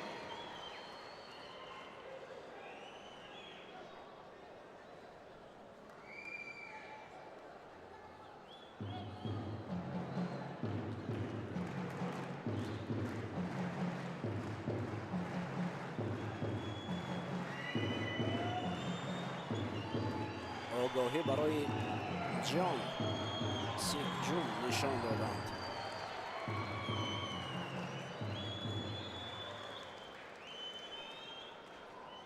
پهلوان کره دائما خود را از نبرد دور می کند از حریف.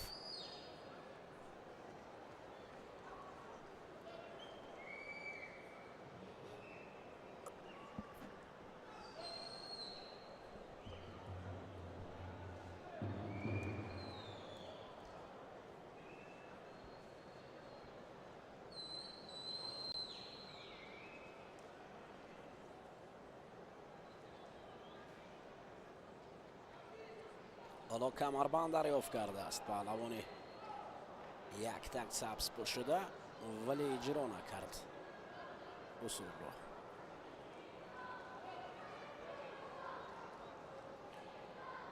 آگاهی دویم تنبه علاقه گردید.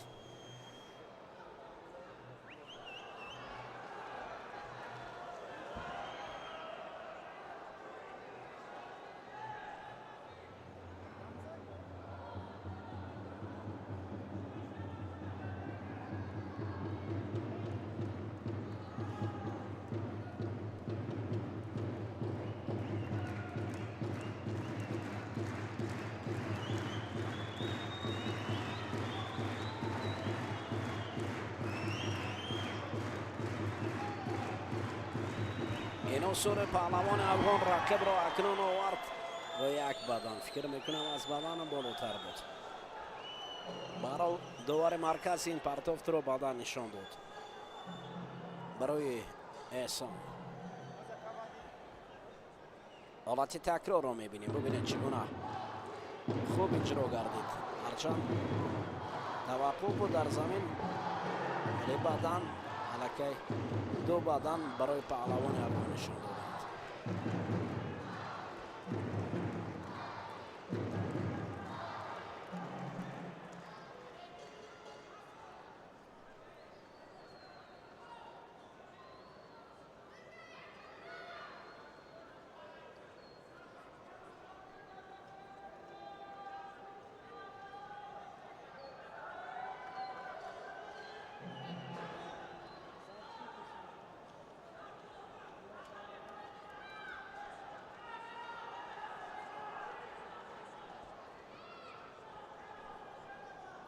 حالا برای یک دقیقه دیگر گشتین میان احسان و جان ادامه می‌یابد.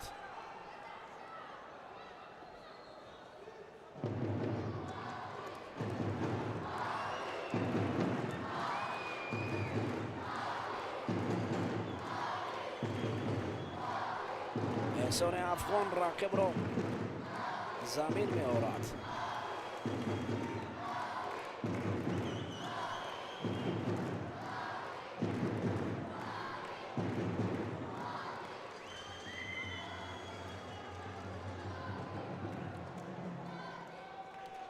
خستگی پهلوان کره داور را مجبور کرد که او اشاره نماید که ننشیند زمین. حالا بحث داوران درباره گشتی نگرفتن پهلوان کره است.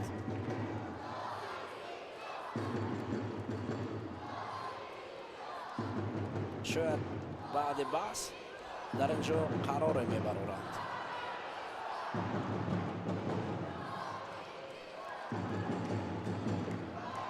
اینجا غالبیت را نصیب احسان میدانند و همین طریق این پهلوان افغانستان دست برده می‌شود.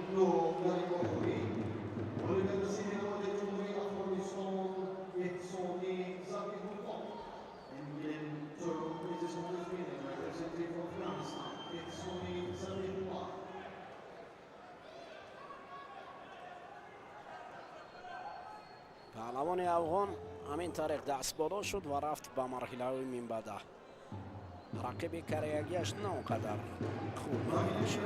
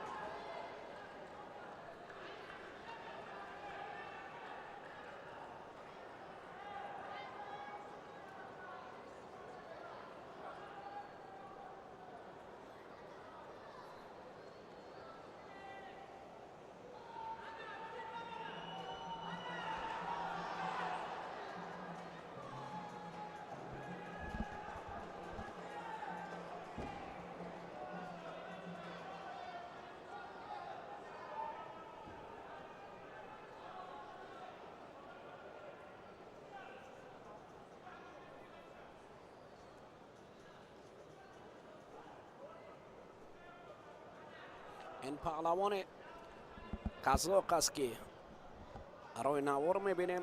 حالا برای گشتن گرفتن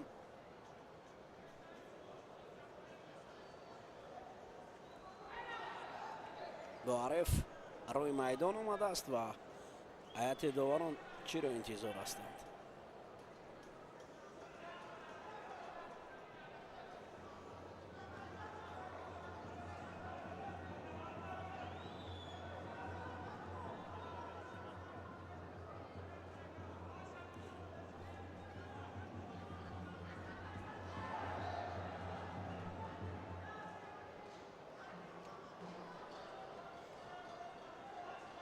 پهلوان ایرانی هم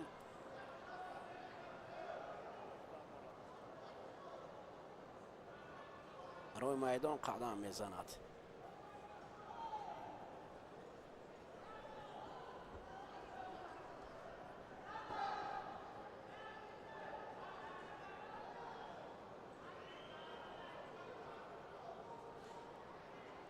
یک تن از رزمکاران محبوب کشور ما،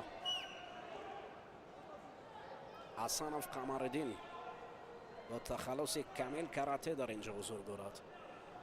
یکی از جوانانی که پول است، ما او را دویما میگویم پول است میان کشورهای آسیای مرکزی.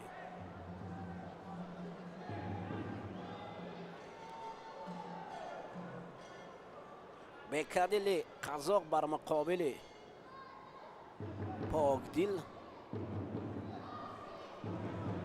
کشتن را آغاز کردند.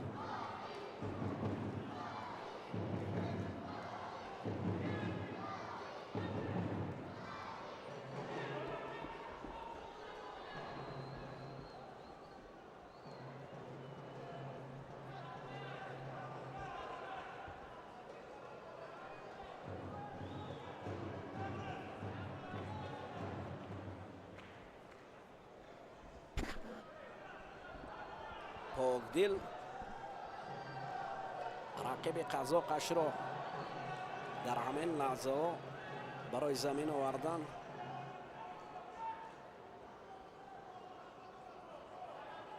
مجبور کرد لحظه و دوباره از جای برخواستن و گشتن را ادامه میدهند.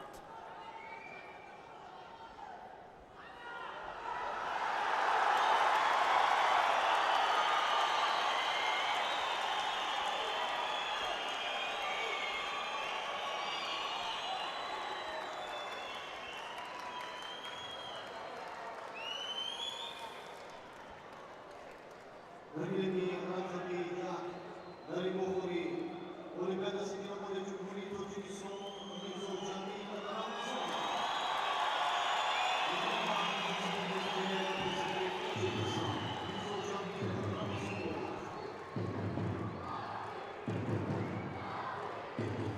بکدل با پاکدل کشتن را در گلمه دیگر ادامه دارند و ببینید در اینجا حالتهای با هم چسبیدن ها بسیار حرکات میکنند میان همدیگر، جهد و کوشش میکنند برای امتیاز آوردن. Bakidemi Razami Yak, Davat karda mi şavat. Namazı Cumhuri Turkistan, Muhammed Sharif Najmedinov. Hamzat Ahmad.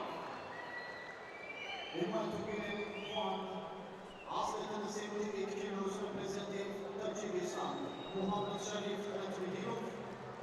Reprezentatif Russia, Hamzat Ahmad.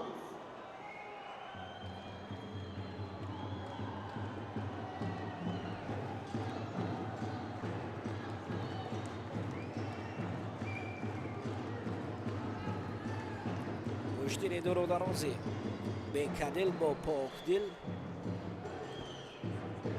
نتیجه نیاورده است.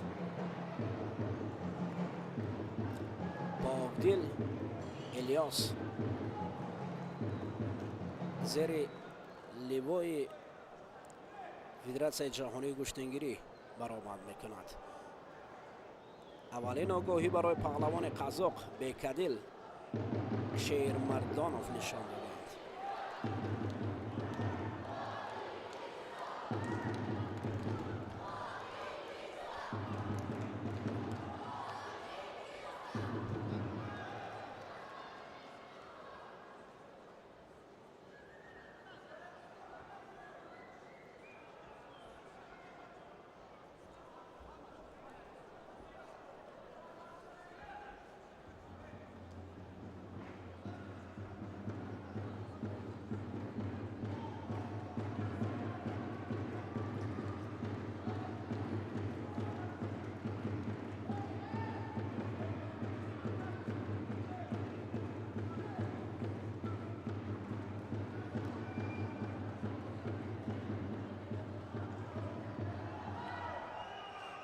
یک شکل و یک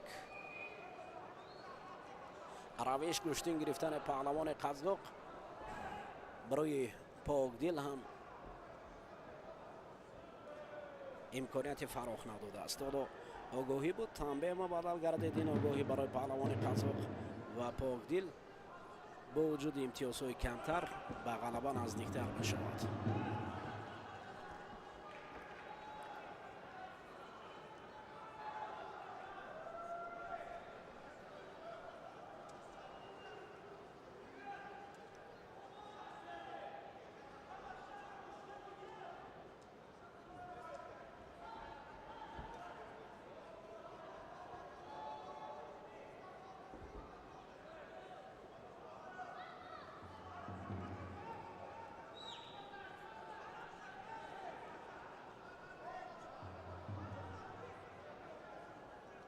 حرکت پهلوانان برای امتیاز.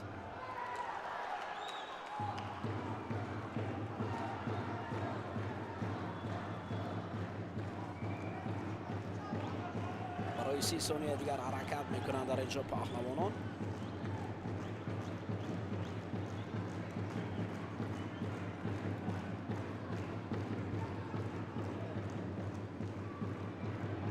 بکدل حرکت میداند که رو به باخت است، از این خاطر بسیار شتابان نزد رقیب می رود ولی بیهوده است.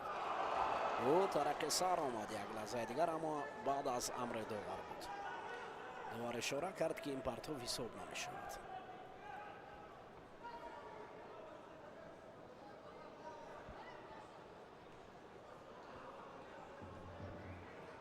حالت تکرار را دیدیم که چگونه بود.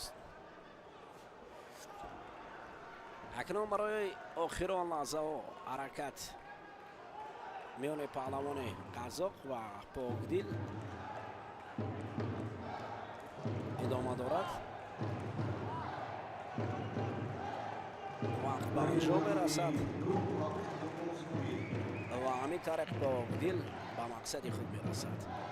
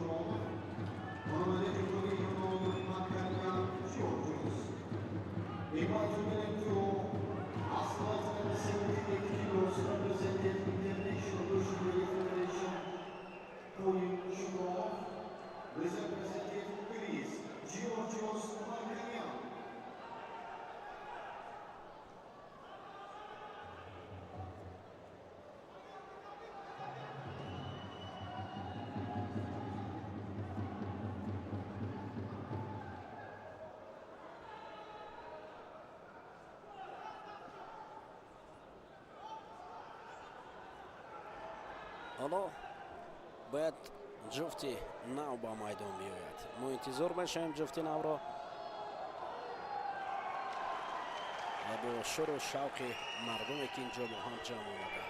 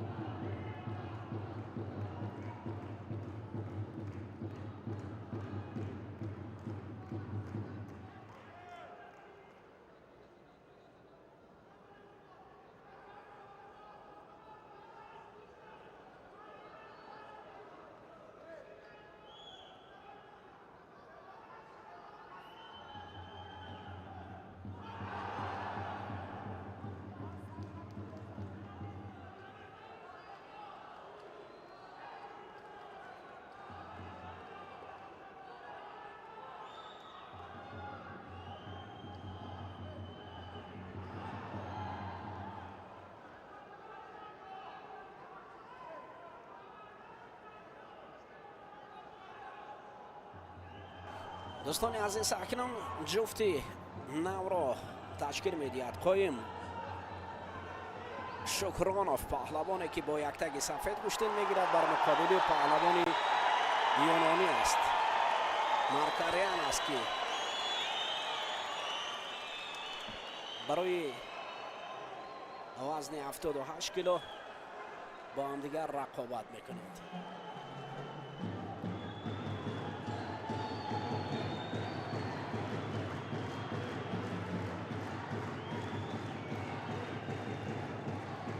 قایم شکرانوف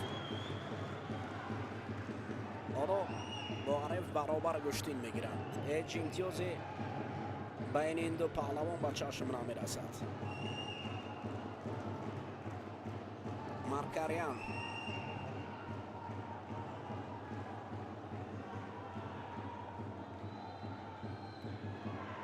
برای اجرای عملها کوشش هم ندارد، ولی از چی باشد که قایم هم آرام است.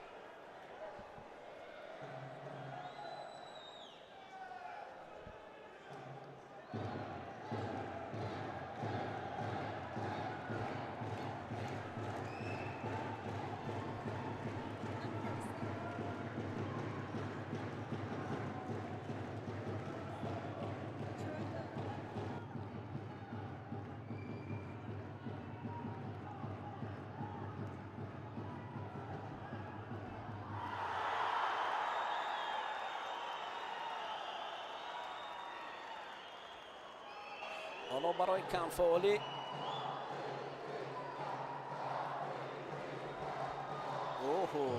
حرکات پهلوان یونانی قرار بود که قایم را زمین آورد.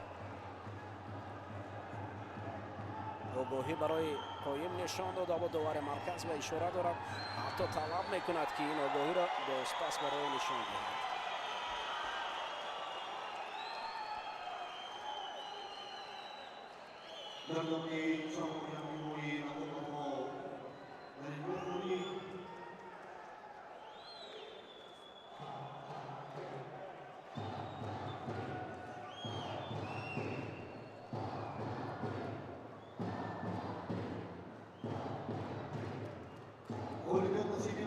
حالت تکرار رو میبینیم چگونه بود.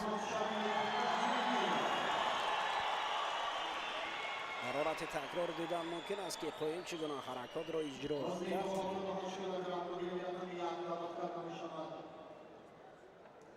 نوانی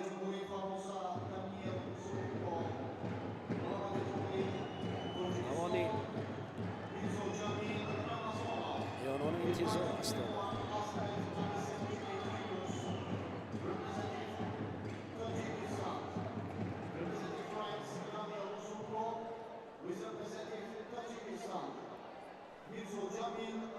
سر کتف قایم همیشه برای رقیب تهدید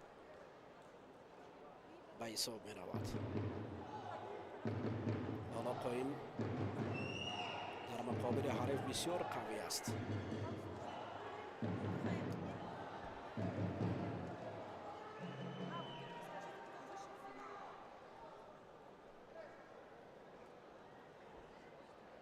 برای اجرایش اصول ها پهلوان یونانی هم کوشش میکند که عمل کرده کند و علاقه این به تنبیه مبادل گردید. آگاهی دویم برای پهلوان یونانی.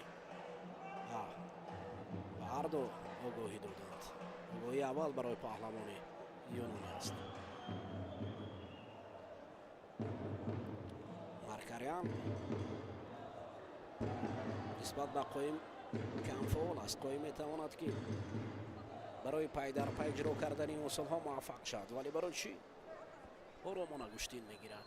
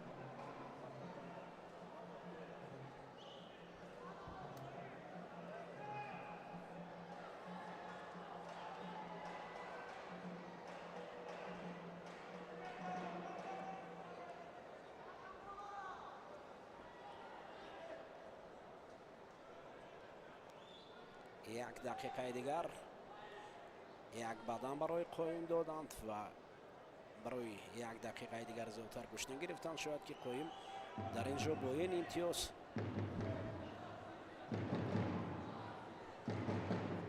و پیش رود. هنوز نوروشن است.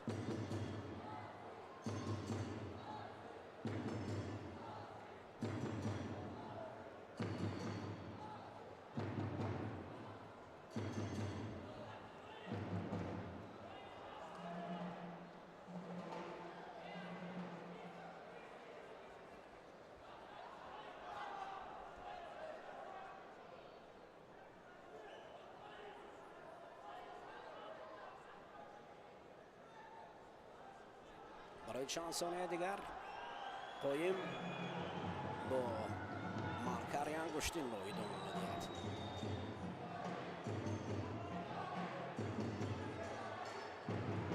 حرکت تنبه برای قایم.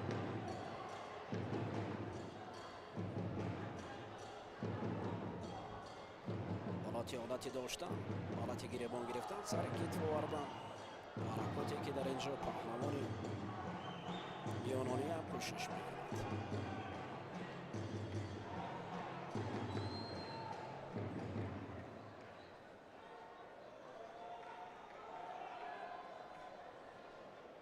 این ثانیه‌های انگشت‌شمار برای نبرد قایم و عرفش و پایان می‌رسند و لکه برای 5 ثانیه دیگر رقابت می‌کنند و همین طریق قایم دستبال می‌شود. ولی گشتن قایم نه آنقدر قایل کننده بود. براستی باید گپ زنیم.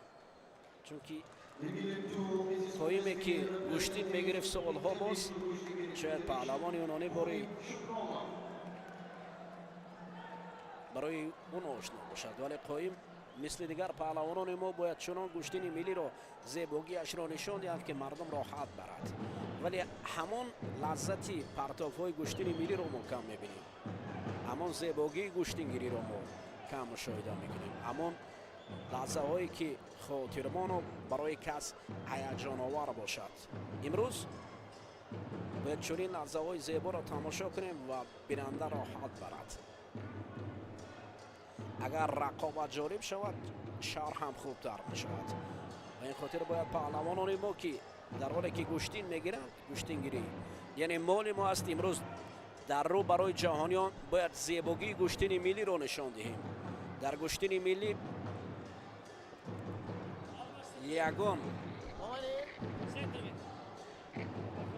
یگان لحظه آرامی نباشد، باید شکوه و شهامت باشد، باید زیبایی باشد. قدر مردمی که جمع آمدن برای دیدن گشتین زیبا آمدن تا اینکه ببینند زیبایی گشتینگیری را.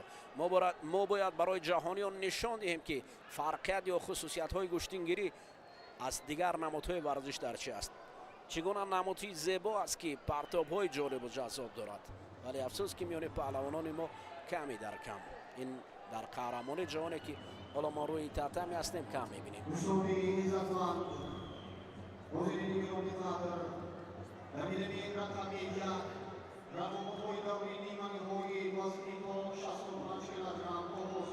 اوه شاید نبردهای نیمانی های خوب تر شد.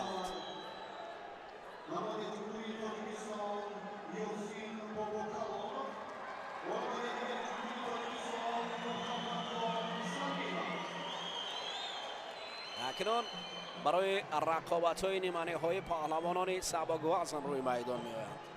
یاسین بابا کلانوف اسرارای پدر در اینجا دام میدهد. اسرارای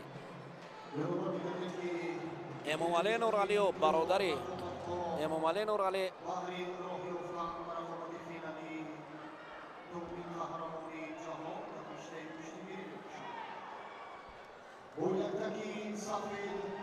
نماینده جمهوری تاجیکستان یاسین باباکالونov.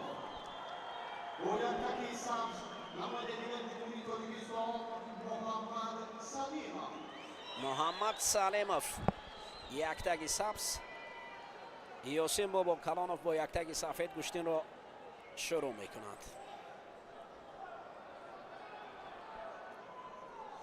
این دو پهلوان سبک وزن ما در وزن 65 کیلو میان همدیگر رقابت را شروع کردند.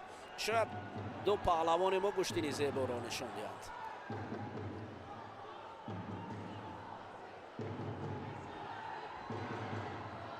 باز هم تکرار به تکرار میگویم که هرچی بیشتر اگر ما زیبایی گوشتینگیری را نشان دهیم مردم راحت میبرد. نه تنها مردم بلکه در جهان این گوشتین طرفداران زیاد پیدا میکند. از همین مسابقات، از همین قهرمان جهان ما میتوانیم که بهترین چهره ها را دریافت کنیم. از همین چنین برگزاری چنین قهرمان های جهان میتواند که در جهان یک بار دیگر شهرت و نفوذ گوشتین ما را بالا برد. ولی باز هم میگیم در حالت نشان دادن اصول های زیبای گوشتینگیری محمد یاسین را لحظه تکان داده به سمت دیگر هوا داد. فاروق هم در اینجا بی‌ضابطه است.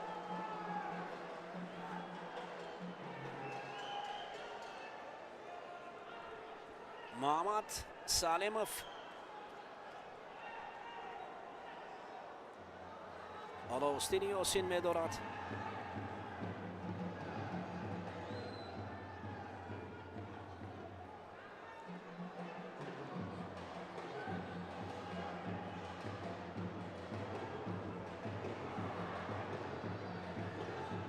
داور اشاره دارد برای پاک کردن گلیم. شاید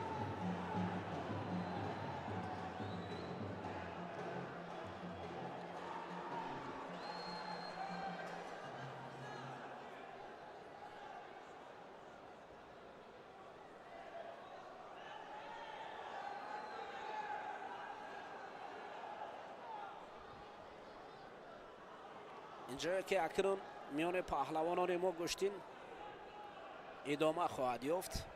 رقابت های جالب.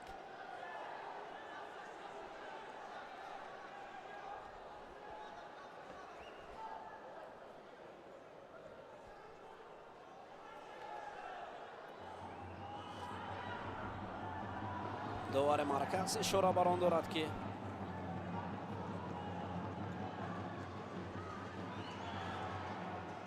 پهلوانان را از نظر گذرانند و ببینند که در اینجا قادر و توانا است.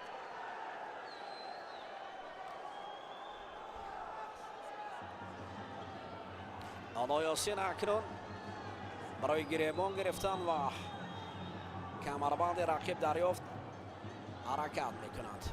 ببینید محمد هم چست و چالاک است. محمد هم در مقابل یاسین خیلی توانا است ولی اجرای اصول نیست. حالا دوباره یاسین میگیرد. محمد سالموف حرکت دارد.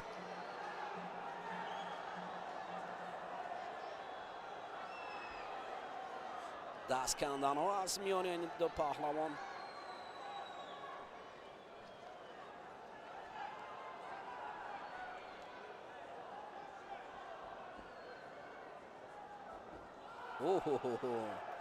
محمد هم سر کتف میخواست که یاسین رو زمین آرد.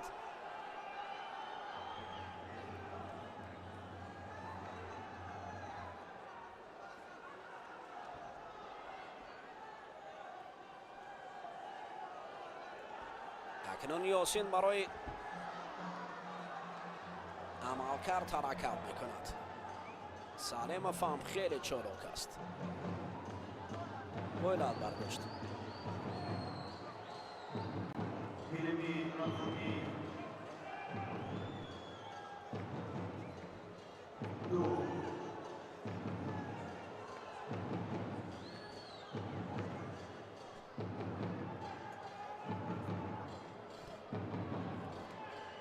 یک بدن برای محمد نشان دادند.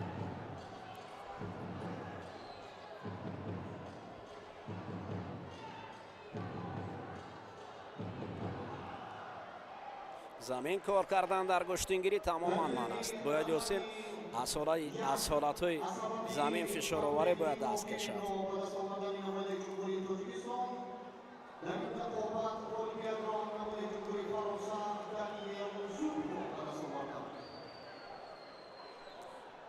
محمد سلیمов با یاسین بابا کلانов برای ادامه نبرد تلاش دارند.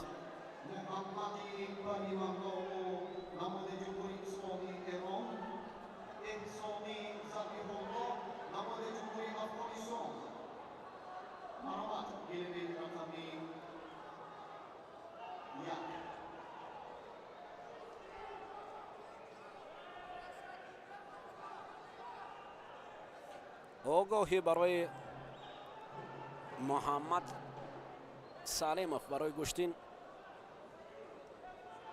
نگرفتنش باید فعال باشد. محمد فعال شود. نوبست از آنه که یک بدن دارد باید فعالانه مبارزه برد. همین لحظه است که یاسین رو به شروع آورده است این حرکات. برای دقیقه حرکت میکند.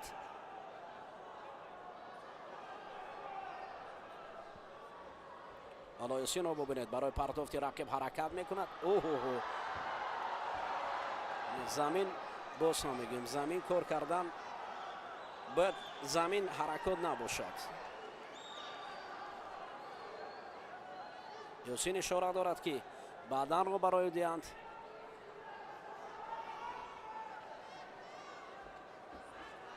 اما یاسین فعال است. مهم در اینجا اگر محمد چون کم فعال باشد نوبسته از اونه که یک بدن دارد و بدن را از دست دادنش احتمال است. باید مبارزه برد برای چند ثانیه دیگر حرکات کند.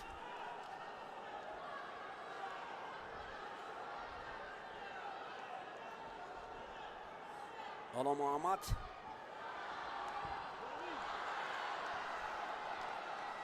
اینجا در مقابل حریف سخت می ایستد.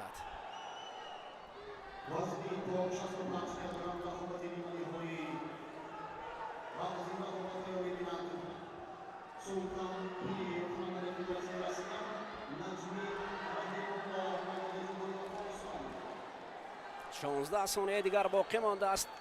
یاسین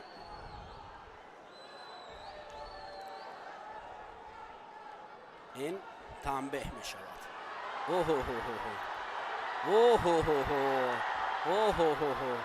نه زمین کار نه، باید زمین کار نکنیم. وقتی که ما در میدان هستیم باید زمین بیرون از مرکز میدان حرکات نکنیم. خوب است اینجا فقط دوستی است، برادری است. باید حرکاتی که در اینجا بود در زمین وقتی که داور نشون میدهد ما همیشه باید توجه به داور کنیم. یاسین پهلوان نامدار است و پهلوان تجربه دار است، اما مهم برای ما سلامتی پهلوانان است. باید در اینجا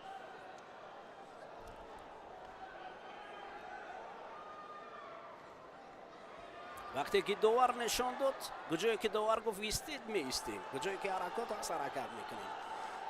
طرفداران یاسین در هیجان هستند اینجا، چه مادر چه پدر، اما برای این رقابت حالا نبر میشد. یاسین میدود و برای چند ثانیه دیگر حرکت میکند و 3 ثانیه دیگر باقی میماند. برای 3 ثانیه دیگر رقابت میشه. 2 1 و این است برد محمد سلیمov و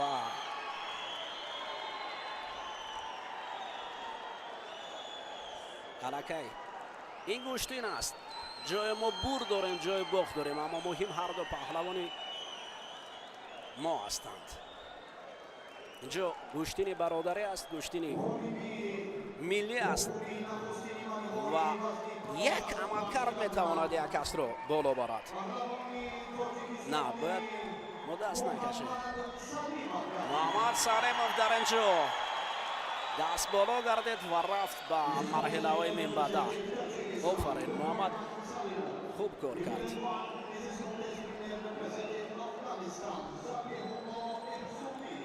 یاسین حالا پهلوان امیدبخش است، با این باید دل سرد نگردد و در پیش رو نبردهای جدید انتظار است. امین حرکاتی که در اینجا ببینید چگونه اشتباه کرد یاسین.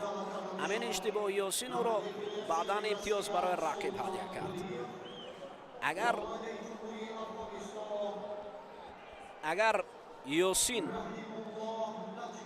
این حرکاتی که اخیران داشت اگر در اول انجام میداد خیلی خوب میدرخشید. خب دوستان عزیز، اکنون ادامه نبردها را منتظر میشویم.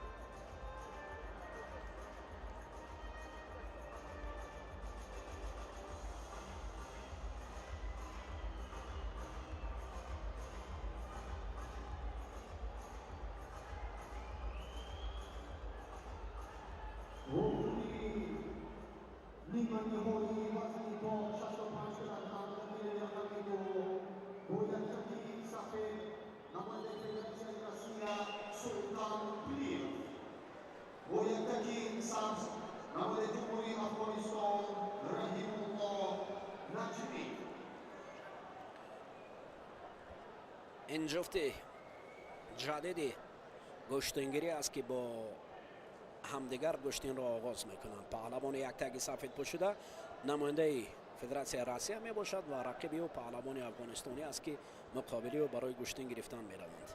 انکترش بلیف سلطان یک تگ سفید به بر کرده است و نجمی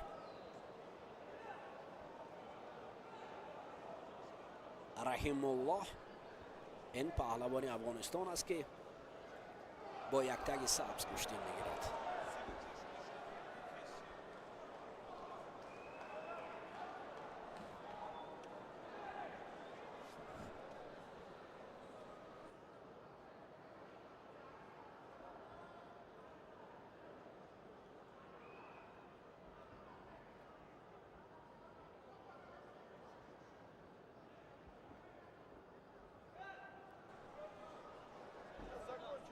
اکنون در اینجا بدن اول را برای سلطان نشان دادند. در وزن 65 کیلو سلطان بلیف گشتین دارد و رحیم الله باشد از رقیب قفاتر است.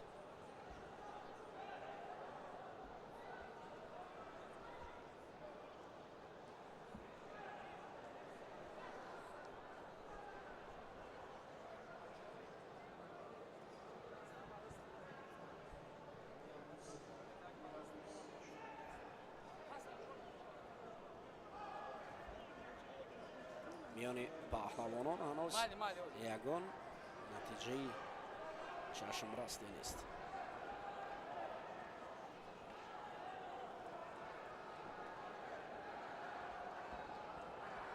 سلطان دست لال برداشت.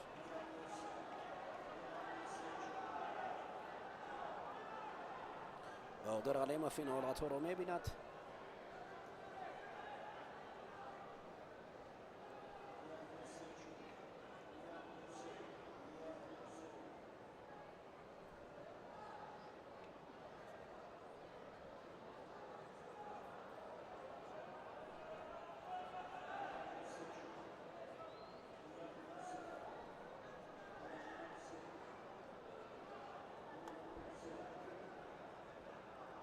جریان رقابت سلطان با نجمی ادامه دارد. یک لحظه سلطان دست می گرفت برای آسیب و این لحظه باشد نجمی پای می دارد.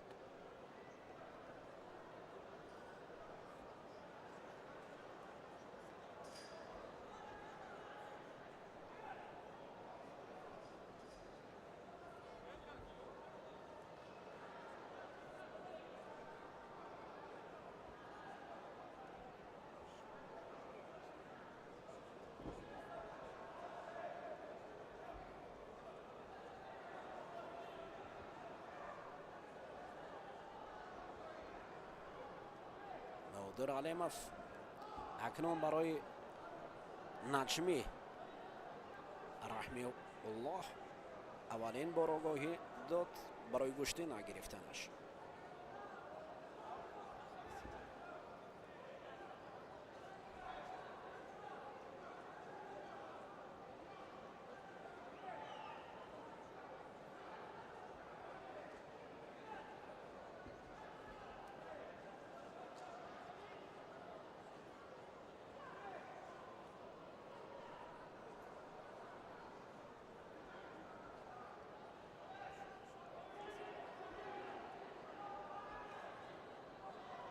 این نوبت اکنون پرتافت پهلوانی روس سلطان گرداند و همین طریق دست بالا شد. پرتافتش حلال با گذاری گردید از جانب داور مرکز.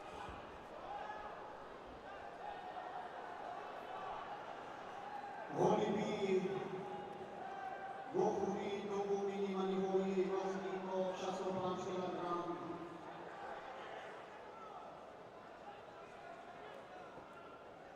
ورزشکار رهنمای فدراسیون روسیه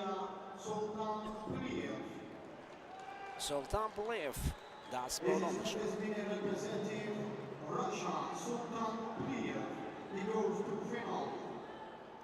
و میرود پلیف برای فینال گشتن میگیرد.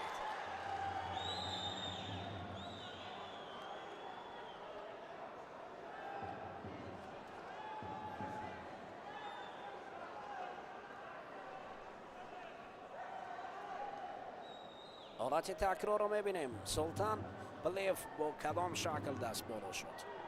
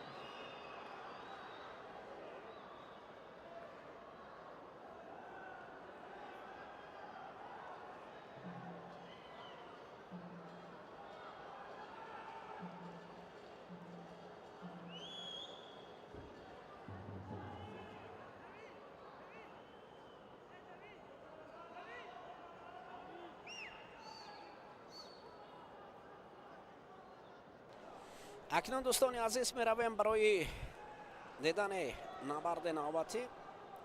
رقابت زیرین را دو پهلوان تاجیک معرفی می کند.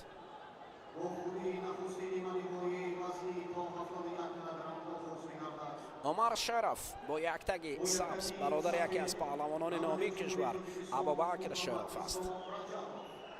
محمد عیسی رجبов باشه یک تگ سفید به بر کرده است. حالا محمد عیسی با عمر گشتین را آغاز می کنند. این جفته که هر دو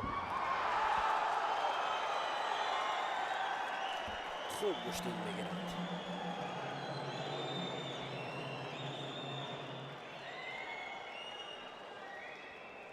محمد عیسی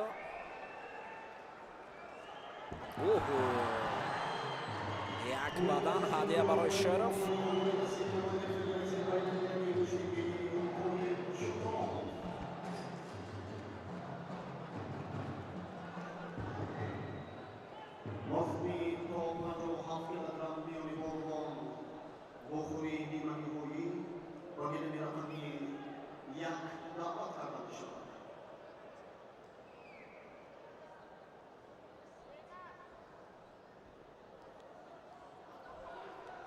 عمر شرف یک بدنی را هر دو کار می کنند. چه محمد عیسی و چه عمر شرف هر دو یک بدن دارند. عمر شرف جوانتر است، اما محمد عیسی علاقه سالهاست که در گشتین نشو و نما یافته است.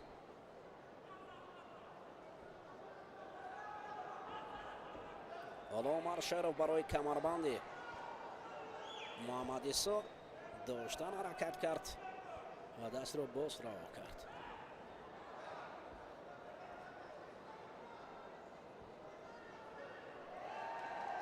اولین آگاهی برای محمد عیسی رجبوف دوباره مرکز نشان داد.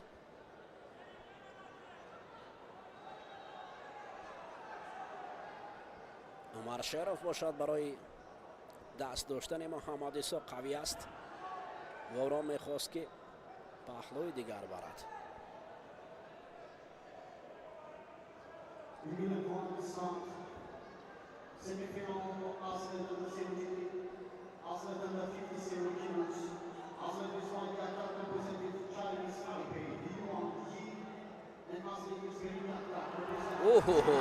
حالا دست این پرتفت عمر شریف اکنون نشان داد که او قوی است و رقیب تجربه دار خویش را دو شانه زمین آورد. آفرین. دوباره مرکز این پرتفت را حلال نشان داد. حالت تکرار رو میبینیم. در این حالت تکرار هم مشاهده کردن ممکن است.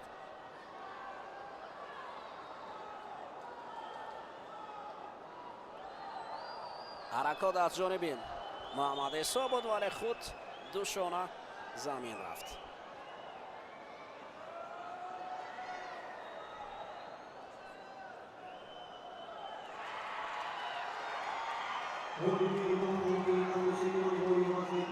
آفرین.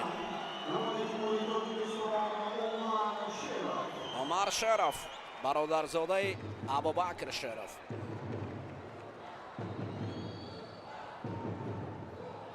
در قسمت نیمه‌نهایی دست بالا شد.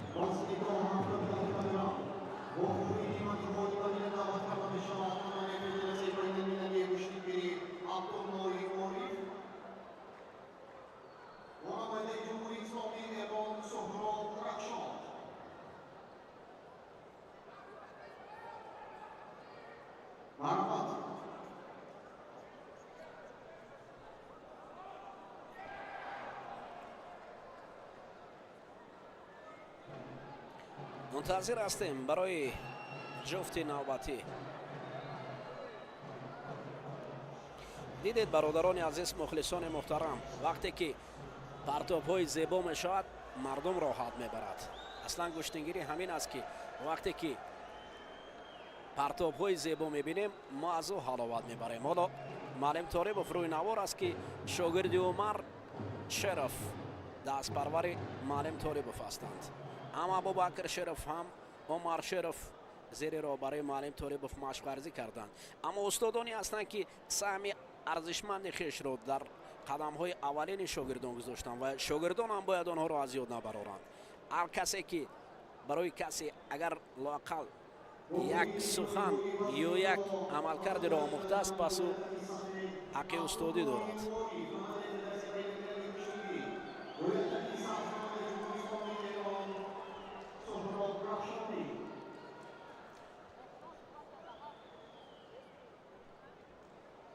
حالا برای معرفی جفت نوبتی می رویم. پهلوانی یک تک سفید پوشیده زیر لیوای فدراسیون جهانی گشتنگیری می براید و رقیب او ایرانی است و البته برای ما عبدالله معلوم است که چگونه پهلوان نامدار است که میان خلق در گشتین خیلی زیبا درخشیده است و عبدالله عارف برای وزن 71 کیلو گشتین گرفتن آغاز کرده است. حالا در این قسمت هم خوب پیش می رود. سهراب رخشان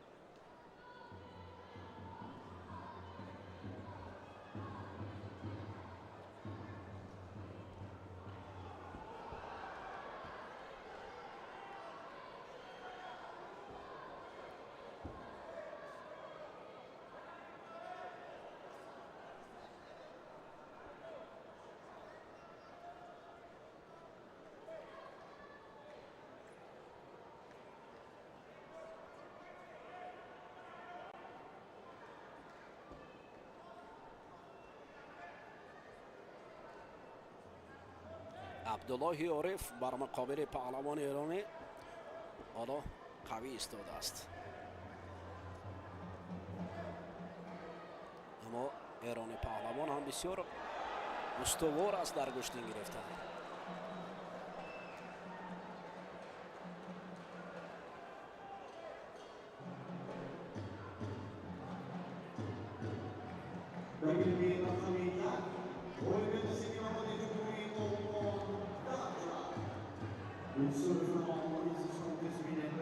از چه باشد یک مرحله ما خوب می درخشیم، یک مرحله بسیار خوب می درخشیم،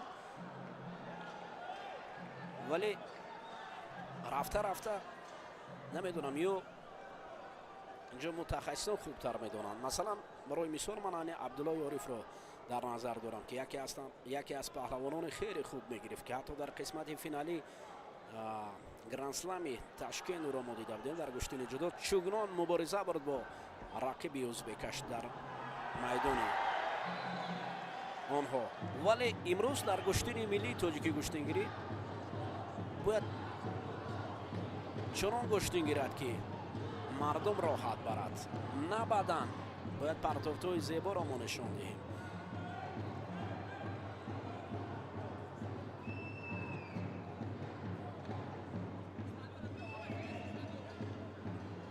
رخشان سهراب پهلوان ایرانی حالا از رقیب دور مانده است و 3 بدن را برای عبدالله عارف نشان دادند.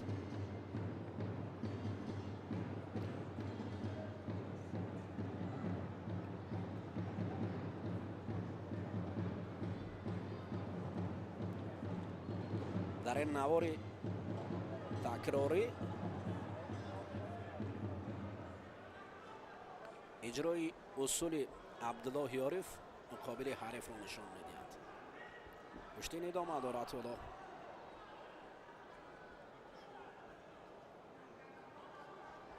بدن سیوم باز پس گرفته شد و 2 بدن به سود عبدالله است.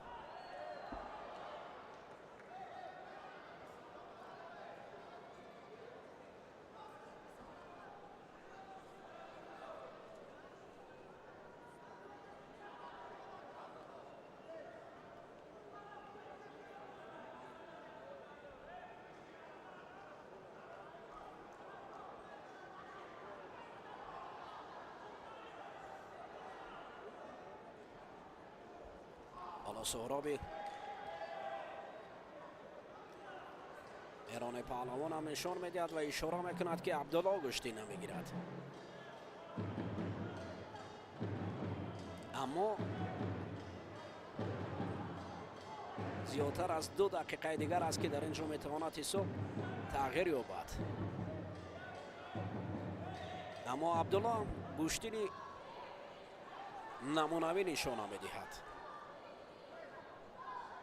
عبدالله گشتنگیری خوب است ولی زیبایی گشتنگیری را برای ما باید اینجا نشان دهد. اما آداب و اخلاق عبدالله بسیار عالی است. من در بسیار مسابقات میبینم را بسیار آرام و صمیمی است. آگاهی اول برای عبدالله نشان دادند. اکنون عبدالله عارف بر مقابل رقیب باید درخشد، باید حرکات نشان دهد، پیش رود.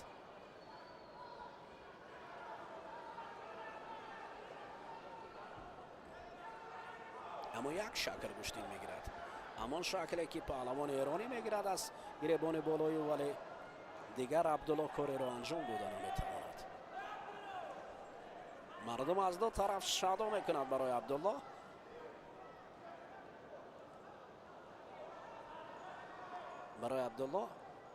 حالا اکنون تنبیه شد. دقیقه بالا در اختیار دارند و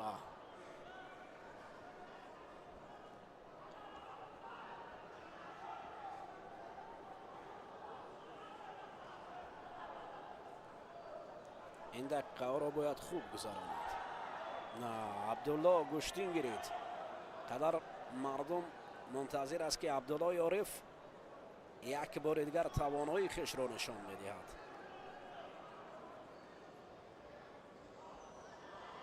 این چمپیونات جهان است، جایی است که ما باید تمامی هستی بله این حالت رو باید کیا اجرا میکرد عبدالله.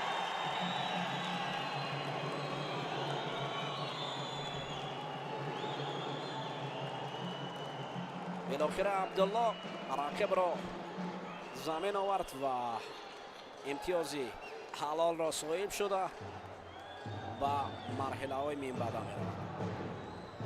Obibi Obi دومی کاتگوری اصلی با 7 کیلوگرم تمام فدراسیون بین المللی کشتیگیری آمریکایی اولی.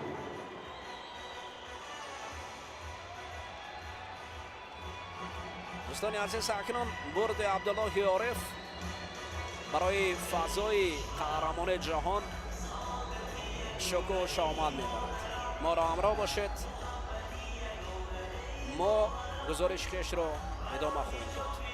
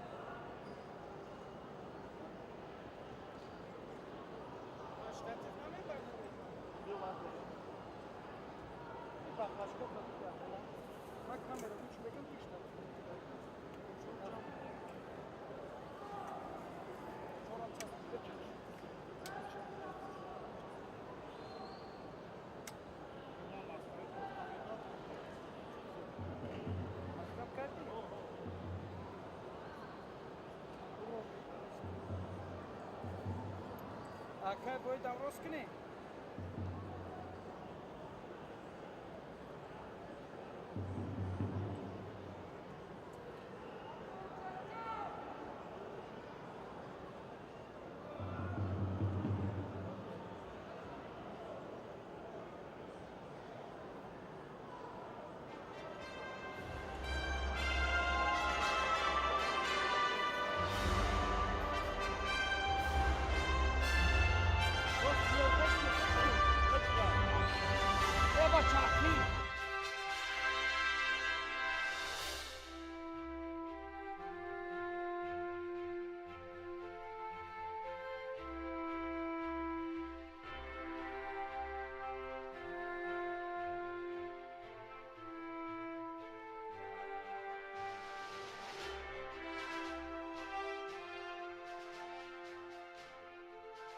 درود و سلامی به پایان با شما دوستان ارجمند، مهمانان و خانومان و جنابان.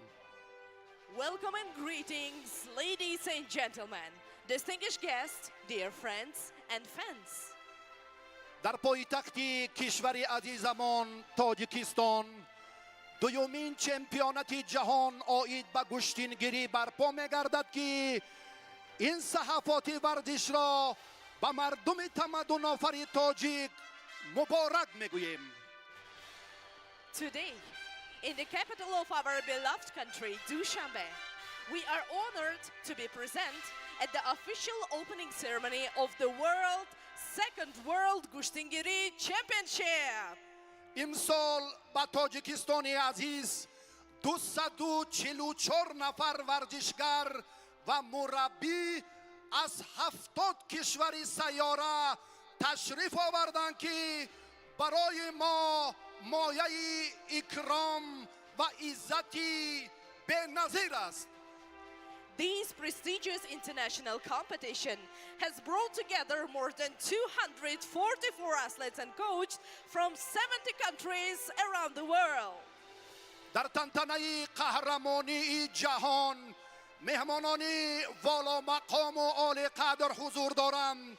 حالا با کمال احترام و صداقت بی‌نظیر مهمان گرامی قدر رئیس مجلس ملی مجلس عالی جمهوری تاجیکستان، رئیس شهر دوشنبه محترم رستم امامعلی را پیشواز میگیریم.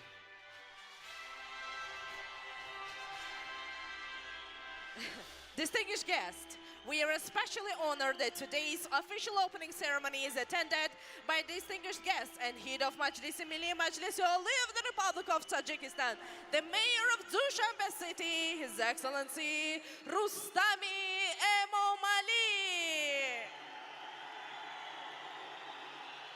سخن اولین افتتاحی و تبریکاتی برای رئیس مجلس ملی مجلس عالی جمهوری تاجیکستان، رئیس شهر دوشنبه محترم رستمی امامعلی داده می شود. And now, with great respect, we give the floor to the mayor of Dushanbe city, His Excellency Rustami Emomali. تشکر زیاد. ورزشگران محترم، مهمانان گرامی، بسیار خوشحالم که همه شما را در پایتخت سرزمین بهشت آسای تاجیکستان شهر دوشنبه و دومین چمپیونات جهان آید به گشتینگیری خیر مقدم میگویم.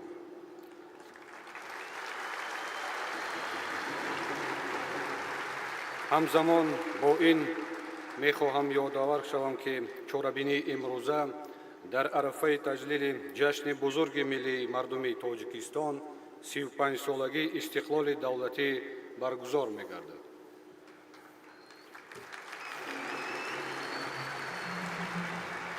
ба муносибати ин санаи таърихӣ ва тақдирсози миллат ҳамаи шумо ҳозирини гиромиро табрик мегӯям ва ба ҳар яки шумо солимии бардавом, тамоми хушиҳои зиндагӣ ва комёбӣ орзумандам.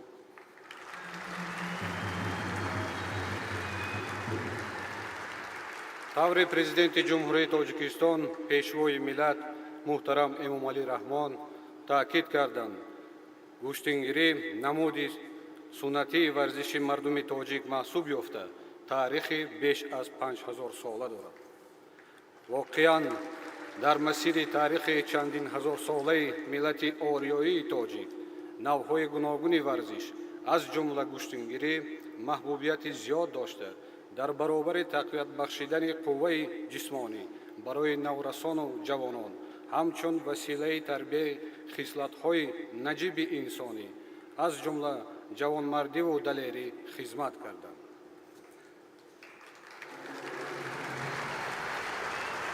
бояд таъкид намуд, ки муҳайё намудани шароити муносибу созгори инфрасохториву ташкилӣ барои рушди варзиши гӯштингирӣ дар маркази таваҷҷӯҳи давлату ҳукумати Тоҷикистон аз ҷумла роҳбарияти пойтахти кишвар қарор дорад. қобили зикри хос аст, ки гӯштини миллии тоҷикӣ ҳоло мақоми байналмилалӣ дорад. то имрӯз дар 76 кишвари ҷаҳон намояндагиҳои Федератсияи байналмилалии гӯштингирӣ таъсис ёфтанд. боиси ифтихор аст, ки дар баробари баргузории чорабиниҳои гуногуни байналмилалӣ имрӯзҳо кишвари мо мизбони дуюмин чемпионати ҷаҳон оид ба гӯштингирӣ буда, дар он 272 нафар варзишгарон аз 70 давлати дунё иштирок менамоянд.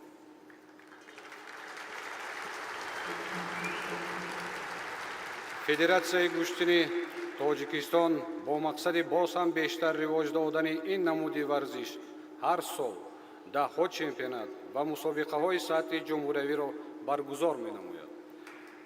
баргузории чунин мусобиқаҳо барои муаррифии варзиши миллӣ, таҳкими робитаҳои дӯстона миёни халқу миллатҳои гуногун ва тарғиби арзишҳои неки инсонӣ аз ҷумла пешбурди тарзи ҳаёти солим нақши муҳим мебозад. бовар дорам, ки баргузории чунин мусобиқаҳо ба рушди минбаъдаи гӯштини миллӣ, муаррифии он дар арсаи байналмилалӣ ва роҳ ёфтани ин намуди варзиш ба рӯйхати намудҳои варзиши бозиҳои осиёиву олимпӣ мусоидат менамояд.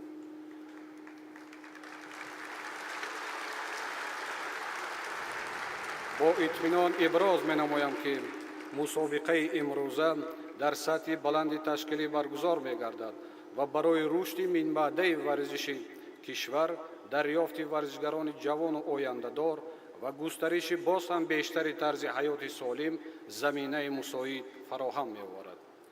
ба ҳамаи шумо меҳмонону варзишгарони гиромӣ будубоши фарахбахш дар сарзамини биҳиштосои Тоҷикистон ва ба иштироккунандагони мусобиқа барору комёбӣ орзу менамоям. аз таваҷҷӯҳатон сипосгузорам.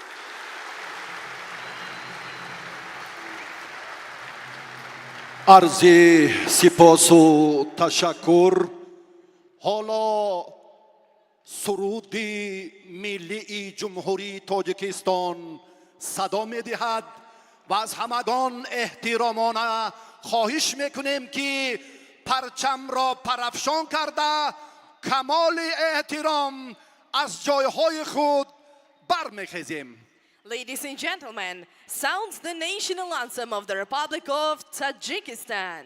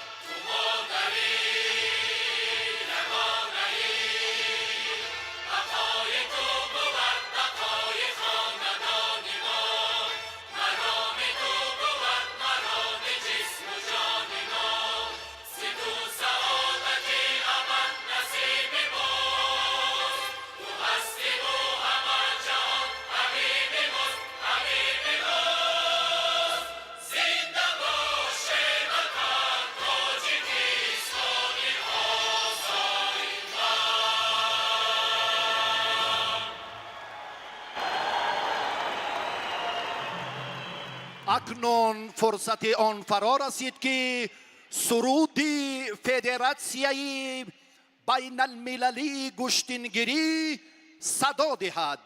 Distinguished guest, sounds the anthem of International Gushtingiri Federation.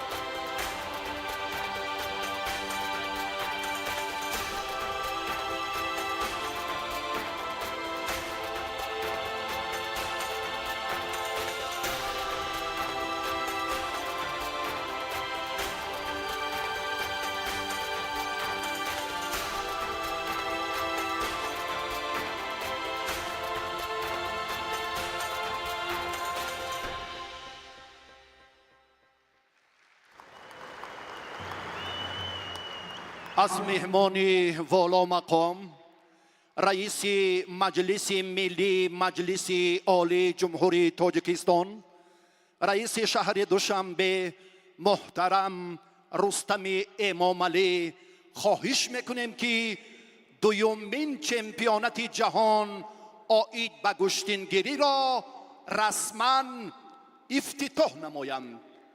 Now, with great respect, we invite the head of Majlisi Milli, Majlisi Olir of the Republic of Tajikistan, His Excellency Rustami Emomali, to officially open the Second World Gushtingiri Championship.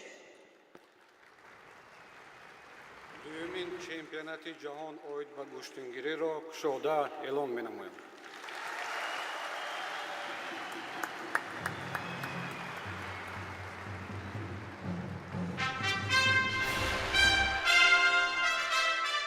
دوستان محترم، با ابتکار به واسطه رئیس مجلس ملی مجلس عالی جمهوری تاجیکستان 25 گلیم سطحی بین المللی و 3000 دانه خلعت‌های سطحی با شکوه به مکتب‌های ورزشی مملکت تقدیم گردیدند. Ladies and gentlemen, it should be known that with the help and initiatives of the mayor of Dushanbe city, all sports schools of our country were presented with 25 carpets and 3,000 kimonos for Gushtingiri. اکنون برنامه فرهنگی پرمحتوا که جنبه‌های مکمل فرهنگ، تمدن، عنعنات سنتی مردم تمدن آفر تاجیک را در رشته گشتینگیری پر تجسم نماید منظور شما گردانیده می شود. And now, ladies and gentlemen, we are delighted to present a vibrant cultural program showcasing the rich national heritage, colorful tradition of Gushtingiri and artistic spirit of our country. Please enjoy the performance.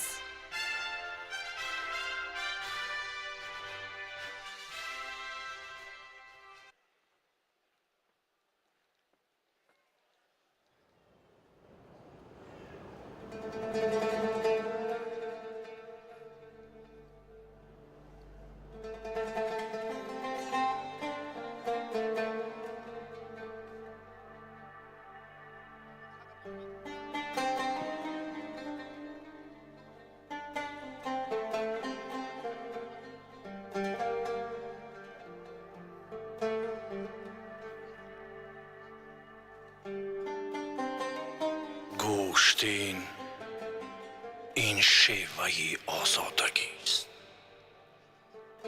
بهر ناموس وطن آمادگی است. پهلوان مردی شجاع کشور است. پاسبانی خلق این بوم و بر است.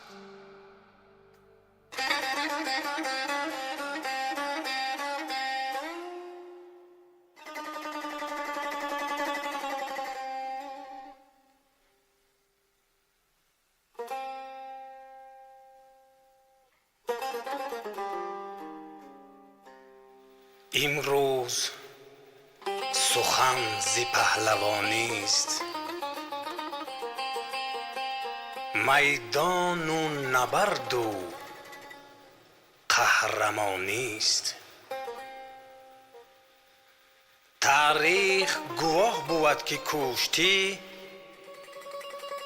آیین قدیمی آریانی است.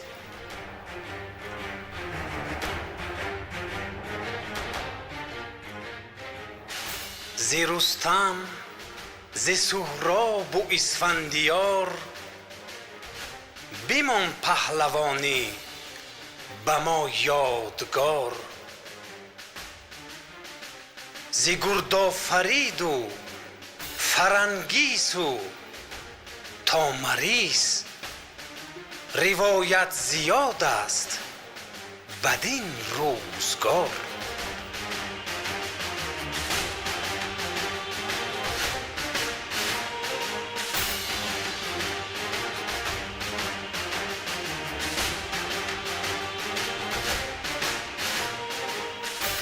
از ازل باشد مرام زندگی، آبروی و عزت و آزادگی. تاجیکان را گشتین و نامآوری، بس چه زیبا پهلوانی قهرمانی.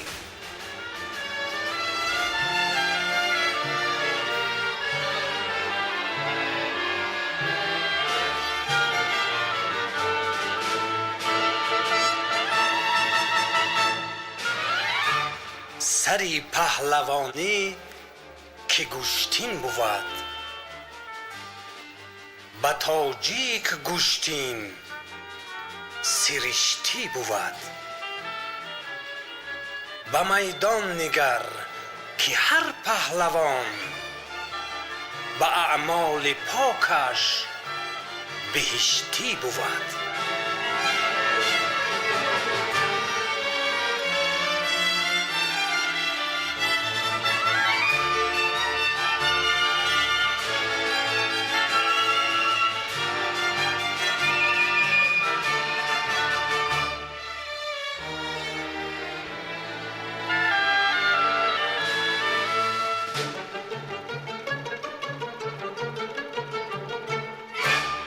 فرزندانی عزیزم، با هدایت و راهنمایی های پیشوای معظم ملت محترم امام علی رحمان، گشتین ملی و مظفریت های بزرگ نایل گردید. ورزش سفیر صلح است.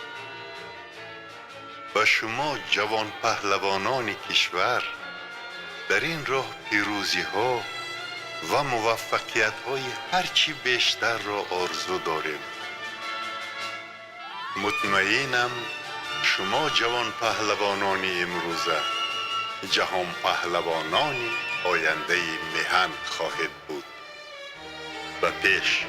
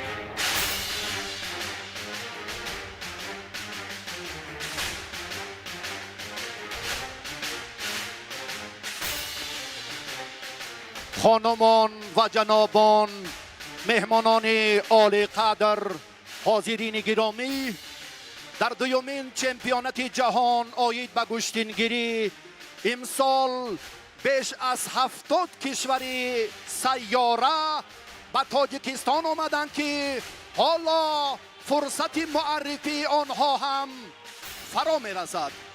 Ladies and gentlemen, distinguished guests, as we noted before, in our second World Gustingiri Championship participated athletes from 70 countries all around the world. And now it's the time to present them to your attention.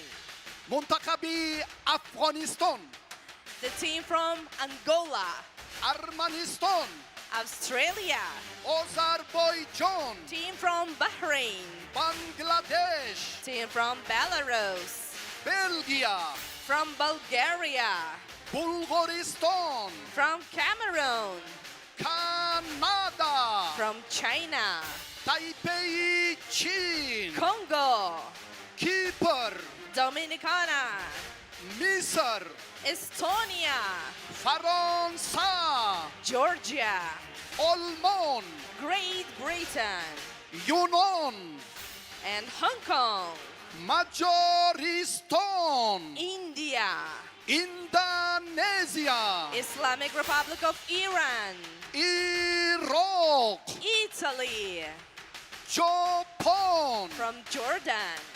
قزاقستان، the Kingdom of Saudi Arabia, کره جنوبی، from Kyrgyzstan, لاتویا، Lebanon, لیتوا، Malaysia, مالطا، Mauritania, مولدووا، Mongolia, مراکش، from Netherlands, نپال، Oman, پاکستان، Palestine, لهستان، Portugal, قطر، Romania, فدراسیای روسیه، Singapore, آفریقای جنوبی، Sri Lanka, سوئدیا، Turkey, سوریه، Thailand, ترکیه، Ukraine, اوکراین، USA, ازبکستان، Vietnam, فدراسیای بین المللی گشتینگیری و منتخب گشتینگیری تاجیکستان.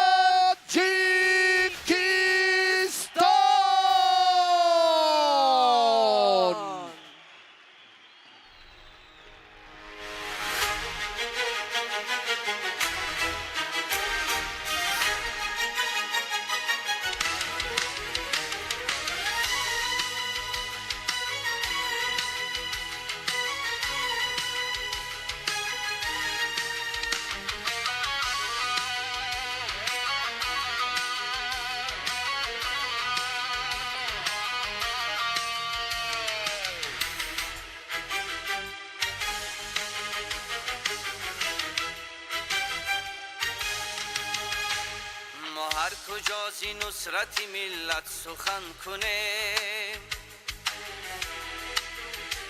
آن نیستم که رفته به هر جا وطن کنه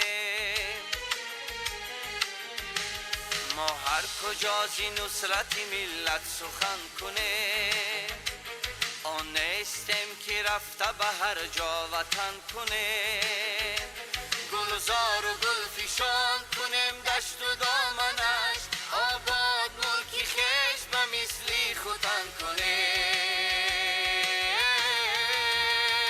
ای هموطن به پیش با عزم و رزم خیش با باور و غرور سوی سفر به پیش به پیش ای هموطن به پیش ای نسل آریان با پرچمی کیان سوی مراد خیش یک جان و تن به پیش به پیش ای هموطن به پیش ای هموطن به پیش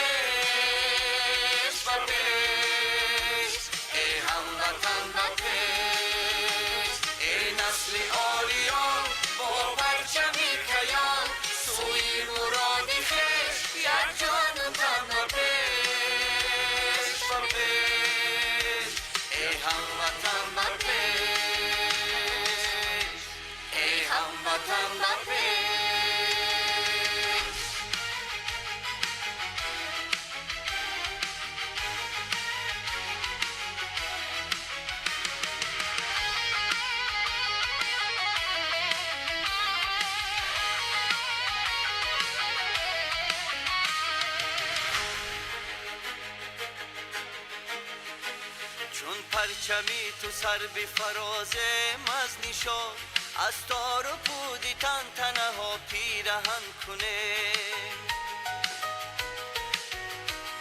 تا جاویدان بیمان وطنی آریای ما مهری تو را بقای دلی خشتن کنه تا جاویدان بیمان وطنی آریای ما مهری تو را بقای دلی خشتن کنه ای هموطن با پیش با عزم و رزم خشت با باور و غرور سوی سفر با پیش با پیش ای هموطن با پیش ای نسل آریان با پرچمی کیان سوی مراد خشت یک جان و تن با پیش با پیش ای هموطن با پیش ای هموطن با پیش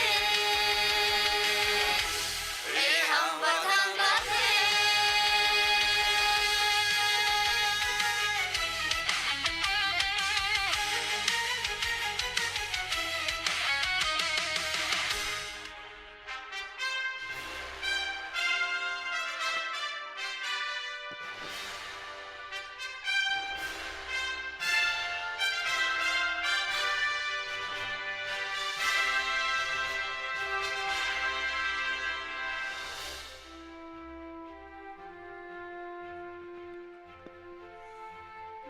دوستان ارجمند، خانمان و جنابان، غمخواری های روزافزون پیشوای معظم ملت پرزیدنت جمهوری تاجیکستان محترم امام علی رحمان، توجه خاصه رئیس مجلس ملی مجلس عالی جمهوری تاجیکستان رئیس شهر دوشنبه محترم رستم امام علی جهت عنعنه‌های سنتی نیاگان احیای دیگر باره گوشتین اجدادی ما بغایت بزرگ است. Distinguished guests, it should be noted that biggest support and help of the leader of our country, the President of the Republic of Tajikistan, His Excellency Emom Ali Rahmon, and the Mayor of Dushanbe City, His Excellency Rustam Emom Ali, has a big role in the World Gushtingiri Championship.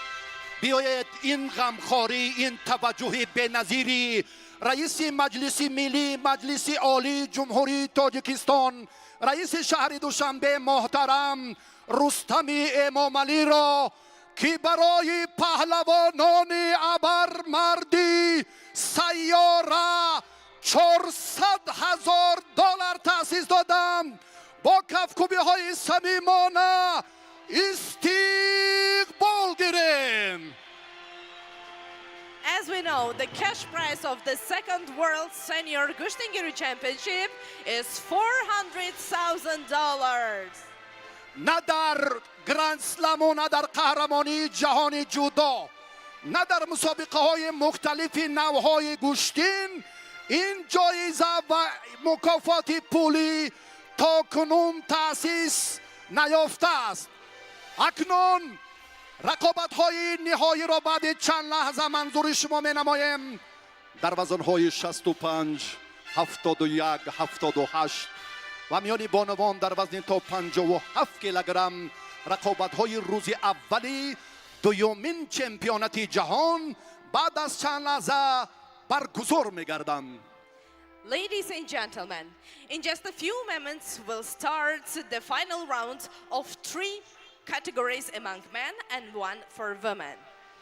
و ورزشگران برای ظفر تمنا داریم و با شما مخلصان ارجمند گوشتینگیری استراحت با فراغت و طبعی بالیده آرزو میکنیم. چهره های ماندگاری گوشتینگیری تاجیکستان مرحله نهایی روز اول چمپیونات جهان را جلو و حسن دیگر میبخشد که آنها را یک جایه مخلصی میکنیم. Ladies and gentlemen, thank you for your attention and have a wonderful time.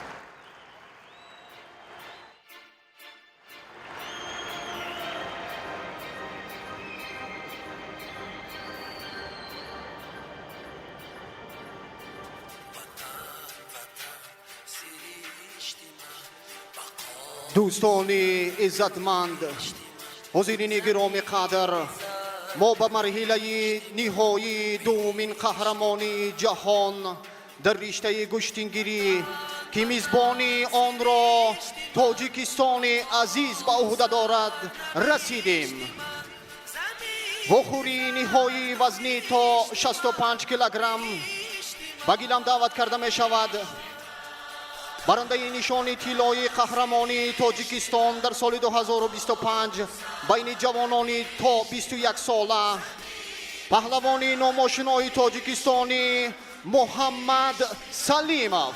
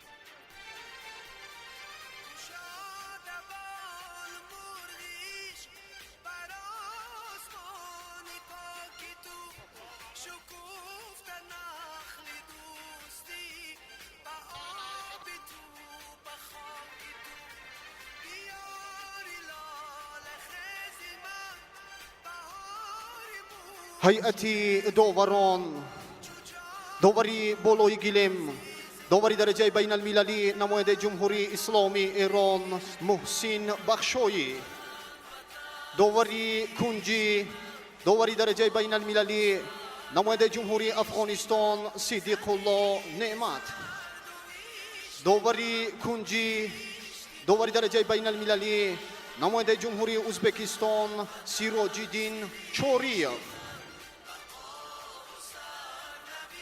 وخوری نهایی وزنی تا 65 کیلوگرم به گلیم دعوت کرده می شود. قهرمانی تاجیکستان بین جوانانی تا 21 ساله، نماینده جمهوری تاجیکستان محمد سلیمov.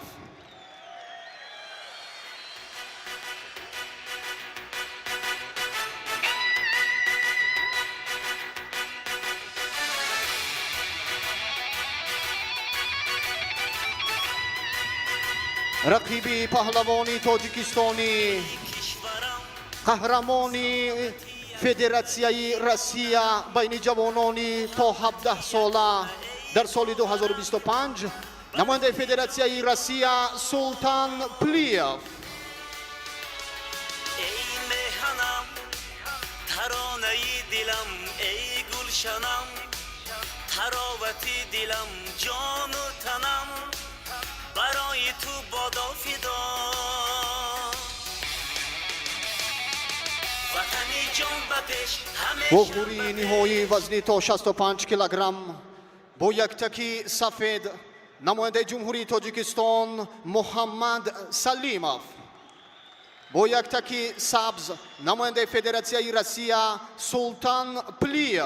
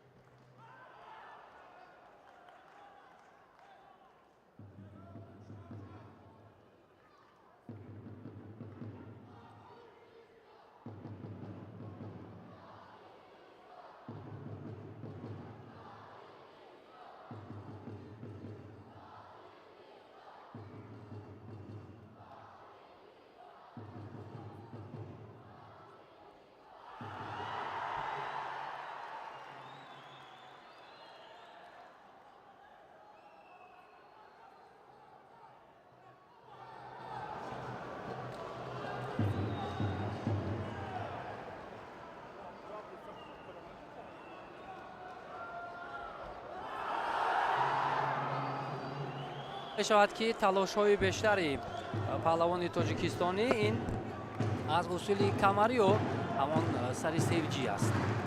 این تلاشش توجهش بیشتر به همان است.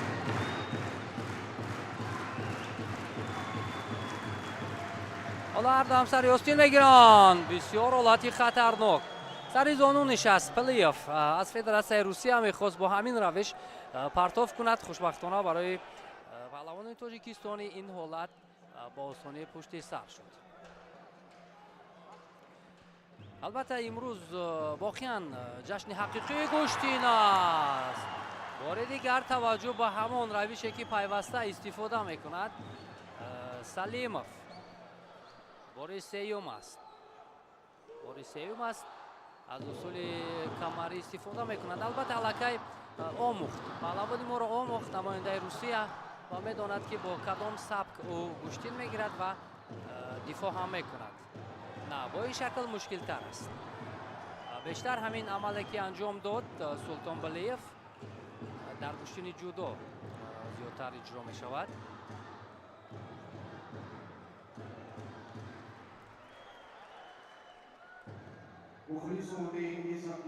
البته قدردانی و هوسمندی که امروز از جانب مقامات اجرایی حکومت دولتی شهر دوشنبه فدراسیون گوشتینگیری تاجیکستان مخصوصا رئیس شهر دوشنبه محترم رستم امومالی برای پهلوانان گردیده است این واقعا خیلی زیاد است. پهلوان فدراسیون روسیه آگاهی گرفت. این از فشار دائمی محمد سلیموف است و یک حرکت دیگر از جانب سلطان پلیف. یادآور میشویم دوستان عزیز که در دایره استقبال از جشن مهم و تاریخی 35مین سالگرد استقلالات دولت جمهوری تاجیکستان که دومین چمپیونات جهان روی دست گرفته شد خیلی شماره زیادی ورزشکاران، مربیان، نمایندگان فدراسیون ها بیشتر از 240 نفر به تاجیکستان آمدند و در برابر هنرنمایی کردن در روی گلیم همزمان از عرف و عادت، از عنعنه‌های تاجیکانه، از فرهنگ تاجیکانه آنها به خوبی آشنایی پیدا میکنند. حالا فشار هر دو این پهلوان تا کنون نتیجه نمیدهد.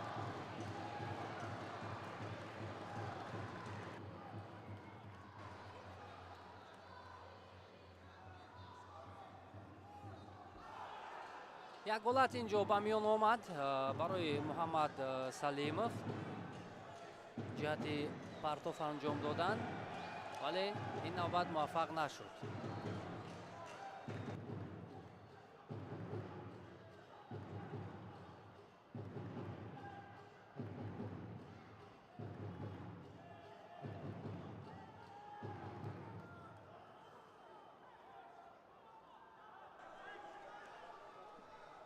خب حالا وقت است برای هر دو هم امکانی فشار آوردن، امکانی گرفتن نتیجه هست زیرا هر دو آگاهی دارند و حلوکی درونه رو خیلی خوب اینجا پیدا کرد سلطان پلیف ولی به طوری در کاری انجام داده نشد.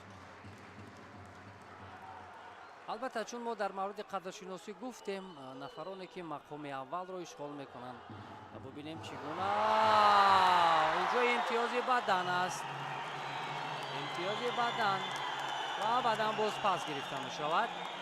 در آغاز داور مرکز اینجا بدن بها گذاری کرد ولی داوران کنجی این را انکار کردند و همین خاطر داور اشاره میکند که اینجا بدن باز پس گرفته می شود. بله بدن پس گرفته شد یا حالت تفتیش کرده می شود.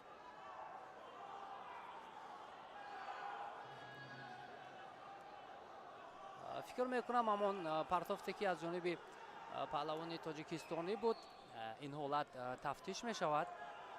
سر زانو نشست اینجا 100% باید باشد که بدن یا نه قرار نهایی را ما منتظر میشیم. بله 100% اینجا بدن هست، بدن هست، این را هم داور اشاره میکنه.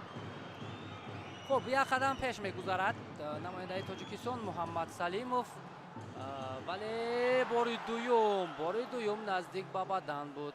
فشار محمد بر جانب حریفش بیشتر میگردد.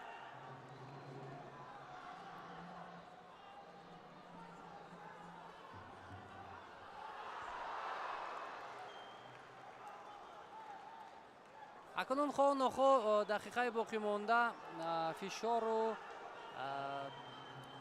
اجرای اصول از جانب پهلوان روسیه بیشتر می شود، زیرا او میداند که امتیاز از دست داده است، ولی در این حالت عقب نشینی کردن پهلوان تاجیکستانی هم خطر دارد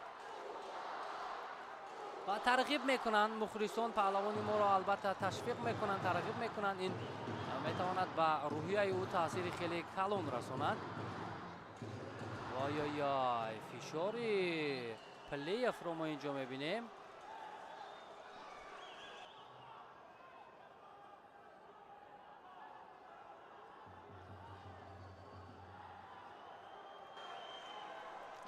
تنبیه میگیرد محمد سلیموف به خاطر کمکاریش در چند لحظه اخیر. البته فعالین جانبی سلطان پلیف است از فدراسیون روسیه، به همین خاطر اینجا تنبیه گرفت پهلوان ما. ثانیه های کم باقی ماندن، سر زانو نشستن محمد سلیموف. البته برای محمد سلیموف این نتیجه واقعا هم در کارنامه‌اش بسیار نتیجه مهم خواهد بود، زیرا نخستین مرتبه میتواند که شهد پیروزی چشد در قهرمانی جهان. در نظر دارم نشان طلا اگر به دست بیاید، زیرا ثانیه ها حالا هستند. از حد زیاد عقب نشینی کم فعالی کردنش خیلی خطر دارد، حتی میتوانند اون را از روی گلیم خارج کنند. و سر زانو نشست این نوبت توجه با برای پرتاب کردن بود، موفق نشد و این نوبت هم باز با همان شکل پیشینه حرکت میکند محمد سلیموف. البته در وزن 65 کیلوگرم خیلی رقابت پذیری در سطح بلند بود.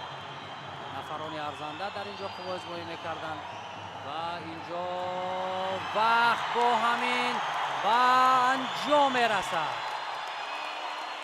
انجام میرسد و محمد سلیموف عنوان قهرمانی جهان را در سال 2026 به نام خود رقم میزند.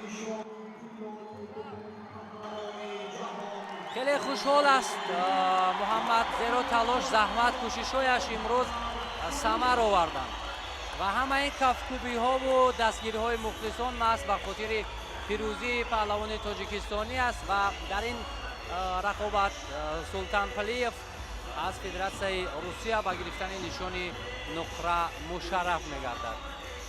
خیلی رقابت خوب، رقابت ارزنده بود و بالاخره کار خود را تا با آخر به طور اعلی اجرا کرد.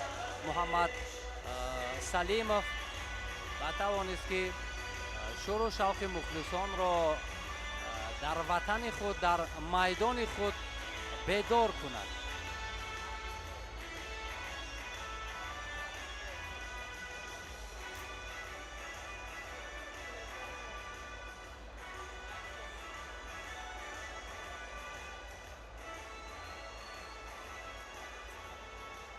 همان یک حرکتی که واقعا همه چیز رو دیگر کرد، همه چیز رو تغییر داد برای پهلوان ما محمد سلیموف و همان یک گردش دیگر او را تا با آخر پیش صف نگاه داشت و توانست که با گرفتن نشانی طلا مشرف گردد و دستش بالا شود. واقعا از عائله به وی رسیده است که آن محبت گشتینگیری در نهاد این عائله جای دارد و توانست امروز موفق شود. سراجدین چوریف این داور مرکز از ازبکستان.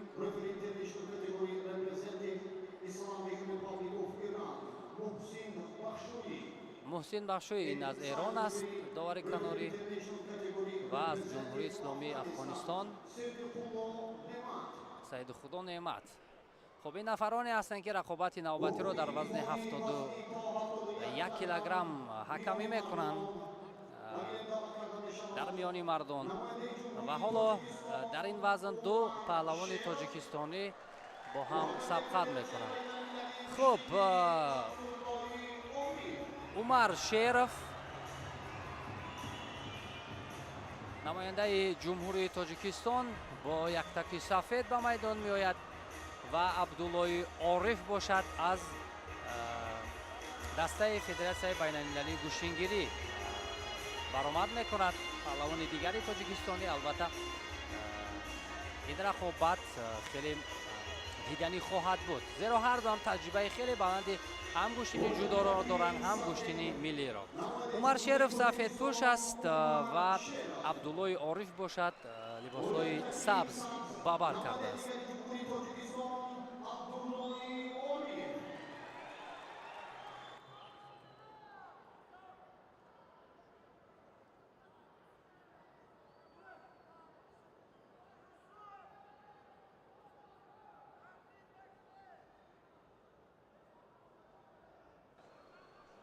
خب رقابت آغاز می‌گردد برای به دست آوردن نشان طلا در وزن 71 کیلوگرم در قهرمانی جهان، در دومین قهرمانی جهان گفتیم عبدالله عارف و عمر شرف.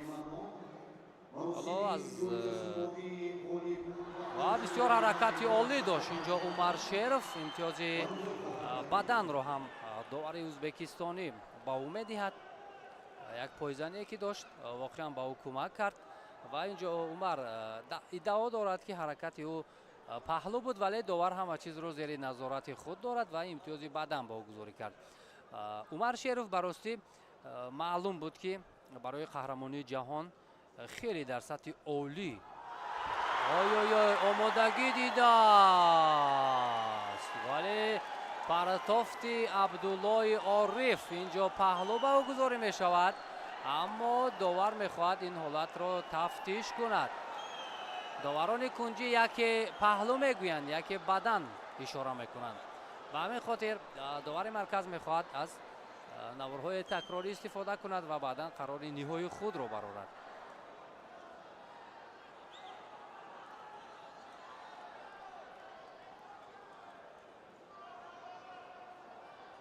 در مرحله انتخابی اگر اشتباه نکنم محض همین عبدالله عارف در مرحله نهایی عمر شرف رو شکست داده بود. خب میبینیم یک مرتبه دیگر سر زانو نشست و پرتاب کرد. اینجا حالا ما میبینیم که پهلو نیست بدن، بله پهلو نیست، داور بدن با او گذار میکند. حرکت عبدالله عارف را رقابت ادامه میکند. اکنون از جهت گرفتن امتیاز هر دو برابر شدند و پر توجه فشار خواهان زیاد می شود تا همین برابری برهم زده شود، جانب یکی گذارد. امتیاز پهلو البته بالاتر از بدن می ایستد و حلال برای همه ما شما معلوم است که امتیازی که پهلوانان را پیروز میگرداند.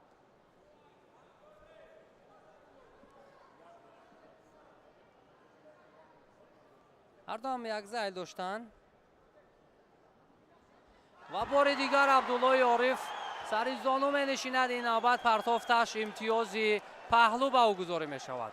ببینیم از همین روش چگونه زیبا استفاده میبرد عبدالله عارف. عمر شرف میداند که با همین شکل رقابت میکند عبدالله عارف، ولی باز با او اجازه داد که موقع خوبتر رو اشغال کند و پرتاف نماید. از بالا داشتن برای شرف موقعیت مساعد است اگر او تواند که به مثل عبدالله عارف پرتاف نماید.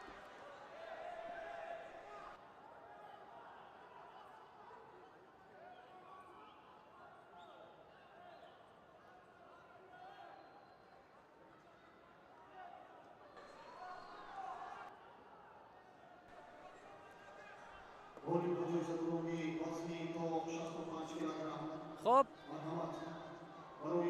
فشار عمر شرف نزدیک می شود و می خواهد حریف را به خود نزدیکتر کند، ولی در این حالت پهلو را البته جبران می کند عمر شرف. امتیازی که از دست داده بود دوباره به قول دیگر پس می گیرد و نتیجه رو در این رقابت برابر میکند. اینجا برابری دیده میشود، برابری از جهت امتیازها. هر دو هم پهلو دارند، هم امتیازی بدن. انا این رقابت واقعا ارزنده مرحله نهایی است، زیرا پورا فشار است اینجا، پورا تلاش، پورا حرکت برای گرفتن امتیاز و مهمتر از همه برای مخلصان ان همین پرتاف ها بسیار انگیزه زیاد میبخشد و هر دو هم همین حالت رو به میان میارن. نه این نوبت نتوانست. در مرحله نیم نهایی محمد عیسی رجبوف را عمر شریف شکست داد. بسیار با یک حرکت جالبش محمد عیسی رجبوف هم یکی از مدعیان بود و اکنون عبدالله عارف توانست نماینده جمهوری اسلامی ایران سهراب رشن را شکست بدهد و هر دو روی خود را به اینجا انبار کردند. در مرحله نهایی بسیار مرحله حساس.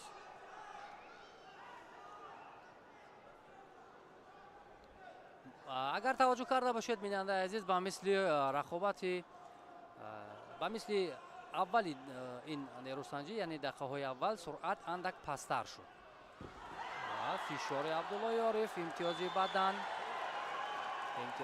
میگیرد. عبدالله عارف در این حالت اکنون بدن پس گرفته می شود. داور ازبکستانی سر اول بدن واگذار کرد، باز بدن پس گرفته شد. عمر شریف با طبیبان نیاز دارد.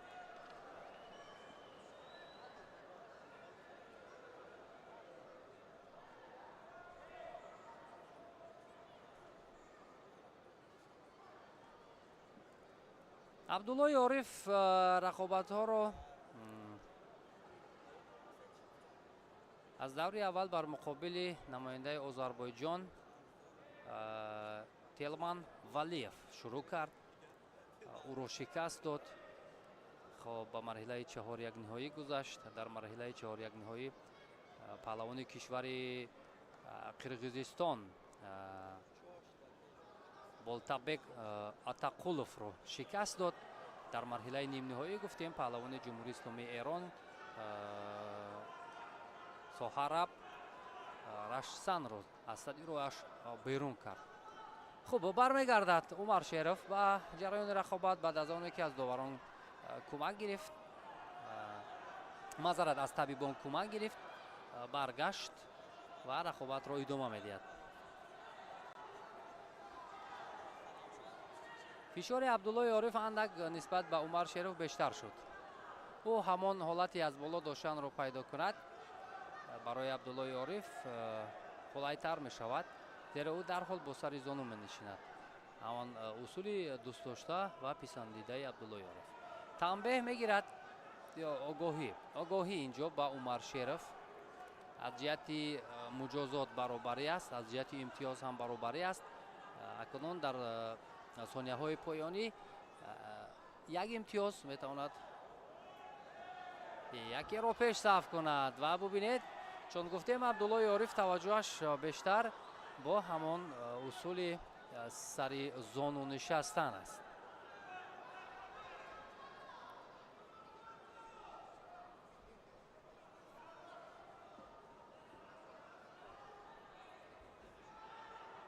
عمر شریف اندک خسته گردیده است. البته تجربه عبدالله عارف در رشته گشتین ملی از عمر شریف دیده بیشتر است و او میدان های زیاد را هم دیده است. شاید همان تجربه امروز بیشتر کمک کند به عبدالله عارف، ولی عمر شریف در رشته جودو هم زیاد رقابت ها را انجام داد.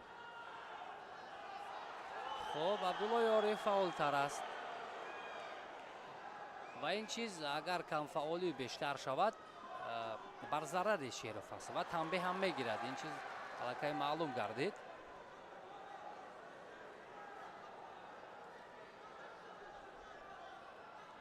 ثانیه های پایانی فشار همانو برای کسب مدال طلا ادامه دارد.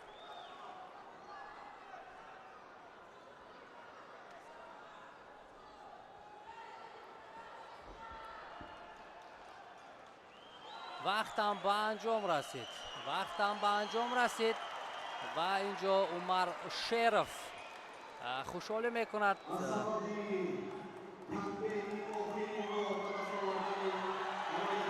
ва инҷо аз сабаби оне ки танбеҳ гирифт, Умар Шеров ва Абдуллои Ориф инҷо унвони қаҳрамониро ба даст меорад ва соҳиби нишони тилло мегардад. талошу мубориза ва ҳаракатҳои Умар Шеров то ба медали нуқраи қаҳрамонии ҷаҳон омад ки ин ҳам натиҷаи бисёр ҳам арзанда ба ҳисоб меравад. хеле воқеан мо рақобати арзандаро, рақобати диданӣ, рақобати пурфишор, рақобати серҳаракатро тамошо кардем, зеро ҳам Умар Шеров ва ҳам Абдуллои Ориф дар воқеъ барои мо як рақобати хеле арзандаро нишон доданд.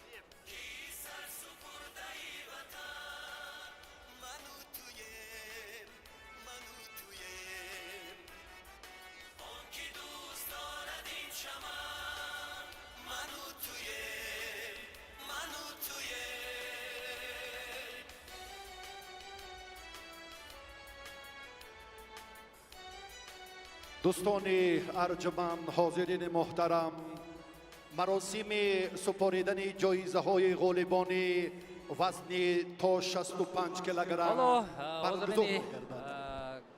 Ladies and gentlemen, it's time for a awarding ceremony for the top 3 finalists under the weight category 65 kilos.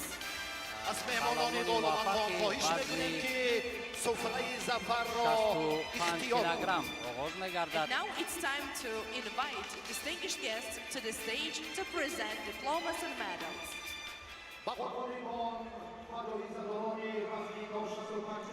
خب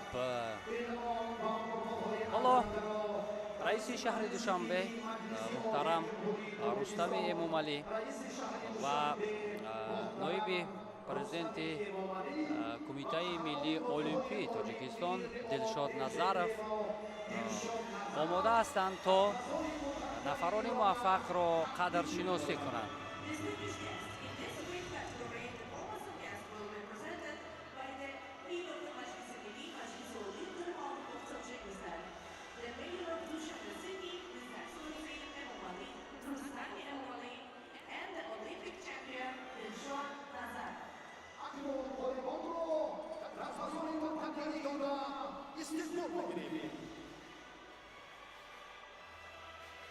خب در وزن 65 کیلوگرم ما قبلا هم اشاره کردیم که رقابت‌ها بسیار هم سخت و سنگین صورت گرفتند، بسیار هم دیدنی بود و نفران ارزنده بالاخره توانستند که روی منبر فخری برآیند.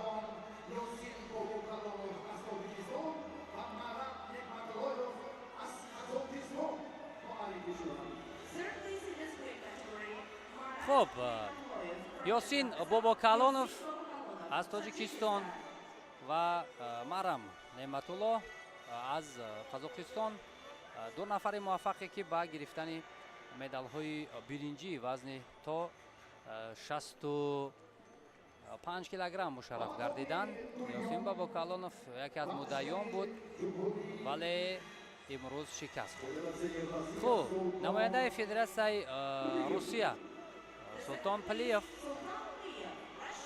ба гирифтани медали нуқра мушарраф гардид. ӯ аз паҳлавони тоҷикистонӣ шикаст хӯрд ва унвони қаҳрамонии ҷаҳонро дар соли 2026 намояндаи ҷумҳурии Тоҷикистон Муҳаммад Салимов ба даст овард. нишони тиллоро акнун ба гардан меовезад раиси шаҳри Душанбе муҳтарам Рустами Эмомалӣ ва ин камарбанди қаҳрамониро ҳам ба нафари муваффақ тақдим мекунад. ба ҳамзамон ёдовар мешавем дӯстони арҷманд ки дар баробари нишону ҷоизаҳо ҳамзамон ба нафарони муваффақ мукофотпулиҳо ҳам тақдим мегардад. он нафароне ки мақомҳои сеюмро ишғол мекунанд $5000 амрикоӣ тӯҳфа карда мешавад. ба нафароне ки ҷои дуюмро мегиранд $10000 ва ба ғолибони мақомҳои аввал $20000 амрикоӣ тақдим карда мешавад ки ин ҳам таваҷҷӯҳи бевоситаи роҳбарияти шаҳри Душанбе ва федератсияи гӯштингирӣ мебошад. хуб, Дилшод Назаров қаҳрамони бозиҳои олимпӣ, фахри Тоҷикистон, рамзи гӯштингириро бабри барфиро ба ғолибон тақдим мекунад. ҳоло акнун бо шарофати музаффарияти Муҳаммад Салимов суруди миллии ҷумҳурии Тоҷикистон садо медиҳад.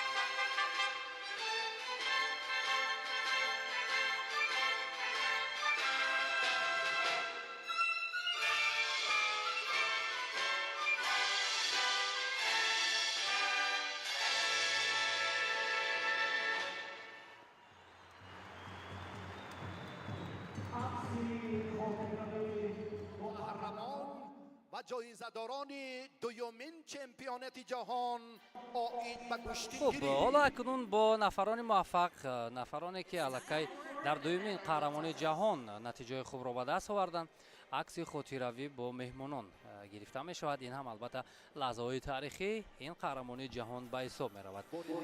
اکنون دوستان ارجمند یاد بار دیگر یادآور می شویم که یاسین بابوکالونов و مرام نعمتالله دو نفری که نشانهای برنجی را گرفتند. سلطان پلیف مقامی دوم را گرفت نماینده فدراسیون روسیه و محمد سلیموف از تاجیکستان قهرمان جهان شد. صاحب مدال طلا گردید.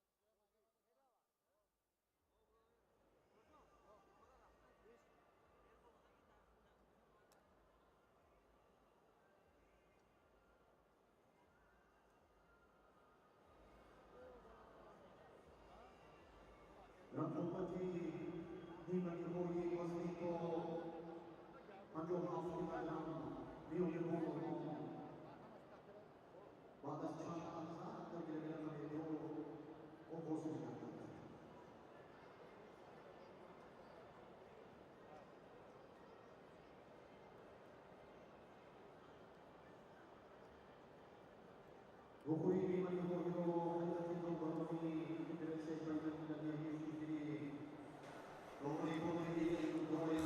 اکنون رقابت مرحله نیمنهایی وزن 57 کیلوگرم میان بانوان آغاز می شود و در چند لحظه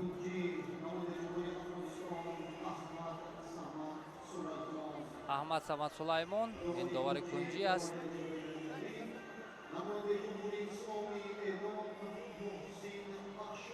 محسن بخشویی از ایران و نماینده تاجیکستان داور مرکز بهادر حلیمов رقابت را حکمی میکند. کامرانشاه استوپریان همراز رجب و فردون استوپریان و نفران دیگر برای ما و شما نشان داده می شود.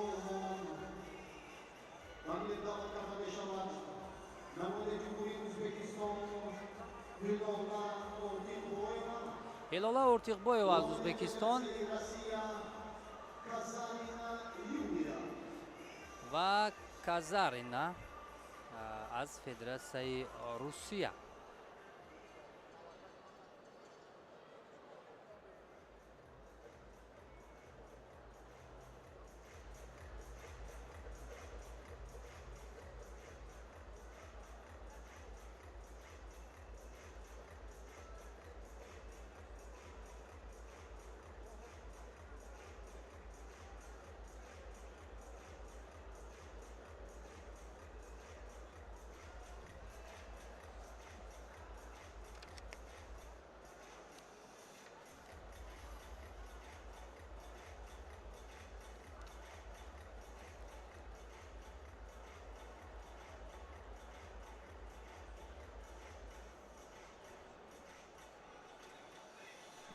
خب منتظر میشویم برآمدن هر دو این بانوان را بر سر رقابت و می‌سازد که یک بار دیگر از شکوه و شهامت از میزبانی این مسابقات سطحی بانوفوز هم حرف زنیم.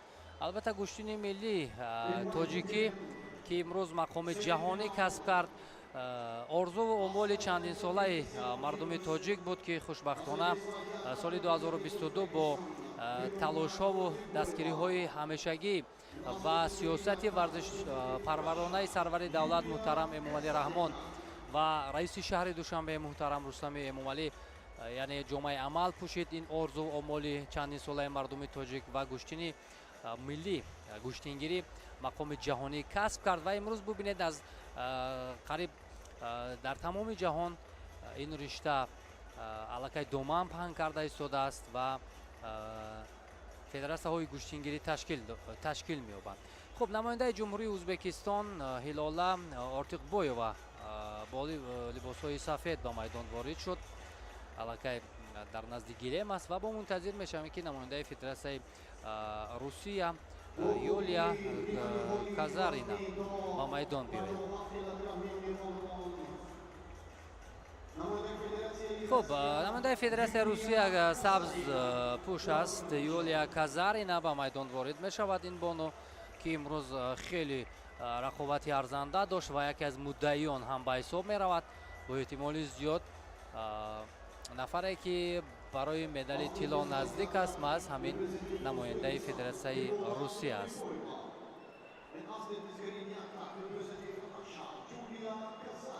خب بار دیگر یادآور میشم که یولیا کازارینا این از فدراسیون روسیه از سبز پوش سفید پوش هلاله ارتیقبایو و ازبکستان را نمایندگی میکند. مرحله نیم نهایی وزن 50 تا 57 کیلوگرمی بانوان است. در حال ببینیم با سرعت بلند رقابت آغاز می شود. بسیار جدی است و ببینیم با قامت راست حرکت میکند نماینده فدراسیون روسیه. خیلی معلوم است که پهلوان فدراسیون روسیه یولیا کازارینا در رشته گشتینی جودو تجربه خوب دارد و یک پایزنی زیبا هم داشت. داور بعداً بهگذاری کرد حرکتی انجام داده پهلوان روسیه را. یولیا کازارینا در مرحله اولی رقابت ها فاطمه اسامبایووا نماینده فدراسیون بین‌المللی گشتینگیری را شکست داد. بار دوم او با گرفتن امتیاز بعداً مشرف می‌گردد. و بعدا به مرحله 4 نهایی گذشت که آنجا جو انمی از کره جنوبی را هم ناکام ساخت و روش را به اینجا آورد. حالا این حالا تفتیش می شود بدن دوم که از جانب بانوی روسیه گرفته شد. خب هلاله ارتیقبویو هم در مرحله اولی رقابت ها پهلوان کامرون را شکست داد و بعدا به مرحله 4 نهایی گذشت که آنجا لینگ از جمهوری مردمی چین را از صدر روی خود بیرون کرد و به اینجا آمد. خب بدن دوم پس گرفته شد. آنجا اشاره هم بشود که امتیاز نیست و رقابت باز ادامه میکند.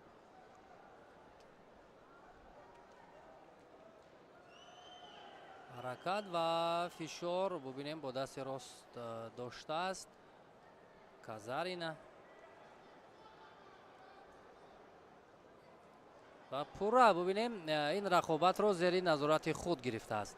نماینده فدراسیون روسیه از پسگیربان از بالا داشتن بسیار امکانی خوب است برای او و پرتافتی خیلی دیدنی پهلو برگزاری میکند داور بهادر حلیموف از تاجیکستان.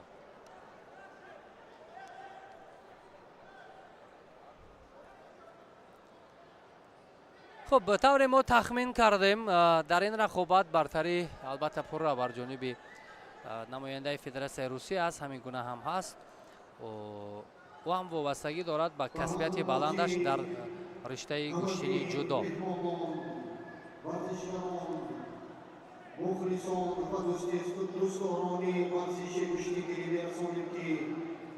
از جمله مقاماتی اجرایی حکومت دولت شهر دوشنبه بهره هوسمندگانی مخلصان کشتیگیری در روز وای پهلو حلال و در این رقابت در مرحله نیم نهایی نماینده فدراسیون روسیه یولیا کازارینا در این رقابت پیروز گردید، روش را به مرحله نهایی برد و پهلوان جمهوری ازبکستان هلاله ارتیقبویو با گرفتن مدال برنجی مشرف گردید.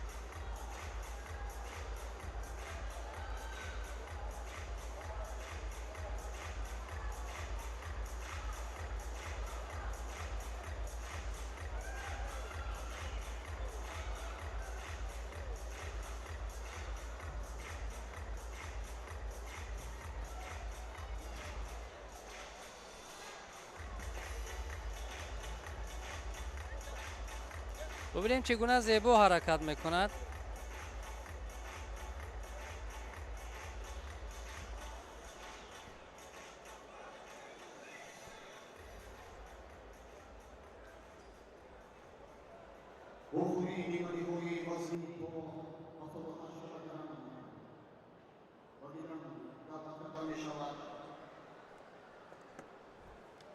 نماینده جمهوری تاجیکستان محمد شریف نجمیدینوف و نماینده جمهوری فرانسه دانیل زوبکو.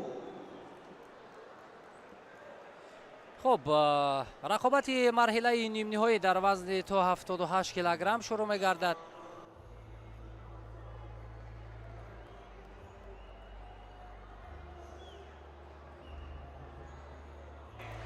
خب محمد شریف نجمیدینوف از تاجیکستان در مرحله نیم نهایی بر مقابل حریفش از فرانسه روبرو میشوند. نماینده فرانسه دانیل زوبکو.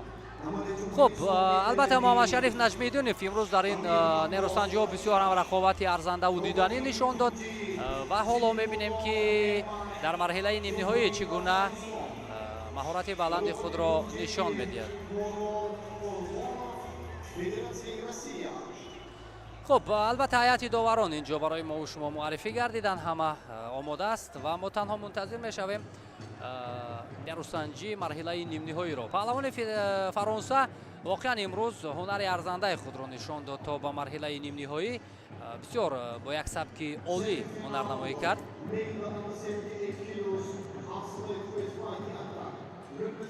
خب یک بار دیگر یادآور میشویم که محمد شریف نجمیدینов سفید پوش از تاجیکستان و نماینده فرانسه دانیل زوبکو با یک تکی سبز رقابت رو شروع میکند. خب حالا میبینیم که همان شروع شوقی که از آغاز محمد شریف نجمیدینov برای مخلصان اهدا کرد، یعنی همان شروع شوق باز دوباره در این مکان برگزاری تنین انداز میگردد یا به شکل دیگر، زیرا از کسبیت پهلوان فرانسه ما درک کردیم که او هنرش خوب است.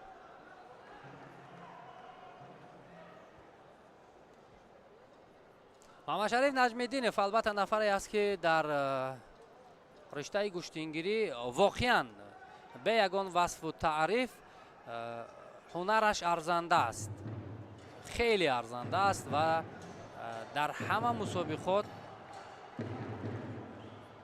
قریب صدرنشین است او.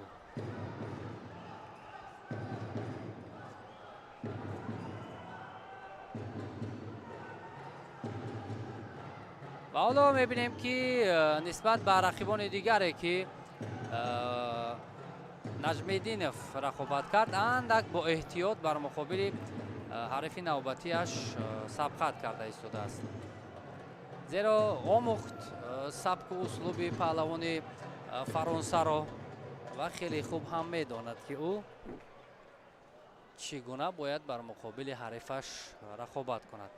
محمد شریف نجمیدینov سراول نماینده استرالیا را شکست داد، چمپان داریس و با مرحله دیگر گذشت، نماینده کشور مغولستان را هم از صدی روی خود بیرون کرد تالین بی، و در مرحله بعدی نماینده کشوری. حالا میبینیم چگونه حرکت داشت محمد شریف نجمیدینov و رقابت مرحله نیم نهایی هم برای نجمیدینov خیلی دشوار بود، ولی او توانست که از حریف بسیار مشکلش گذرد. از فدراسیون روسیه بود اگر اشتباه نکنم.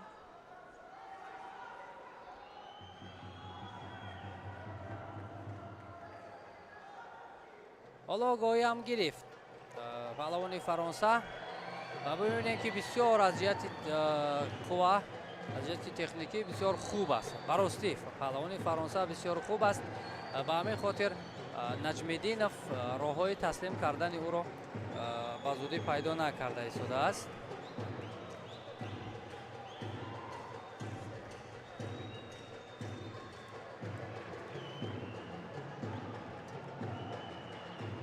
حالا از سمت بالا داشتن برای نجمیدینov پیدا گردد میتواند، ولی برعکس اندک فشار را زیادتر کرد پهلوان فرانسه دانیل زوبکو. دانیل زوبکو در مرحله اول آزاد بود، بعدا رقابت ها را از دور بعدی شروع کرد و تا به اینجا راهش را هموار ساخت. محمد شریف نجمیدینov در مسابقه بین المللی جام رئیس شهر دوشنبه امسال پیروزی را به دست آورد، صاحب نشان طلا گردید و مستقیما راهش را به قهرمانی جهان هموار کرد. و حالا میبینیم که خیلی فرصت کم یا خیلی نزدیک است برای عنوان قهرمانی،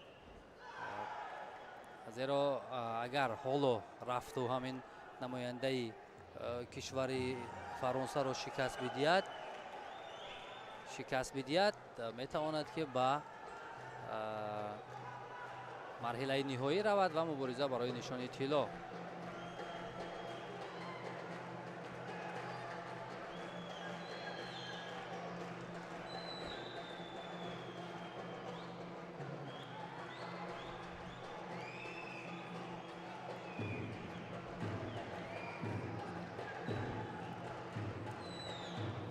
فضا بسیار فضای خوب است، فضایی است که برای پهلوانان ما آسانتر می شود رقابت کردن، زیرا پورا مخلصان آنها را تشویق میکنند، ترغیب میکنند و البته این چیز میتواند که باز انگیزه بیشتر بخشد به پهلوانان تاجیکستانی.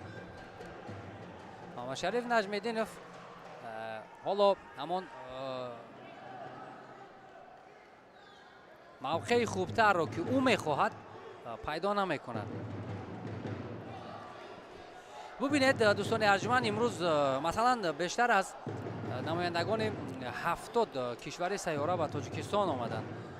بزرگی و شهامت و عموما مهمیت این مسابقه و گوشتین ملی رو بینید که همه همین پهلوانانی که شرکت میکنند یعنی زبان ناب تاجیکی رو درک میکنند، میفهمند. حاضر من میگویم برای چی تلاش محمد شریف نجمیدینov با آن خاطره که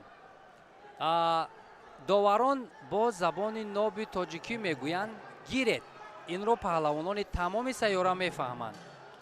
ایستید، پهلو، بدن، آگاهی همه این با زبان تاجیکی است و این رو علاقه پهلوانان خارج درک میکنند و میفهمند. ببینید با واسطه همین گوشتین ما ملت خود رو معرفی میکنیم، ما زبان خود رو معرفی میکنیم، ما البته تاریخ و فرهنگ و عرف و عادت تاجیکان رو با جهانیان معرفی میکنیم و این بسیار هم البته مضمون و منطق خیلی بلند دارد. خب محمد شریف نجمیدینov در مرحله نیم نهایی توانست پیروزی را به دست بیارد، به مرحله نهایی رود، برای به دست آوردن نشان طلا سبقت میکند. پهلوان فرانسه باشد صاحب مدال برنجی گردید. بسیار پهلوان خوب بود براستی. بله محمد شریف نجمیدینov کسبیتش بلندتر برآمد و از حساب آگاهی که داشت حریفش او پیروز گردید.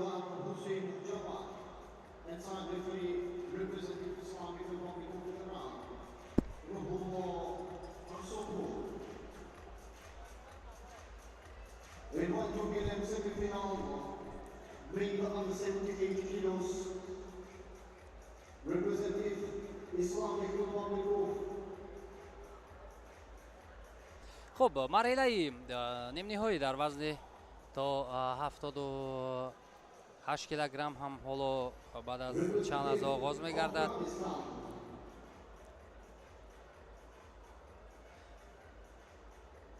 ذبیح الله احسانی از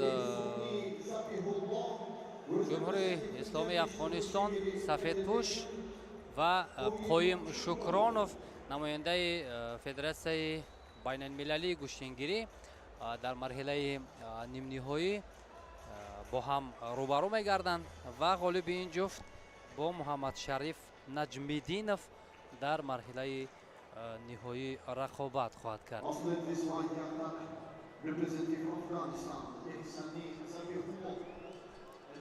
خب احسانی ذبیح الله سفیدپوش از جمهوری اسلامی افغانستان و قایم شکرانوف سبزپوش این از هیئت فدراسیون بین المللی گوشتینگیری است. خب رقابت آغاز میگردد. امروز براستی نماینده افغانستان همه را در حیرت گذاشت. بسیار هنرش شایسته بود، مخصوصا برین منالو محمد از ҷумҳурии исломии эрон ки муддаён яке аз муддаён ба ҳисоб мерафт ӯро бисёр бо партофти олии ҳалол шикаст дод. вале қоим шукронов нафаре аст ки дар риштаи гӯштингирӣ хеле таҷриба ва ҳунари шоиста дорад ва метавонад ки бар муқобили ҳарифаш аз кишвари афғонистон ҳунари хуби худро нишон диҳад ва инҷо ҳаракат довар ишора мекунад ки чизе нест. партофти анҷом додаи қоим шукронов, вале ҳама чиз аз рӯи қоида аст. рақобат бояд идома кунад. ва инҷо як пойзанӣ эҳсон забиҳуллоҳ эҳсонӣ. воқеан ҳар як мусобиқоте ки дар тоҷикистон дар риштаи гӯштингирӣ, албатта дар назар дорам мусобиқоти расмие ки баргузор мегардад, ҳамин паҳлавони афғонистонӣ пайваста ширкат мекунад. аз мусобиқот то мусобиқот бубинед чӣ гуна рушд кардааст. бубинед дар қаҳрамонии ҷаҳон миёни ин қадар беҳтаринҳо то ба марҳилаи нимниҳоӣ омад ва хеле наздик аст ки ҳатто то ба финал равад. яъне сабку услубу равиши гӯштингириро бисёр дар сатҳи олӣ омӯхтааст ва имрӯз метавонад ки ба таври арзанда худро ҳам нишон бидиҳад. ҳаракати намояндаи ҷумҳурии исломии эрон забиҳуллоҳ эҳсонӣ ва саризону нишастани қоим шукронов.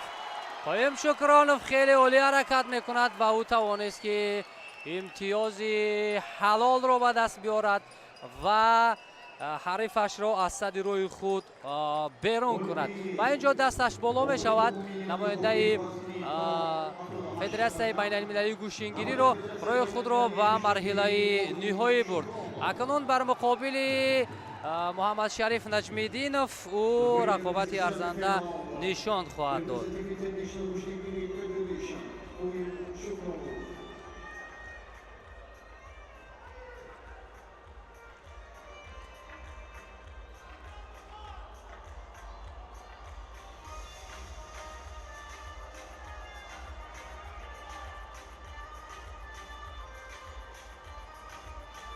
талошу кӯшишҳои паҳлавони афғонистонӣ албатта то ҳамин ҷо шуд ва ӯ дигар натавонист ки то ҷое ки омода шуда буд то ҳамон ҷо худашро нишон дод. вале инҷо маълум гардид ки омодагиву касбияти қоим шукронов беҳтару хубтар аст ва ӯ тавонист дар ин рақобат пирӯз гардад, махсусан бо партофти бисёрам ҷолибу диданӣ. бо сари зону нишаст қоим шукронов ва инҷо тавонист ки бо имтиёзи ҳалол пирӯзиро ба даст биёрад.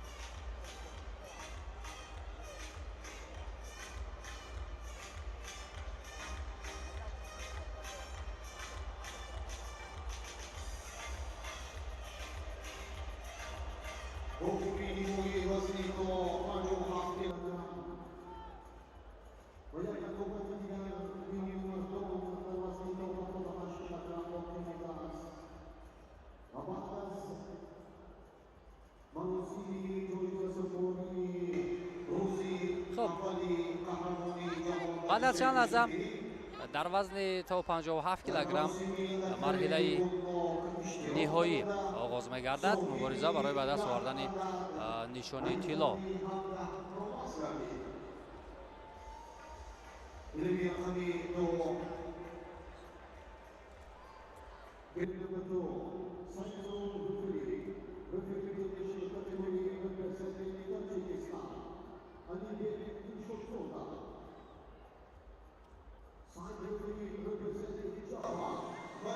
خب علیبک دلشودزاده از تاجیکستان داوری مرکز است.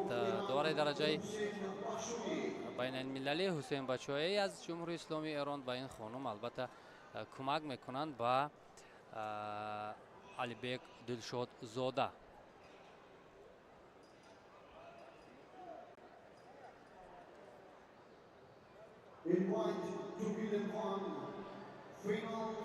خب مرحله نهایی آغاز می‌گردد. дар вазни 57 килограмми бонувон.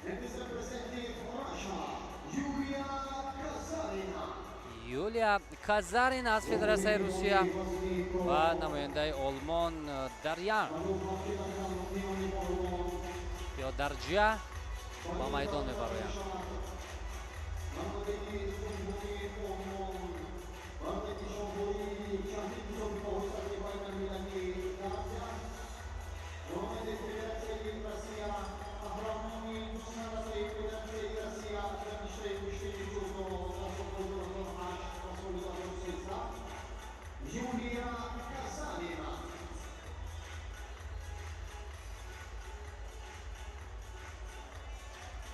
خب منتظر بشویم برآمدن بانوانро ба рӯи гилем. ёдовар мешавем ки дар миёни бонувони вазни 57 килограмм рақобатҳо ҳам хеле диданӣ сурат гирифтанд. намояндагони тоҷикистон ҳам дар ин вазн албатта ширкат доштанд, вале танҳо ба шоҳида қаландарова муяссар гардид ки то ба марҳилаи 4 якниҳоӣ биёяд, вале аз дасти намояндаи кишвари Русия шикаст хӯрд.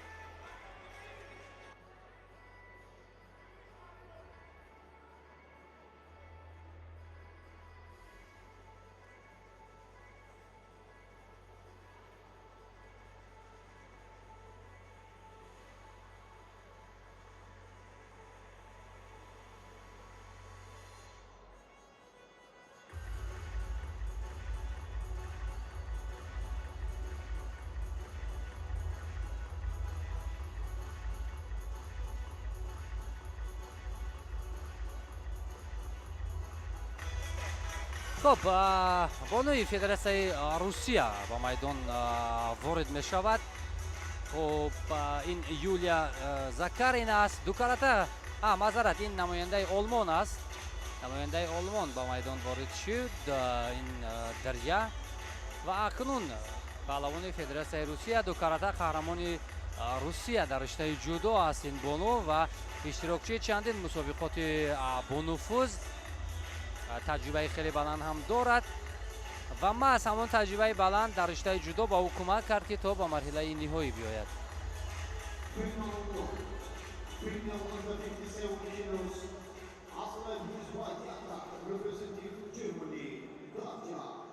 خب درجا این از آلمان است و از فدراسیای روسیه یولینا کازارینا سبزپوش است. رقابت بسیار دیدنی خواهد بود وابسته به تجربه.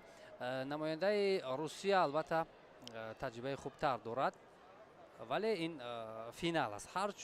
هر چیز شدنش ممکن است و میتواند یک لحظه فارغ بولی چند ثانیه‌ای که اشتباه است یکی را مغلوب گرداند. ببینیم از گریبان حریف چون می‌دارد. بانوی فدراسیای روسیه در حال این حالت را برهم میزند. سر زانو نشستن درجا از آلمان خیلی خوب بود.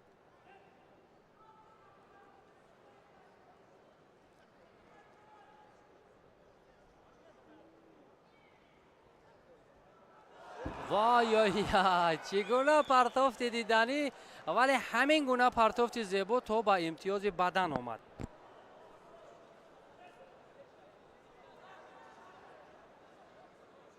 اکنون تحت رقم 1 بودن خود را در همین رقابت اثبات هم کرد. نماینده فدراسیای روسیه یولیا کازارینا.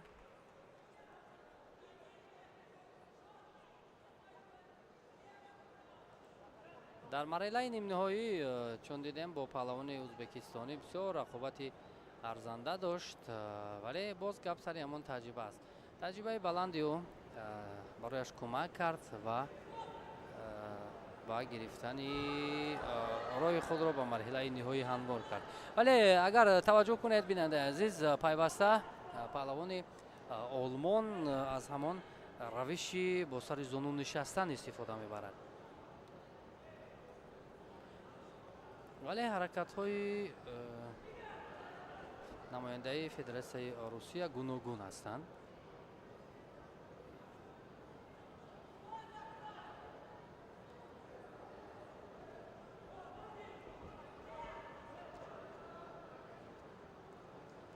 бубинед, барои паҳлавонон, чун мо қаблан ҳам ишора кардем ва худи шумо ҳам дидед, ҳангоми тақдими ҷоизаҳо барои нафари муваффақ ки мақоми аввалро ишғол мекунад $20,000 амрикоӣ туҳфа карда мешавад, ки мо махсусан дар мусобиқоти риштаҳои гӯштин дар сайёра, агар иштибоҳ накунам, он чунин қадршиносиро ҳоло надидем. баростӣ барои як нафаре ки мақоми аввалро мегирад, ин қадар албатта мукофоти олӣ, хеле воқеан таваҷҷӯҳи махсус аст. ҳаракати хеле олӣ, имтиёзи ҳалол. билохира тавонист Юлия Казарина аз ҳамон таҷрибаи болояш истифода барад, унвони қаҳрамониро ба даст биёрад ва пешгӯишаванда ҳам буд ва билохира ин чизро исбот мекунад. хуб, паҳлавони кишвари олмон ба гирифтани медали нуқра мушарраф гардид. бубинем, ҳатто табассум намекунад, бисёр қиёфаи ҷиддӣ дорад Юлия Казарина. мақоми аввалро гирифтин боно.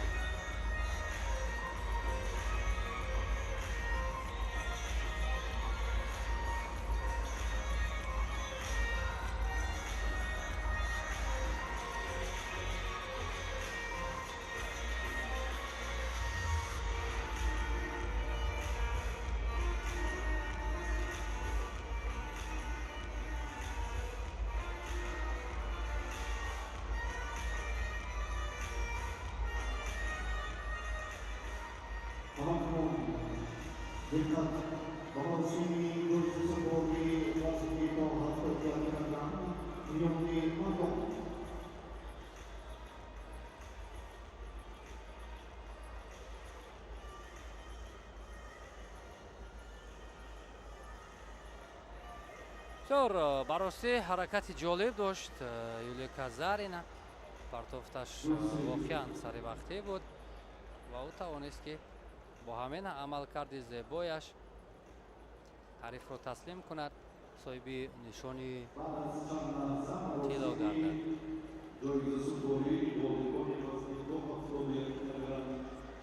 хуб, баъд аз чанд лаҳза маросими тақдими ҷоизаҳо ба паҳлавонони вазни то 71 килограмм оғоз мегардад.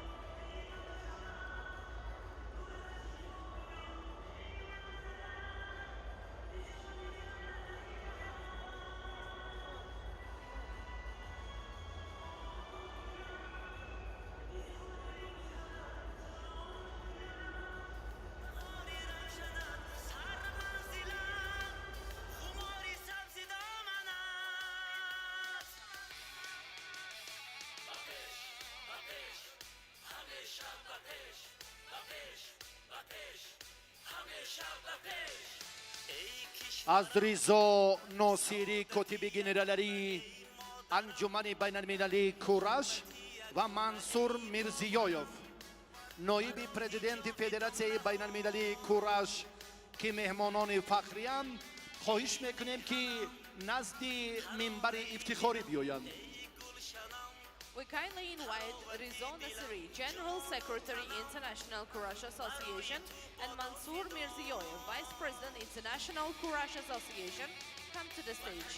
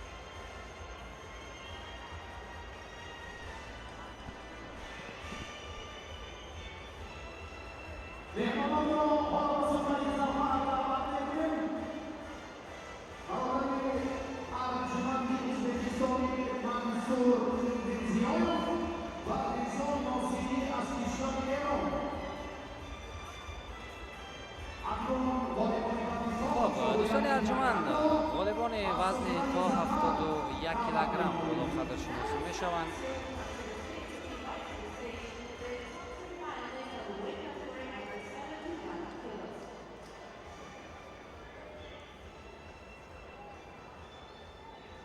در وزن تا 71 کیلوگرم رقابت‌ها براستی خیلی جالب بود، دیدنی صورت گرفتند و در این وزن مخصوصا پهلوانان تاجیکستانی هنر ارزنده خود را نشان دادند و حالا می‌بینیم. خب یادآور می‌شویم که جایزه ها را نماینده فدراسیون بین‌المللی گوشینی کورش منصور میرزیویف و کاتب گنرالی فدراسیون بین‌المللی گوشینی کورش ریزا ناصری تقدیم میکنند. خب سهراب رسجان از جمهوری اسلامی ایران با همراهی محمد عیسی رجبوف از تاجیکستان، دو نفره که مدال های برنجی را صاحب گردیدند در وزن تا 71 کیلوگرم. خب در این وزن عمر شریف پهلوان تاجیکستانی خیلی رقابت ارزنده داشت. عمر شریف و صاحب مدال نقره گردید و در وزن 71 کیلوگرم عنوان قهرمانی را به دست آورد. این عبدالله عارف است. عبدالله عارف در برابر البته مدال، در برابر البته سپاسنامه یا افتخارنامه، همزمان همین کمربند قهرمانی را هم به دست آورد و همزمان مکافات های پولی. این همچون قدرشناسی، قدردانی به این نفرانی که زینه‌های سوم را اشغال کردند. $5000 آمریکایی. خب نفری که زینه دوم را اشغال کرد $10,000 و نفرانی که مقام های اول را اشغال کردند $20,000 آمریکایی تقدیم کرده می شود که این هم قدردانی خیلی عالی برای این پهلوانان به حساب می رود. حالا با شرافت پیروزی عبدالله عارف سرود ملی جمهوری تاجیکستان صدا می دهد.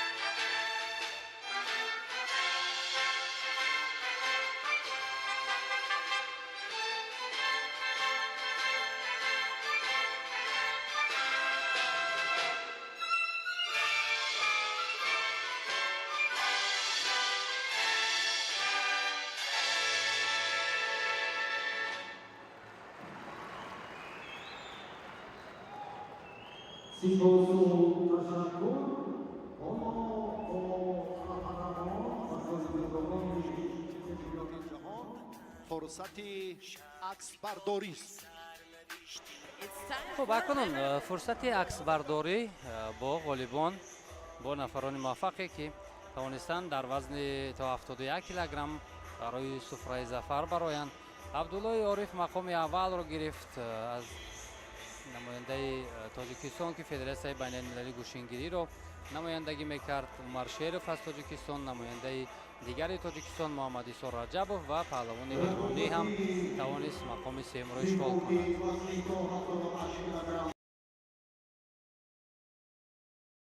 نماینده جمهوری تاجیکستان محمد شریف نجمی و نشانی پیروزی قهرمانی جهان در بیشتر گوشتگیری نماینده فدراسیون بین المللی گوشتگیری خواهیم شکران.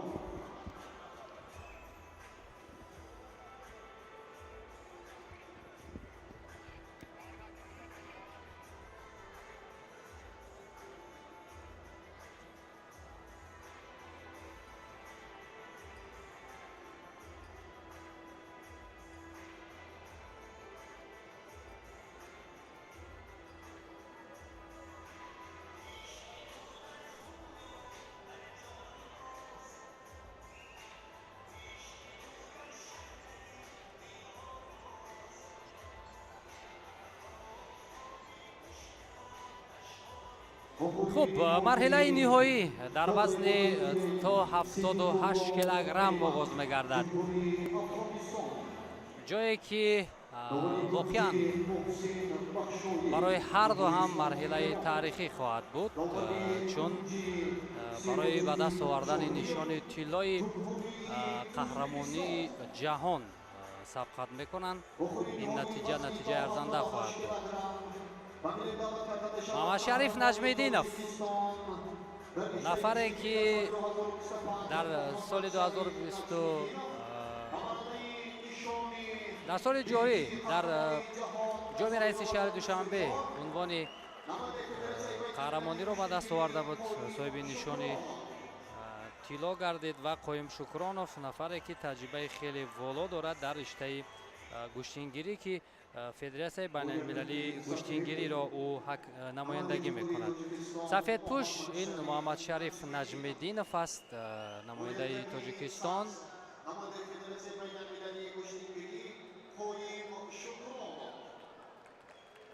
قایم شکرانوف باشد، فدراسیون بین المللی گوشتنگیری را او نمایندگی میکند. خب رقابت آغاز می‌گردد دوستان ارجمند. برای محمد شریف نجمیدینوف، نفری که گوشتنگیری برایش واقعا هم یک شغل همیشگی است که خون و رگ و پوستش البته توأم است با گوشتنگیری و می‌بینیم که امروز او کسبیت بلند خود را چگونه نشان می‌دهد.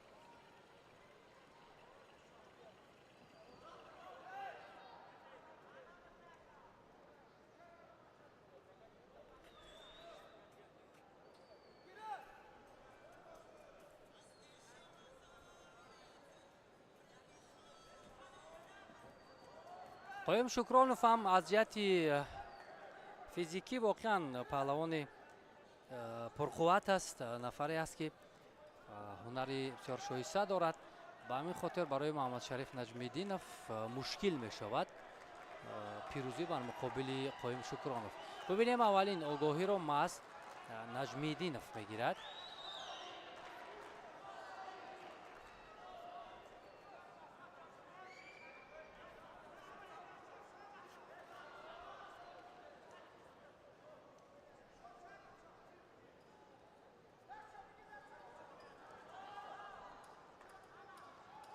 قایم شکرانوف یای امتیازی بدن رو به دست میارد. سری زانو نشست بسیار خطرناک بود و اگر همین حالت سرعتی بلندتر می داشت حتی و امتیاز پهلو هم نزدیک می شد.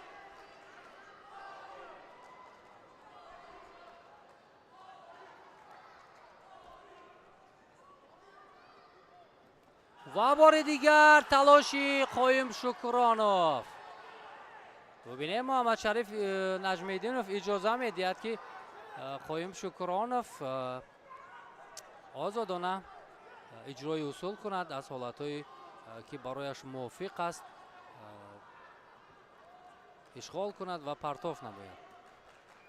نجمیدینوف توجه کرد برای از بالا داشتن با دست راست و قایم شکرانوف همونو توجهش پورا برای با سر زانو نشستن است.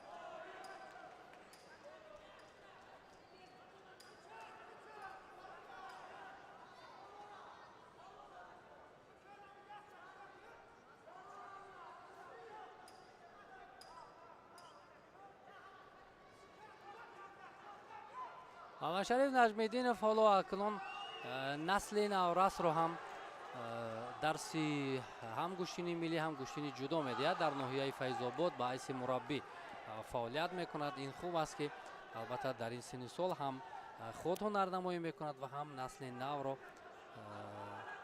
تربیت میکند. فشار نجمیدینوف امتیازی پهلو بها گذار میکند داور، ولی داوران کنجی میگویند اینجا بدن است، ولی داور با قرار خود میماند یا نه؟ بله، داور مرکز نه، باز اینجا میخواهد که از نوارهای تکراری استفاده کند.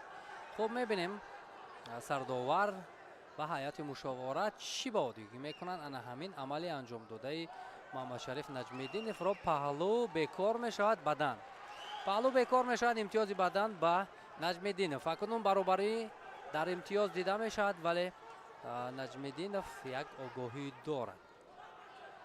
بیدارتر شد، زنده تر شد اندکی. و قول دیگر محمد شریف نجمیدینوف بعد از اونی که امتیاز از دست داد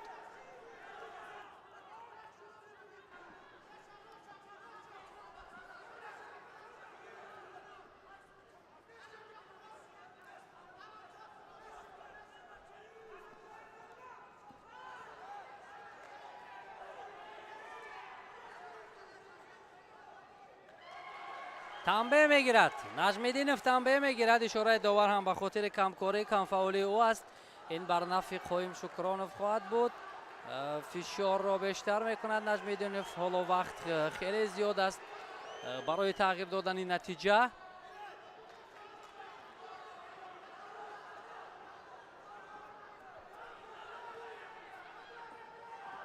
پایزنی از جانب نجمیدینوف. یادآور میشویم دوستان ارجمند که بیشتر قوم ملت ها نمادهای ورزش ملی خود را دارند، از جمله نمادهای گوشتینی خود را دارند. ببینید در قطار آن نمادهای گوشتینی که مقام جهانی گرفتند، شامل بازی های المپیک شدند و شامل مسابقات بین المللی شدند، گوشتینگیری ما هم علاقه همین مقام را دارد. این میراث اجدادی ما رو قریب در تمام جهان می آموزند و اینجا استید پیش از انجام این عمل علاقه داور رقابت رو باز داشته بود. و البته احیای همین رشته ورزش، عموما احیای سنت های ملی، این با شناخت کشور، با معرفی یک ملت تاثیری خیلی کلان میرساند. تلاش نجمیدینوف ولی یک خصوصیت دارد محمد شریف نجمیدینوف. در کدام رقابتی که او طولانی‌تر، یعنی گوشتین طولانی‌تر می شود، وقتی زیادتر صرف می شود، او موفقیت به دست آورده است. و حالا می بینیم که مقابل قایم شکرانوف چیکار کرده می تواند. زیدی حمله از جانب محمد شریف نجمیدینوف امتیازی پهلو را به دست می آورد. پیشرفت می شود نجمیدینوف و اکنون قایم شکرانوف را می باید برای امتیازی که از دست داد او تلاش بیشتر کند. نجمیدینوف تجربه بیشتر دارد و پیشرفتی خود را گمان میکنند که به طور ارزنده هم نگاه داشتن میتواند. دیگر قایم شکرانوف اندک خسته شده است. نفس خود را یعنی زیر نظارت گرفته میتواند. نجمیدینوف تقسیم میکند، با دو پهلو امتیازی حلال را به دست میارد محمد شریف نجمیدینوف ما گفتیم که در هر رقابتی که طولانی تر می شود نجمیدینوف موفق است و اینجا برنده مدال طلای دومین قهرمانی جهان در رشته گوشتینگیری می گردد محمد شریف نجمیدینوف، نماینده تاجیکستان، زاده ناحیه فیض‌آباد، نفری که واقعا هم ما گفتیم که گوشتینگیری رو خیلی در سطح بلند آموخته است و نمایش خوب هم می‌دهد و این هم به خاطر مخلصان بود. خب قایم شکرانوف صاحب نشان نقره گردید، نجمیدینوف باشد با گرفتن مدال طلای دومین قهرمانی جهان مشرف شد.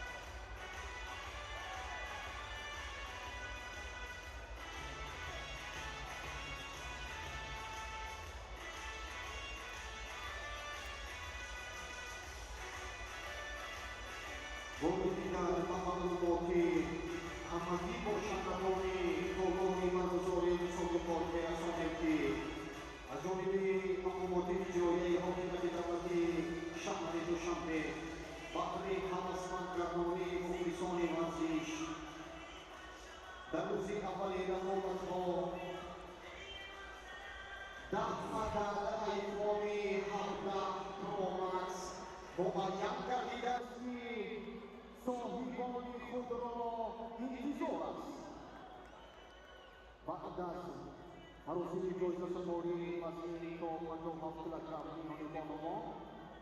Masih to 58 kilogram ni Marto. Hosi Burno ki Lakarea Barbuzo dikatakan.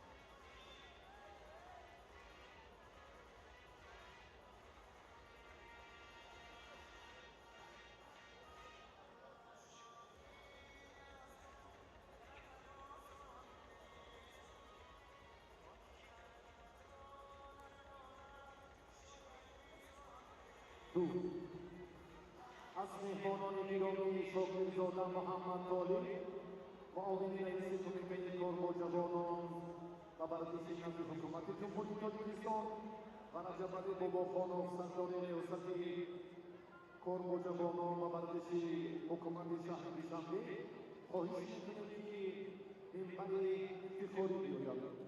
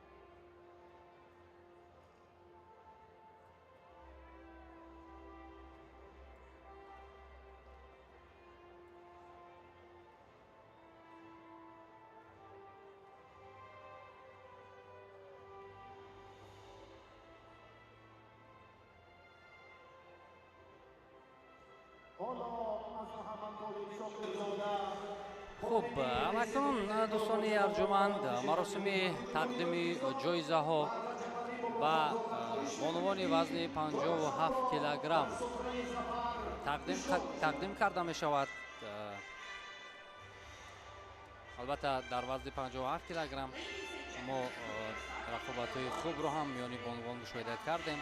محمد طالب شاکرزاده معاون رئیس کمیته کار با جوانان و ورزش نزد حکومت جمهوری تاجیکستان و رجب علی باباخانزاده سردار ریاست کار با جوانان و ورزش شهر دوشنبه جایزه ها را به نفران ارزنده نفران موفق وزن 57 کیلوگرم تقدیم می‌کنند.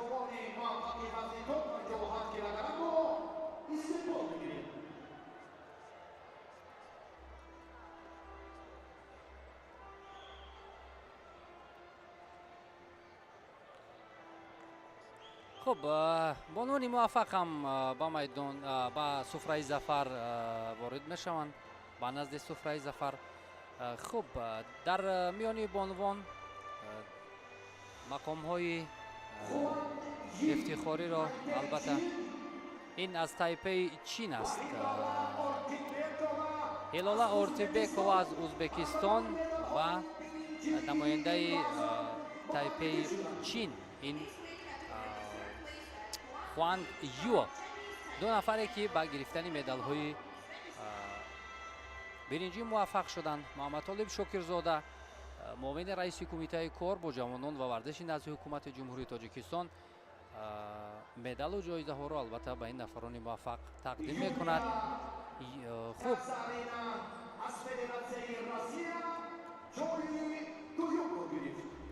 نماینده آلمان مقام دویم را گرفت در جا مقام و قهرمان جهان در وزن 57 کیلوگرم نماینده فدراسیون روسیه یولیا کازارینا به دست آورد.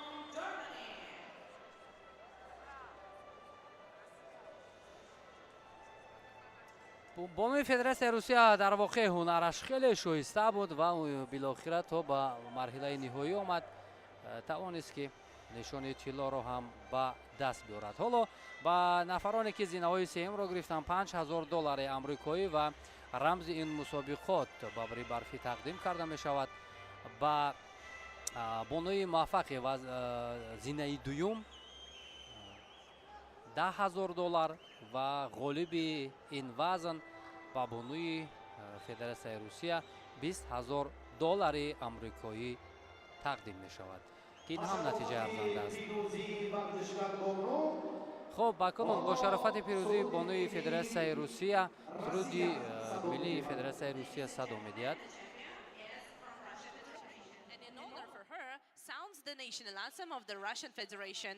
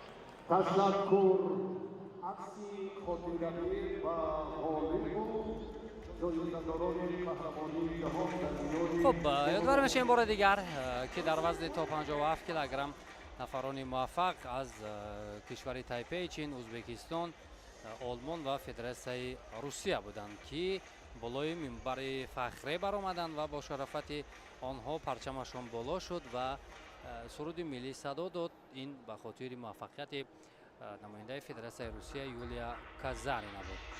اکنون یک وزن دیگر باقی ماند برای قدرشناسی کردن، وزن تا 78 کیلوگرم که بعد از چند لحظه البته مراسم تقدیم جایزه ها هم آغاز می شود.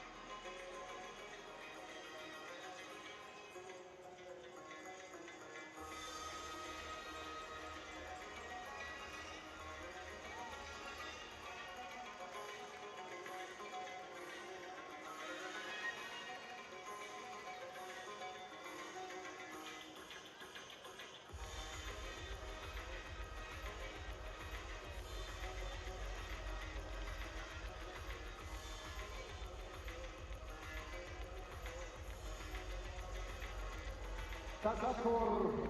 اکنون قهرمان وزن تا 78 کیلو را یک بار دیگر معرفی می‌کنیم. از کوروش خسرویان، دیرکتور تکنیکی فدراسیون بین‌المللی گوشتگیری و ابراهیم زاده امیرجان خواهش می‌کنیم که در موقع میراث جایشان را اشغال نمایند.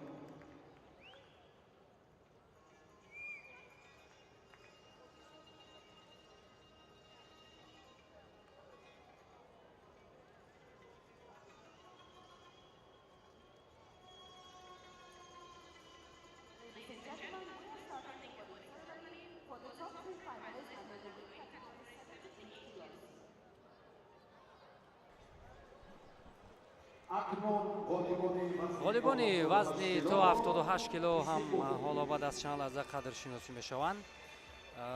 کوروش خسرویار، دیرکتور تکنیکی فدراسیون بین‌المللی گوشتگیری و رکتور دانشکده تربیت جسمانی تاجیکستان امیر ابراهیم زاده آماده هستند که نفران موفق وزن تا 78 کیلوگرم را قدرشناسی کنند.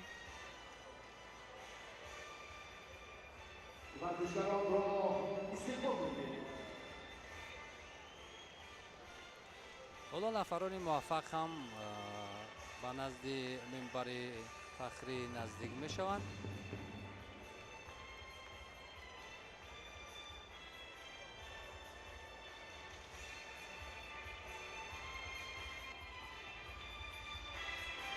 خب در وزن تا 78 کیلوگرم زینه های سوم رو دانیل زوبکو از فرانسه و احسان ذبیح الله از جمهوری اسلامی افغانستان مشرف گردیدند. حالا با آنها مدال های برنجی این مسابقات تقدیم کرده می شود. کوروش خسرویار، دیرکتور تکنیکی فدراسیون بین‌المللی گوشتگیری، حالا جایزه ها را تقدیم میکند به نفرانی که اینجا موفقیت با دست آوردند. خب قایم شکرانوف در این مسابقات فدراسیون بین‌المللی گوشتگیری را نمایندگی میکرد که حالا با شرافت او توانست که صاحب نشان نقره شود. محمد شریف نجمیدینوف، پهلوان نامآشنای کشور، صاحب مدال طلا، عنوان قهرمانی را در دومین چمپیونات جهانی گوشتگیری به دست آورد و همزمان همین کمربند قهرمانی هم برای او هدیه کرده می شود. واقعا ارزنده است و همه وصف و ستایش ارزنده است. محمد شریف نجمیدینوف зеро воқеан ҳунари шоиста дорад, сабки хеле хуби ҳунарнамоӣ дорад. Як бачаи деҳотӣ аз Файзободи Тоҷикистон дар воқеъ имрӯз касбияташ хеле олӣ аст. хуб, чун ишора кардем, албатта мукофотҳои пулӣ ҳам ҳаст инҷо барои нафарони ғолиб. $5000 зинаҳои сеюм, $10,000 зинаи дуюм ва $20,000 амрикоӣ мақоми аввал. бисёр қадрдонӣ шоиста.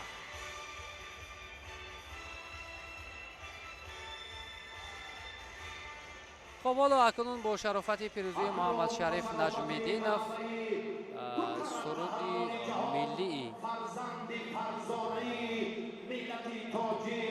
جمهوری تاجیکستان طنین انداز می‌گردد. سرودی ملی جمهوری تاجیکستان طنین انداز می‌گردد. In honor of Tajikistan sounds the national anthem of the Republic of Tajikistan.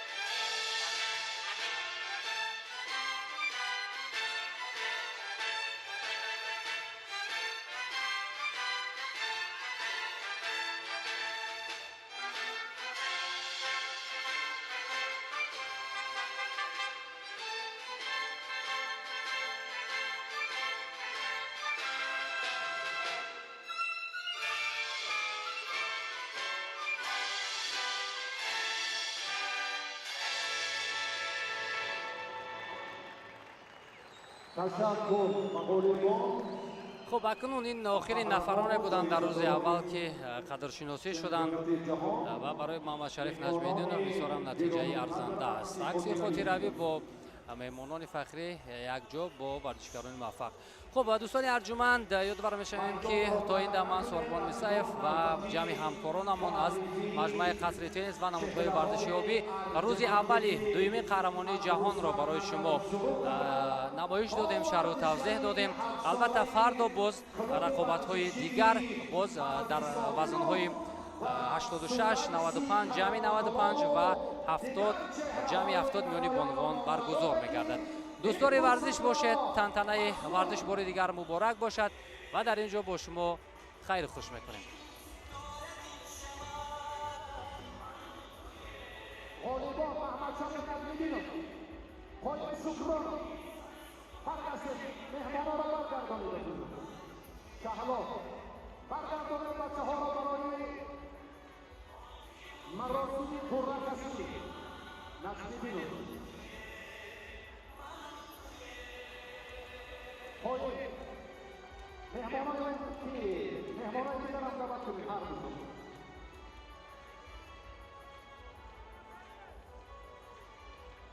حالا فدراسیون بین‌المللی کشتیگیری برای خدمت ارزنده و صحن مناسبی چهره‌های ماندگار آن کمیته و وزارت و اداره‌های خدمتشان ارزنده است. تحفه‌ها را مکافات‌ها را فردا بگذاریم و اکنون تقدیر این مکافات‌های برجسته را حل و فصل بدیم. اینها را بگیریم. این آب و تحفه‌ها را تبادل کنیم.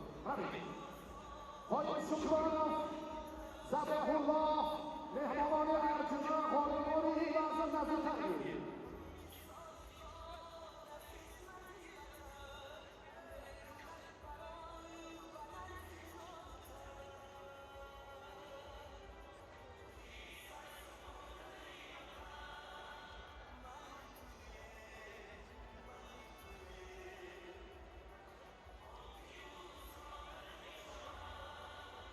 پایین ایستادیم 5 آیفون تقدیرش در دست شماست. قرعه‌کشی هر یک نفر حق دارد که از این داخل یک از شماره‌های خیلی تعدادی را بیرون کند و غالب را معین سازد. از من اکنون کی ببیند؟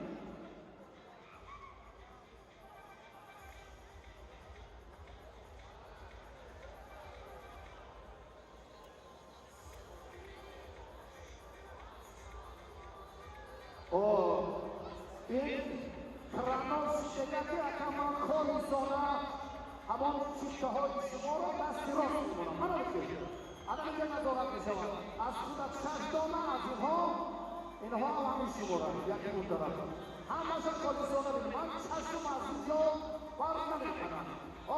هر تقدیمی شد همون است. شما تیار؟ اولا برای معرفی برای سازمان دادن هم راهبر و هیئتی کمیسیه نظارتی عبدالله سید خواجه کدوری ملی فدراسیون بین‌المللی گوشتگیری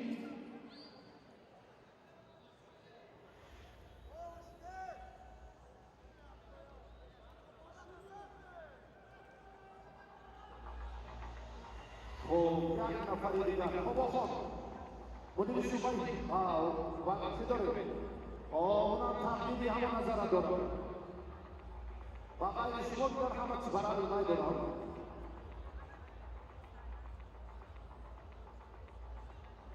یک کسی دیگر یک کسی دیگر طرف کن کروش چطور بیاد برای من داره زنانه سرخانه مامو صدقدار ورزش مربی دسته سنبا دارنده جایزه های خیلی عالی در جستجوی این برابر دور روز سرگردان بود. نهایت کارا با حکومت نوروز انتقام از شرکت کیسه دریافت. سرخانه مامو کمی دست بردار خواهید شکران و کلا نزدیک این برابر دعوت میکنیم. از داخلی همین جنگ را بگیرید.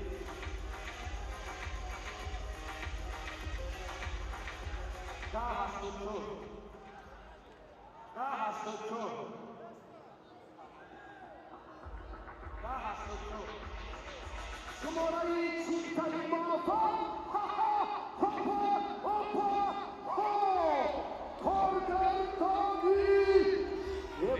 این گپی شوخی بود این گپی شوخی بود چی است؟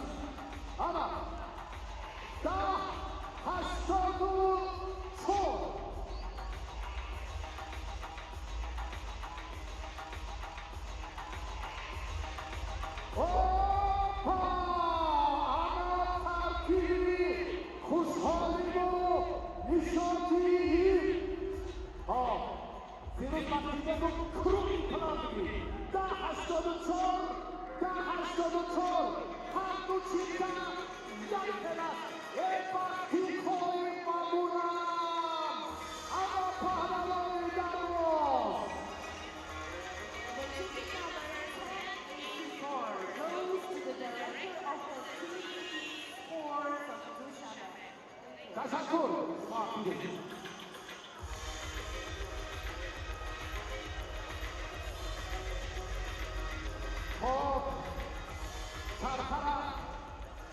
سرخانه جوشمون یک گوری گرداون نگردانون این برای کردن یک گوری در نمایندگی فرانسه برندگی قهرمانی جهان در